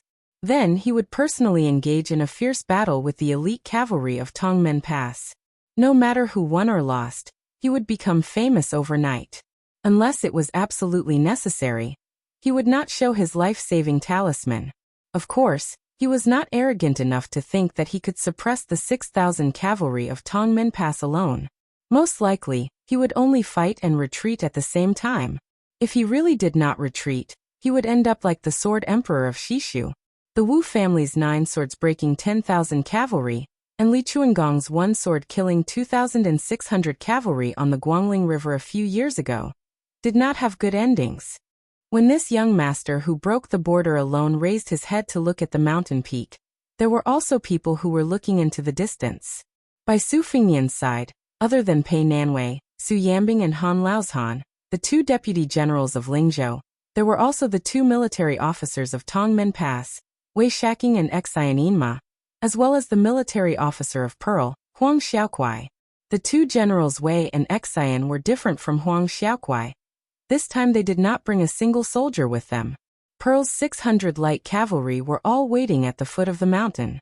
The 200 cavalry that Yu Zhang sent were Zhigui County's military officer Ma Jinchai's men and horses. This time Su Fingnian used his status as Lingzhou's general to issue an order to have Dongfeng Zhigui and several other county soldiers and horses to leave their respective bases. As for the several counties' yamen and soldiers moving out in full force, it was nominally under the new Lingzhou provincial governor Su Beiji.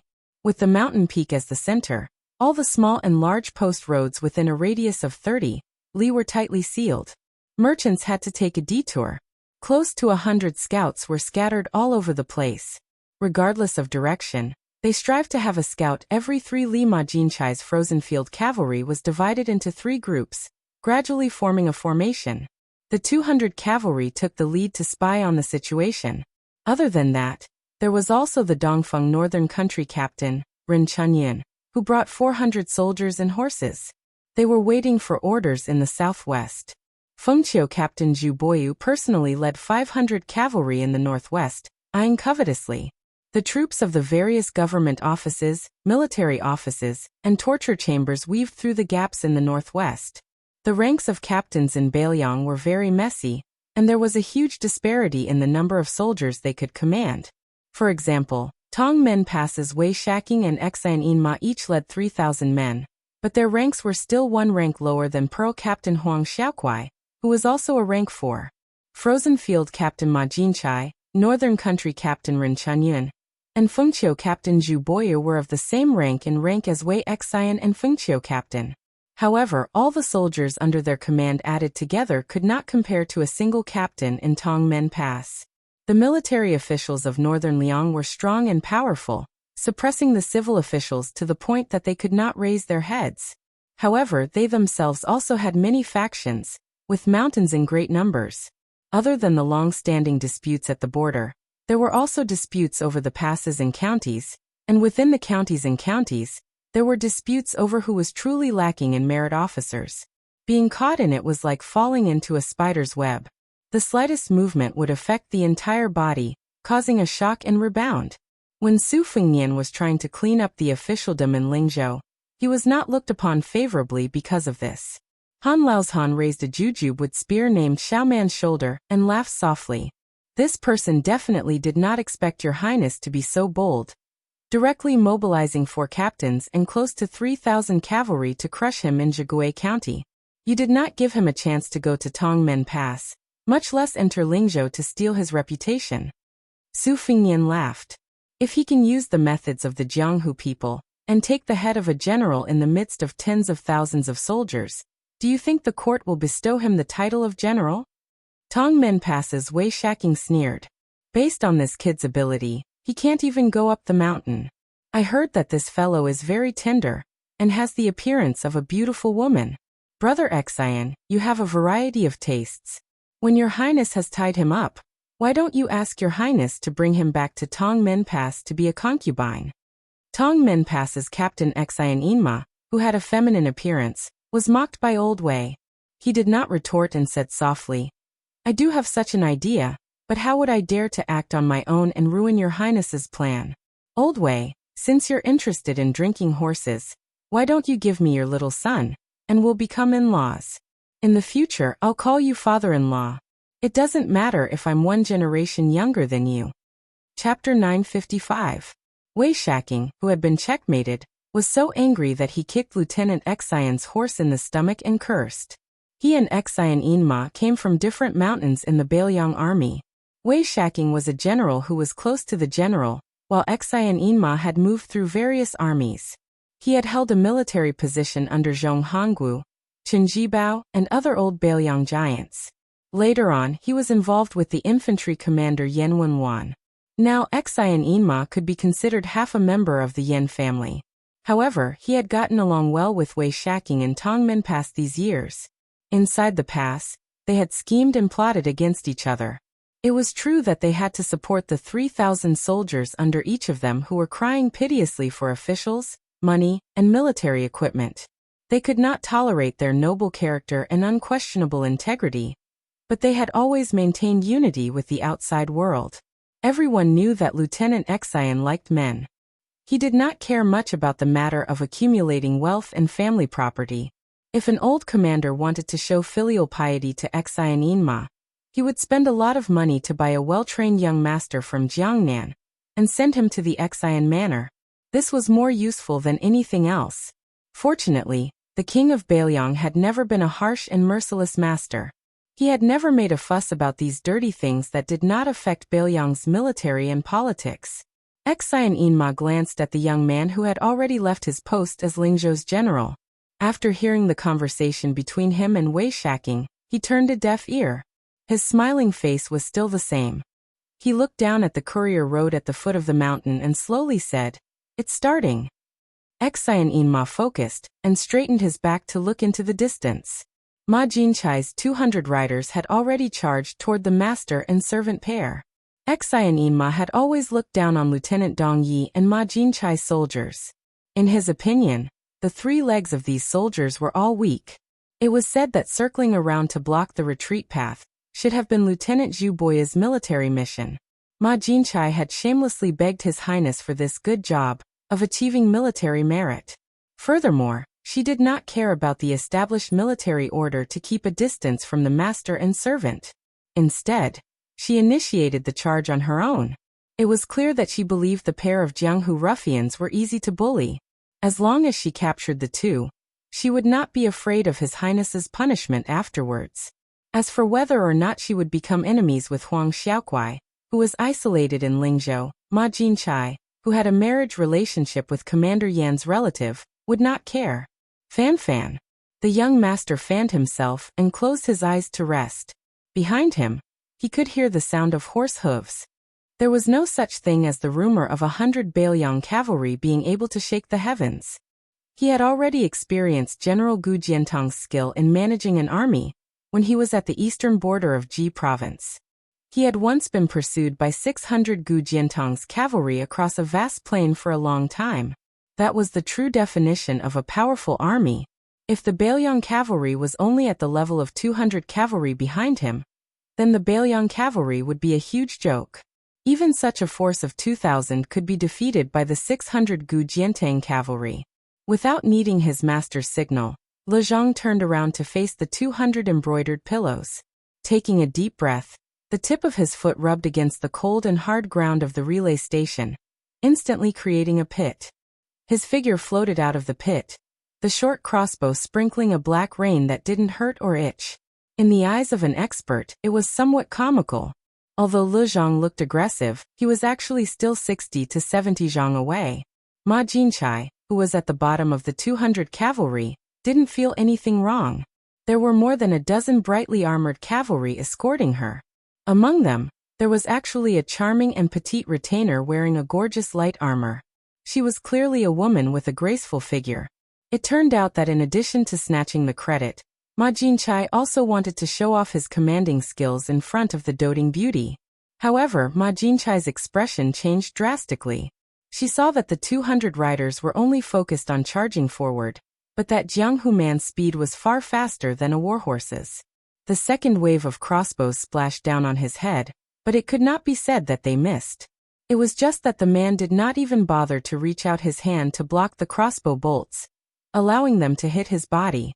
Like a reed pole hitting iron or stone, the crossbow bolts broke off and slid down. He did not give the riders a chance to continue playing. He had already come face to face with the 3 riders in the lead. The 3 riders were shocked and immediately threw away their crossbows. They hurriedly raised their spears and rushed into the gap between 2 galloping riders. Yu Zhang jumped high, his body flattened, punched his horse and kicked it. The rider on the left that was closest to the outside was also affected. The 2 warhorses were stacked on top of each other and were thrown out of the relay station. The warhorse on the right was even smashed 50 to 60 zhang away by the man's fist.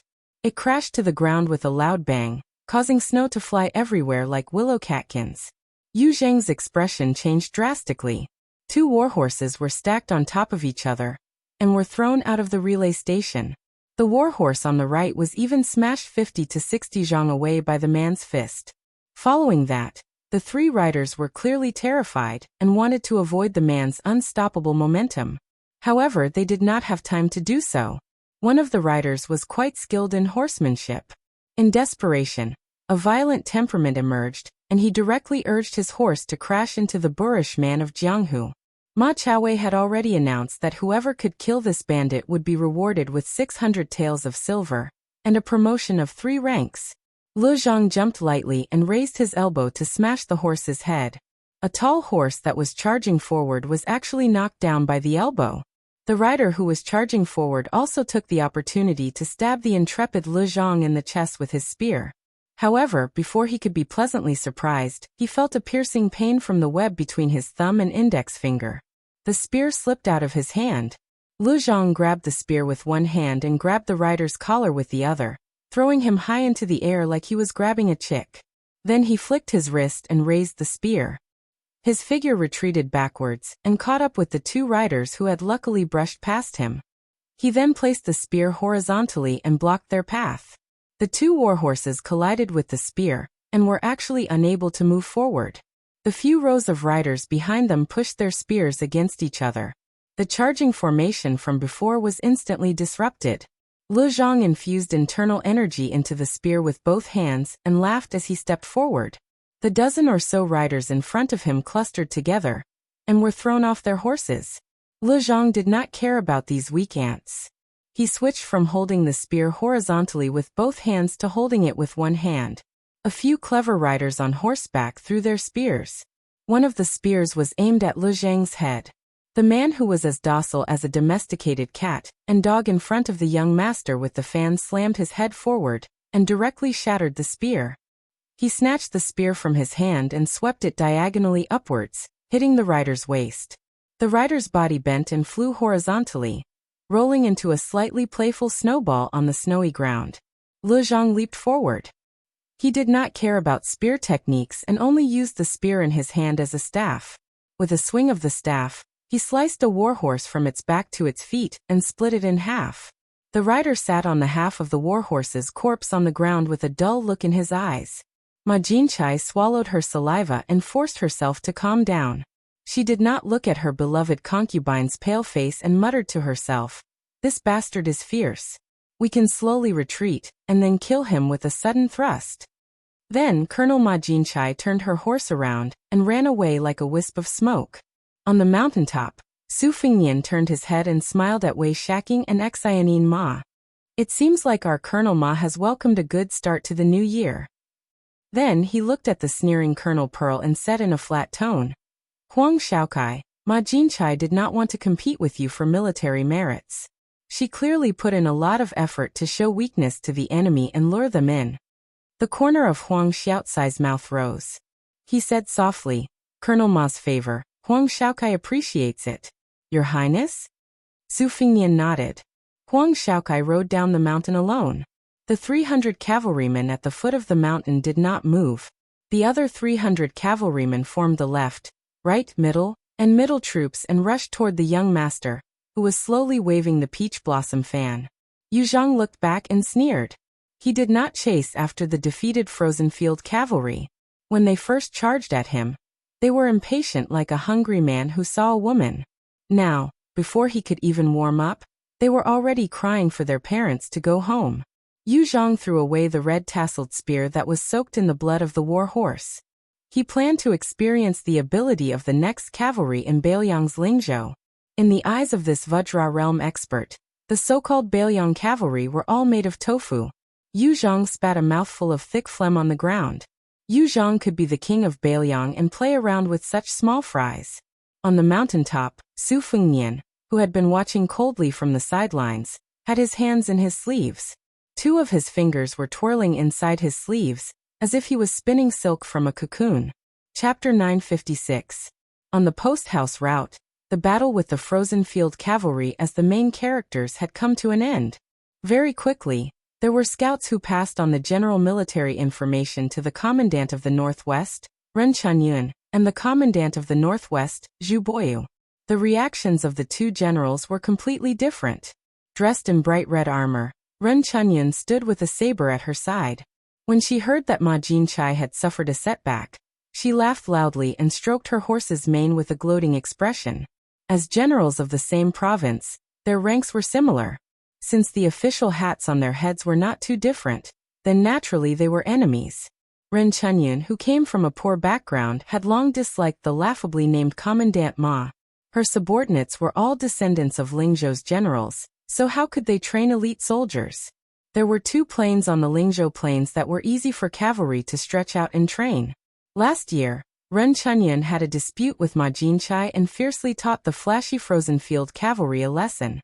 However, Ma Jinchai quickly turned the tables on Ren Chunyan in the officialdom. The salary was not bad, and no one dared to do anything to this lightning pool.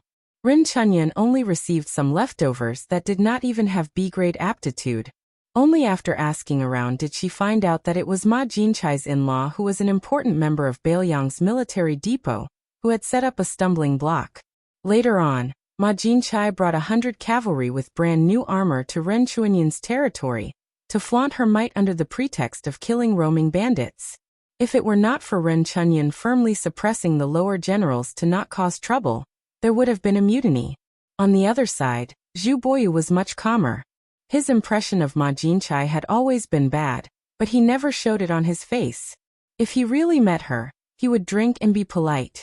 Therefore, the Windcoat cavalry got along quite well with Ma Jinchai and the other young masters. The main reason was that Zhu Boyu was also a military official who had come out of a general's manor. His father's generation had fought side by side, and there was a life-and-death relationship as a foundation. However, although Zhu Boyu had never been to the battlefield at the border and his achievements were rather thin, he was one of the few Bailiang youths who could calm down and manage the army. These years he held real power, and was often mocked by many surplus generals who had returned to Lingzhou with military achievements. This made Zhu Boyu more willing to get along with Ma Jinchai and the others. After all, the fake friendship and toasting was better than those old seniors who did not have any descendants who would show off their seniority the moment they met. Right now, Zhu Boyu was worried that His Royal Highness, who had not started a killing spree in the Lingzhou officialdom, would use this chance to make an example out of Ma Jinchai and drag him down. Why would His Royal Highness care if a Windcoat cavalry without any military achievements was clean and honest, or was in cahoots with Ma Jinchai? Zhu Boyu, who had the misfortune of being born with a baby face, sat high on the back of a horse. His war horse was only a B grade. The Windcoat cavalry only had 30 A grade war horses, and they were all given to those who had military achievements and elite soldiers.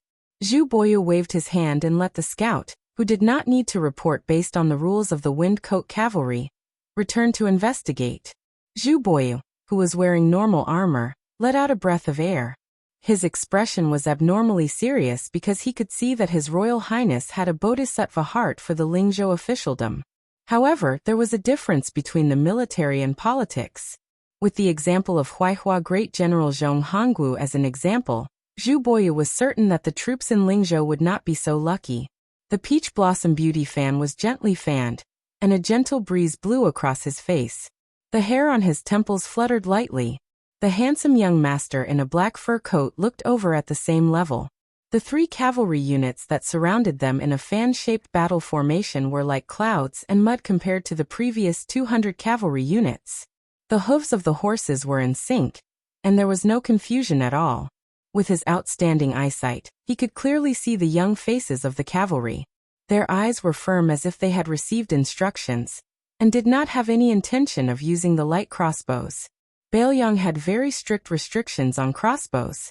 If one carried a Bailiang knife, they could rely on their family background to get away with it.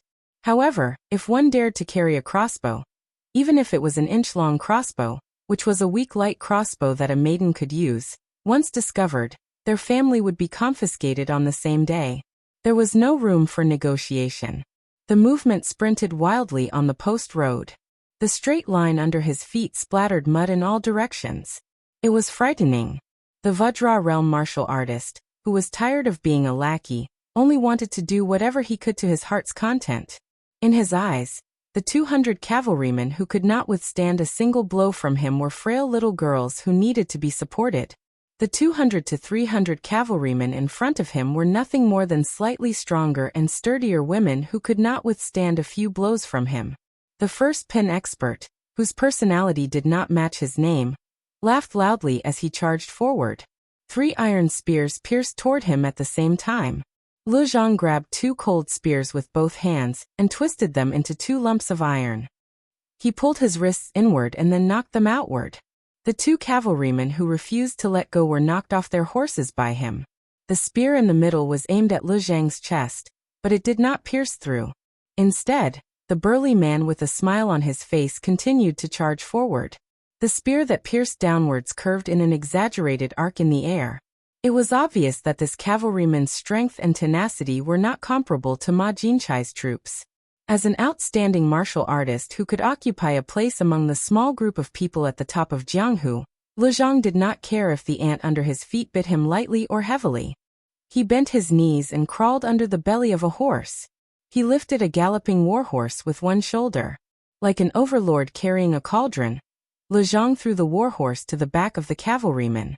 The few cavalrymen who were caught in the crossfire fell to the ground and could not get up. However, they were quickly pulled up by the cavalrymen who had bypassed the dead warhorses. Two of their comrades rode on the same horse and fiercely thrust their spears at Lu Zhang, who was completely invulnerable. Lu Zhang, who was finally somewhat interested, laughed wildly. He suddenly rose from the ground and stepped on a cavalryman's head. Then he took advantage of the situation and moved left and right, stepping on the cavalrymen and warhorses one by one. In an instant, more than a dozen cavalrymen had completely lost their ability to fight. Lu Zhang seemed to be still not satisfied. After landing on the ground, he was too lazy to attack. He only focused on charging forward. Wherever he went, the warhorses' bones were broken, and they died after violent collisions. Chapter 957. The cavalry formation was quickly penetrated by Yu Zhang, but Yu Zhang did not stay idle. The cavalry on the left saw the situation and did not charge recklessly under the command of their leader. Instead, they continued to lead the cavalry and threw their spears one after another. Most of the spears that pierced Yu Zhang's body either slipped or fell on the road, while some that did not pierce Yu Zhang were nailed into the frozen ground. Yu Zhang wanted to tease Bailiang and let them see his Vajra physique, so he stood still. After the spear forest, the cavalry on the right followed up with a rain of arrows. Yu Zhang's body was completely unharmed except for his tattered clothes. Although Yu Zhang seemed to be careless, he was in fact silently accumulating strength, trying to climb to the peak in one go before the battle. It was not that he could not continue to tease a group of rats, but it was better to be safe than sorry. If there was a martial arts master hidden in the cavalry, and he attacked when Yu Zhang's chi was weakened, although he would not be defeated, if he lost even a little bit of face, who knew if the vicious young master behind him would vent his anger on him when he was bored? Serving this young master was more tiring than serving his ancestors. His heart was filled with hatred. If he could have a higher realm than that handsome young man, Lu Zhang, who had always scoffed at famous scholars, would not mind changing his taste. But Yu Zhang knew very well that this kind of ruthless revenge, which made him feel comfortable, was not something he could count on in this life. Unless that person was suddenly beaten to the ground by an immortal, then he would have the chance to kick him when he was down. However, the northern Liang path had already produced the old god of swords Li Chungang, and Chen Jibao had already defected to the capital. Only the junior brother of the spear immortal Wang Xiu and Yuan Zuozong, who was the commander of the border cavalry, were left. Could these two top masters still join hands and appear here? Although the 100-man cavalry on the courier road had been pierced through, they quickly resumed their charge. At the foot of the mountain, 100-man cavalry under Huang Xiaokuai's personal command had also joined the battle. The 100-man cavalry on the left and right sides of the mountain switched between crossbows and javelins. Even though they were unable to achieve anything against a Vajra realm expert, their formation was tight, and their performance was far better than Ma Jinchai's frozen field cavalry. The fearless Yu Zhang let out a long breath, the fog lingering around him. He stretched out his arms and twisted his wrist joints. As if he was annoyed by the noise of the horse's hooves, he stomped on the ground, the dull rumbling sound faintly covering the sound of the hooves. Yu Zhang stomped on the road, the momentum gradually growing, rumbling like thunder. The horses on the road rose and fell more violently, but still, no one was afraid of the battle. The political strife in northern Liang, especially the strife in the military, had always been disdained by the pillars of the imperial court of Liang as a farce in the countryside. If they could not gain the upper hand in the argument, they would roll up their sleeves and start a brawl. Compared to the imperial court and the capital, where the imperial court's imperial edicts had been passed down for generations, how could northern Liang, which had been built in just 20 years, catch the eye of the imperial court's big shots? However, It seemed that many of the pillars of the imperial court had forgotten that the Liang imperial court had the cultural heritage of the Bailiang cavalry. The impoverished Bailiang also had the unique heritage of the Bailiang cavalry. Dong Yueqi was not a good cavalry, but people like Wang Ji, Ren Chunyan, Zhu Boyu, Huang Xiaokuai, and so on, who were not even qualified to be seen by the pillars of the imperial court, were all doing well. Yu Zhang wanted to break a few spines of Bailiang with his own hands. Of course, he did not know about the heritage of the torch and was too lazy to think too much about it. However, the cavalry in front of him was different from the others. He felt very uncomfortable. It was not easy for him to become a level 1 expert, but in the end he had to work like a cow or a horse for a junior. Now that he was in Bailiang, he had to vent his anger. Yu Zhang stared at the cavalry general, who was wearing colorful armor, and had unsheathed his cold saber. Yu Zhang's vigorous qi filled his entire body. He felt like he could take a sword from an immortal. Yu Zhang's spirit was at its peak. His wild laughter echoed throughout the post house as he collided with the cavalry general. When they were 50 steps apart, he leaped up high, stretched out his long arms and punched down. The Bailiang commandant, Huang Xiaokuai, who was leading the charge, blocked with his saber horizontally. The Bailiang commandant's saber suddenly sank, and the warhorse's hooves were instantly crushed by the unstoppable force of thousands of pounds. The edge of the Bailiang commandant's saber only managed to squeeze out a trace of blood from the man's fist. Huang Xiaokuai held his saber in one hand and the back of his saber in the other, but he was still powerless to stop this Jianghu villain's punch. He swallowed a mouthful of blood and abandoned his horse to move to the side. His saber brushed past the man's fist, but it was still unable to cut the man's skin. The commandant's commandant beside him pierced his spear at the same time, accurately aiming for Yu Zhang's left eyeball, forcing him to stop chasing after their commandant. Another commandant threw his spear at Yu Zhang's crotch.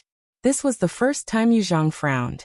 The essence of killing a Vajra realm expert was nothing more than the 4 words, "The truth will come to light." Only after exhausting the qi that flowed endlessly like water, and losing the perfect and flawless invincible Vajra would half the battle be won. If an expert was given enough time to take a breather, slowly replenish the qi and restore the qi in his body, he would have to start all over again. However, the accumulation of an expert's qi was always easier to disperse than to gather. The qi could travel for hundreds of miles in an instant. This legendary realm of Earth Immortals was something that even the Vajra realm and Finger Xian realm experts could only dream of. For example, Yu Zhang's qi had fallen to 80% after 2 consecutive attacks. He allowed the rain of arrows and spears to rain down on him without moving an inch, and only managed to recover to 90% using a clumsy method. The reason why the Jianghu people regarded the death of the Sword Emperor of Shishu as a tragic death was not purely because they felt pity for the expert who was crushed into a pile of minced meat. It was more because this Grandmaster swordsman, for the sake of his worthless family name, guarded the gates of the imperial city of Shishu all by himself. The enemy he faced was a tide of locust cavalry, and he had no chance to catch his breath at all. He could only rely on his last breath to fight to the death. It was as if he was watching himself walk step by step on the road to the underworld. However, Yu Zhang merely furrowed his brows. He was only facing 100 riders. He casually pushed aside the blinding spear of the commandant, and with a tap of his toes, he stepped on the iron spear thrown by the rider, and used the momentum to knee the commandant in the head. Yu Zhang stood on the back of the warhorse. The warhorse continued to gallop forward. Yu Zhang stood proudly on the top of the mountain, and for some reason he felt a tightness in his chest. A rider was slowly descending the mountain. Faster and faster. Far behind Yu Zhang, the peach blossom fan was closed with a snap. The vermilion rope with the other end of the white scabbard on the young man's wrist was suddenly pulled taut. As the rider descended the mountain, the young man in black sensed that he was being watched by someone on the mountain. He muttered to himself, "Is there such a hidden expert in Bailiang? Why hasn't Zhao Guo's records mentioned him before?" Yu Zhang's scalp went numb, as if he had seen a ghost in broad daylight. He was scared out of his wits. The sleeves of the rider fluttered in the wind. From the cuffs of his sleeves to his arms, there were countless red threads coiling around them, as if they were scarlet snakes crawling all over them. In the past, there had been such a red snake, cat riding towards Yu Zhang leisurely. Yu Zhang, who had been hit in the ribs, seemed to have gone mad. With a pained expression, he squatted on the back of the horse and hooked his fingers into his scalp. Then he raised his head, his eyes bloodshot. He clenched his teeth and slapped the warhorse to death. Then he rushed towards the rider. The Pearl cavalry at the foot of the mountain and on the road stopped their horses subconsciously, leaving the rider and the unstoppable unknown Jianghu martial artist to fight. The rider floated down from his horse and continued to move forward. The pair, who had been expected to fight fiercely for a few hours, brushed past each other just like that. His sleeves turned even redder. It turned out that he was holding a bloody human skin that had been peeled from head to toe. The 300 riders on the road widened their eyes in unison as they watched His Highness, who was carrying a fresh bag of skin, pass by. He stopped in front of the young man who was no longer waving his fan, and casually tossed the human skin into the air. Huang Xiaokuai would never forget this scene for the rest of his life. His Royal Highness, who had an ordinary Bailiang saber on his waist, was up against the crossing the river that was not inferior to the Nanhua saber. Chapter 958. The two captains of Tongmen Pass looked at each other in dismay. Wei Shaking and Xian'inma's horizons were much higher than normal soldiers. They were even more shocked by His Royal Highness's method of killing people. The reason why it was called a magnificent feat was because there were usually military experts like Wei Xian hidden among the cavalry. The rule of Jianghu to measure the level of martial arts by the number of armor pieces was actually not accurate. After all, iron armor was a dead object, while the person wearing the armor was a living person with martial arts skills. They also had their own circulation of qi. Wei Shaking glanced at Lingzhou's Deputy General Su Yambing from the corner of his eyes. This retainer of the king of Bailiang, who was carrying an iron spear without tassels, had urged his horse to take a few steps forward. He looked at the post house in the distance. There were a few strands of light purple flowing light moving around the tip of his spear. On the other hand, the other deputy general, Han Laozhan, who was always beside them, seemed to be somewhat surprised. He shook the reins of his horse and urged his horse to come to the side of his fellow disciple, Su Yambing. He asked softly, "What's going on?" Han Laozhan, the mysterious finger, saw clearly what happened on the post house. However, this spear immortal Wang Xiu's junior martial brother was curious as to how His Royal Highness did it. The Jianghu man with the physique of the first stage Vajra realm charged directly at His Royal Highness. In the end, His Royal Highness took a punch head-on. His Royal Highness took the opportunity to let the scarlet snake crawl onto the man's body, like snow melting into the surface of the blazing fire in the furnace. The reason why the Vajra realm was called the unbreakable Vajra realm was because the qi in the body and the physique were tempered. The two merged together seamlessly. His Royal Highness's sleeves were densely covered with scarlet snake-shaped red ropes. In an instant, they blocked the acupoints of the first stage martial artist's body. In addition, the man did not care about anything else. Not only did he hope to use brute force to break free from the scarlet snake, he also wanted to crush the scarlet snake in one go. The qi in his body, which could be said to be at its peak, was like adding firewood to the furnace. Due to the qi acupoints being blocked, the toughness of the red ropes was far beyond imagination. As a result, the furnace was on the verge of collapse, unable to withstand the boiling water. When the martial artist was on the verge of death and still failed to kill the enemy who was close to him, he finally realized that his qi and physique had been forcibly separated. Finally, he regained some clarity. However, by the time he came to his senses, it was already too late to stop. Before the martial artist died, he indeed had some courage that made Han Laozhan take notice of him. He risked his life and finally smashed out with both fists, one on His Royal Highness's chest, and the other on his middle dantian. Even Han Laozhan admitted that he could not be as steady as His Royal Highness. It could be said that the overly conceited martial artist had killed himself. However, His Royal Highness's red ropes and the two supernatural powers that made the fists disappear like clay oxen in the sea were the real key. From an outsider's point of view, the first stage martial artist did not seem to be a match for His Royal Highness. However, Han Laozhan was well aware of the treacherous nature of the situation. Su Yambing had been staring at the young master fanning himself the entire time. He said calmly, "Laozhan, you don't know this. When Li Chungang taught His Royal Highness the two-sleeve green snake, it was not an armchair strategist. Instead, he actually smashed hundreds of two-sleeve green snakes into His Royal Highness's body, giving His Royal Highness the opportunity to comprehend the essence of the path of the sword on his own. His Royal Highness once told me that at that time, other than learning the sword, he also wanted to polish the great yellow court that the Wudong sect leader had instilled in him. Using His Royal Highness's words, using the two-sleeve green snake to beat himself was not some stone from another mountain to polish jade. But to use the jade of another mountain to polish the stone was somewhat of a reckless waste of natural resources. Later, His Royal Highness had the only remaining great yellow court golden lotus seedling pulled out by the celestial phenomenon expert Lu Haoshi. However, Lu Haoshi had indeed pulled out the seedling's tendons and lotus leaves, but the pond where the purple gold lotus was cultivated and nurtured was still there. Most importantly, the roots were still there.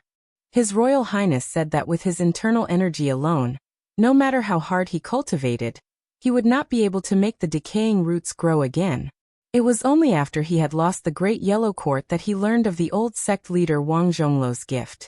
The Great Yellow Court cultivation that was close to the celestial phenomenon level of internal energy was secondary. The unremarkable pond was the most precious. It was like a lotus pond. The scene of the lotus spreading across the surface of the water was very beautiful. However, without the pond, there would be no way to talk about the scene of the lotus growing out of the mud without being tainted.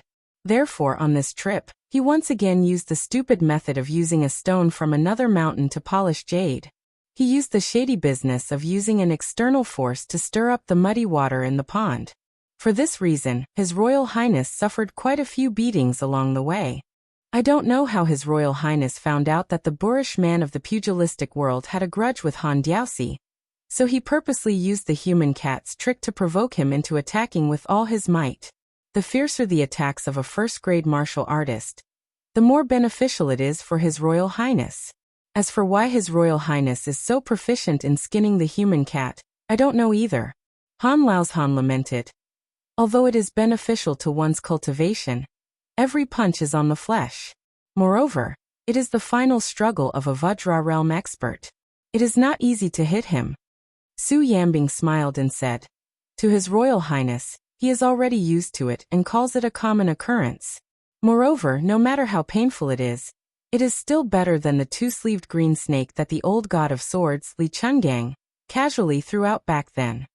Wei Shaking moved closer and asked cautiously, General Su, is the pugilistic world expert who died in the hands of His Royal Highness really a first-grade expert?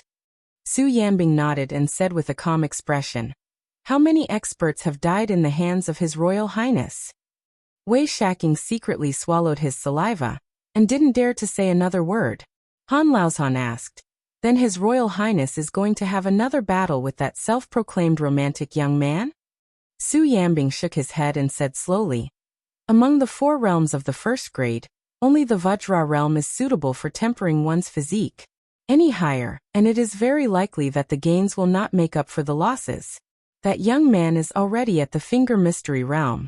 Laozhan, you are also at the Finger Mystery realm. You should know that the Finger Mystery realm of a pugilistic martial artist is vastly different from the first-grade Finger Mystery realm of a Taoist Jinren. In terms of the degree of fierceness in killing people, the same realm is like a capital official and a local high-ranking official of the same rank. The actual authority in the hands of the latter far surpasses the former. How can a 4th-grade official of a low-ranking government office in the capital have more authority to kill than the governor of a local county? Among the 4 realms, the Finger Mystery realm is neither high nor low, but it has the most number of secret techniques. Unless it is an earthly immortal or a celestial phenomenon realm expert, no one would dare to say that they can win against an unfamiliar Finger Mystery realm expert. Today, even if His Royal Highness wants to personally test the background of that person, I, Su Yambing, will also intervene. The Su Fingyan of Jianghu can take the risk, but His Royal Highness of Bailiang can't. Han Laozhan smiled and said, that's good. Otherwise, if that guy is really killed by His Royal Highness, those military officers won't have anything to do. We can't let these officials come here and eat the northwest wind. On the Post Road. Chapter 959. Putting away his folding fan, the young master who had his crossing the river knife pulled on the reins and lightly dodged the bloody human skin. Indifferent to the movement's sudden death, he smiled and said, Han Shengxian can kill celestial phenomenon with one finger. It's not unusual for a second class to kill a first class. He saw that Su Fengnian was expressionless and didn't seem to be interested in talking to him, so he was happy to talk to himself. But that's not surprising, but it's very surprising that you're proficient in the art of skinning human cats. I just don't know if you know the last two realms of scraping bones and pulling out tendons. He turned his wrist, and Bai Qiao, who was pulled along by the long rope, spun around as he looked down at the Prince of Bailiang who had come alone.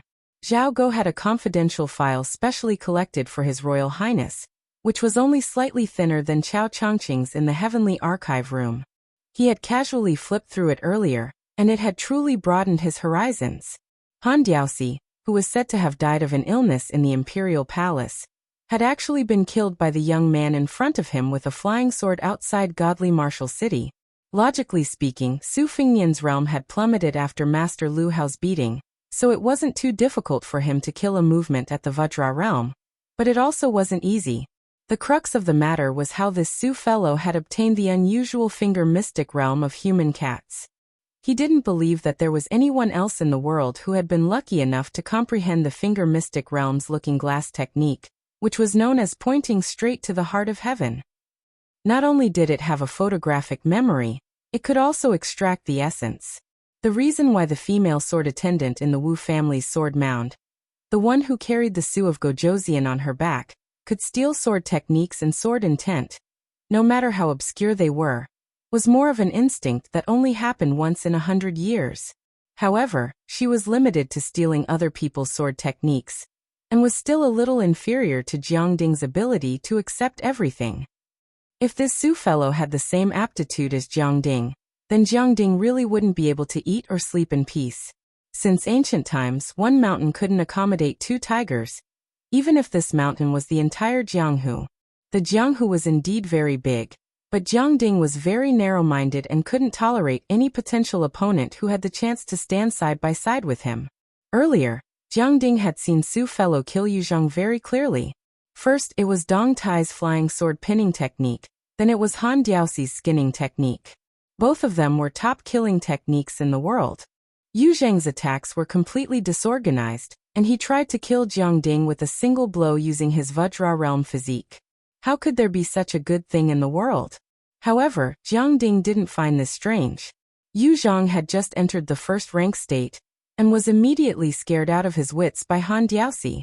Since then, he had been as timid as a mouse and had never fought with a master of the same level. Therefore, it was definitely not good to be reckless in the Jianghu, but it was also not good to be overly concerned with one's cultivation, and thus cherish one's life too much. Jiang Ding raised his wrist and twirled the red string of his saber with 2 fingers. The crossing the river was still spinning as he bent down to look at Su Fengnian. There's an extremely powerful master at the top of the mountain. I definitely can't beat him, and even if I wanted to escape, I might not be able to escape alive. However, you and I are about the same age and background. You, Su Fengnian, can be considered a noble family, but I'm not bad either. Those dukes and marquises of Zhulu Mountain are also people who occupy mountains and call themselves kings. However, in terms of seniority, they still have to call me martial granduncle or something. Therefore, in the so-called Jianghu of Yu Zhang and the others, there's no one with a better background than me. How about it? Do you dare to fight me to the death? Don't worry, even if I can kill you, I won't. I still want to live well, and go to Bailiang's frontier fortress to experience Beimang's desert scenery. Su Fengnian, Bailiang is your territory. It's up to you whether you want to fight or not. If you dare, I'll accompany you to the end. If you lose, I'll give you this crossing the river pawn in my hand. If you don't dare and want to be a coward, I'll immediately turn around and run. Su Fengnian laughed. I dare, but no matter how powerful you are, you're only at the level of the 5th raccoon. Compared to a human cat, you're a long way off. However, whether you dare or not is one thing. Whether you want to or not is another. You should run. I'll give you the time it takes for a stick of incense to burn.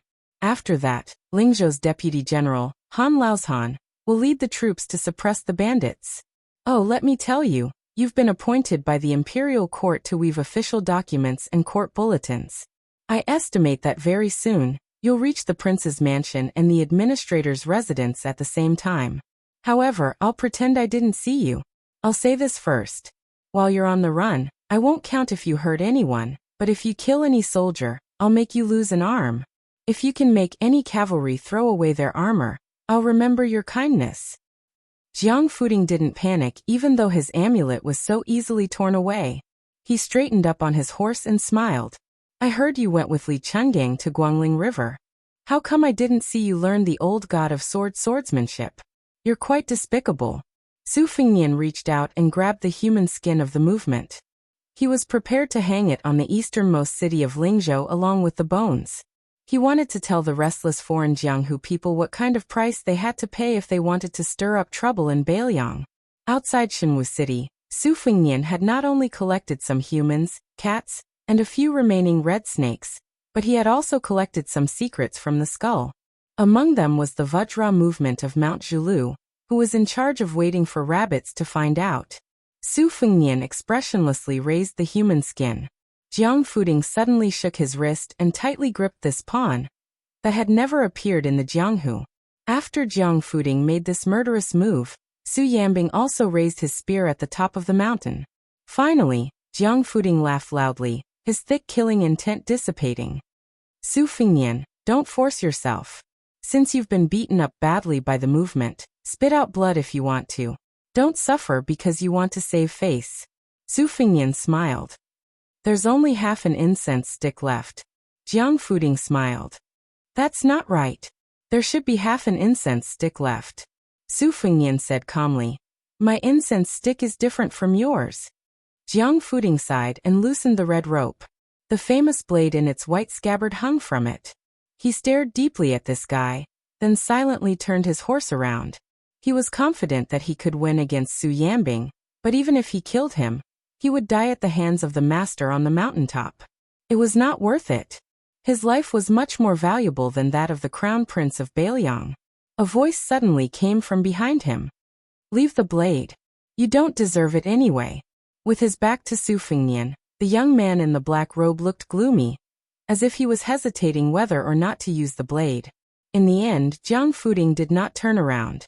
With a shake of his wrist, he broke the red rope, grabbed the pawn, and threw it to the back of his head. Su Fengnian's pupils contracted, and his body did not move an inch. The spear on the mountaintop streaked across the sky, hitting the seemingly slow and leisurely falling blade. There was lightning in the square inch. A huge ravine was blasted open on the road. The momentum of the blade, which contained evil intentions, was shattered by the spear, and it happened to fall on top of Su Fengnian's head. Su Fengnian reached out to take the white scabbard blade, and wrapped the human skin in the scabbard. After the dust settled, the horse was still there, but that person was nowhere to be seen.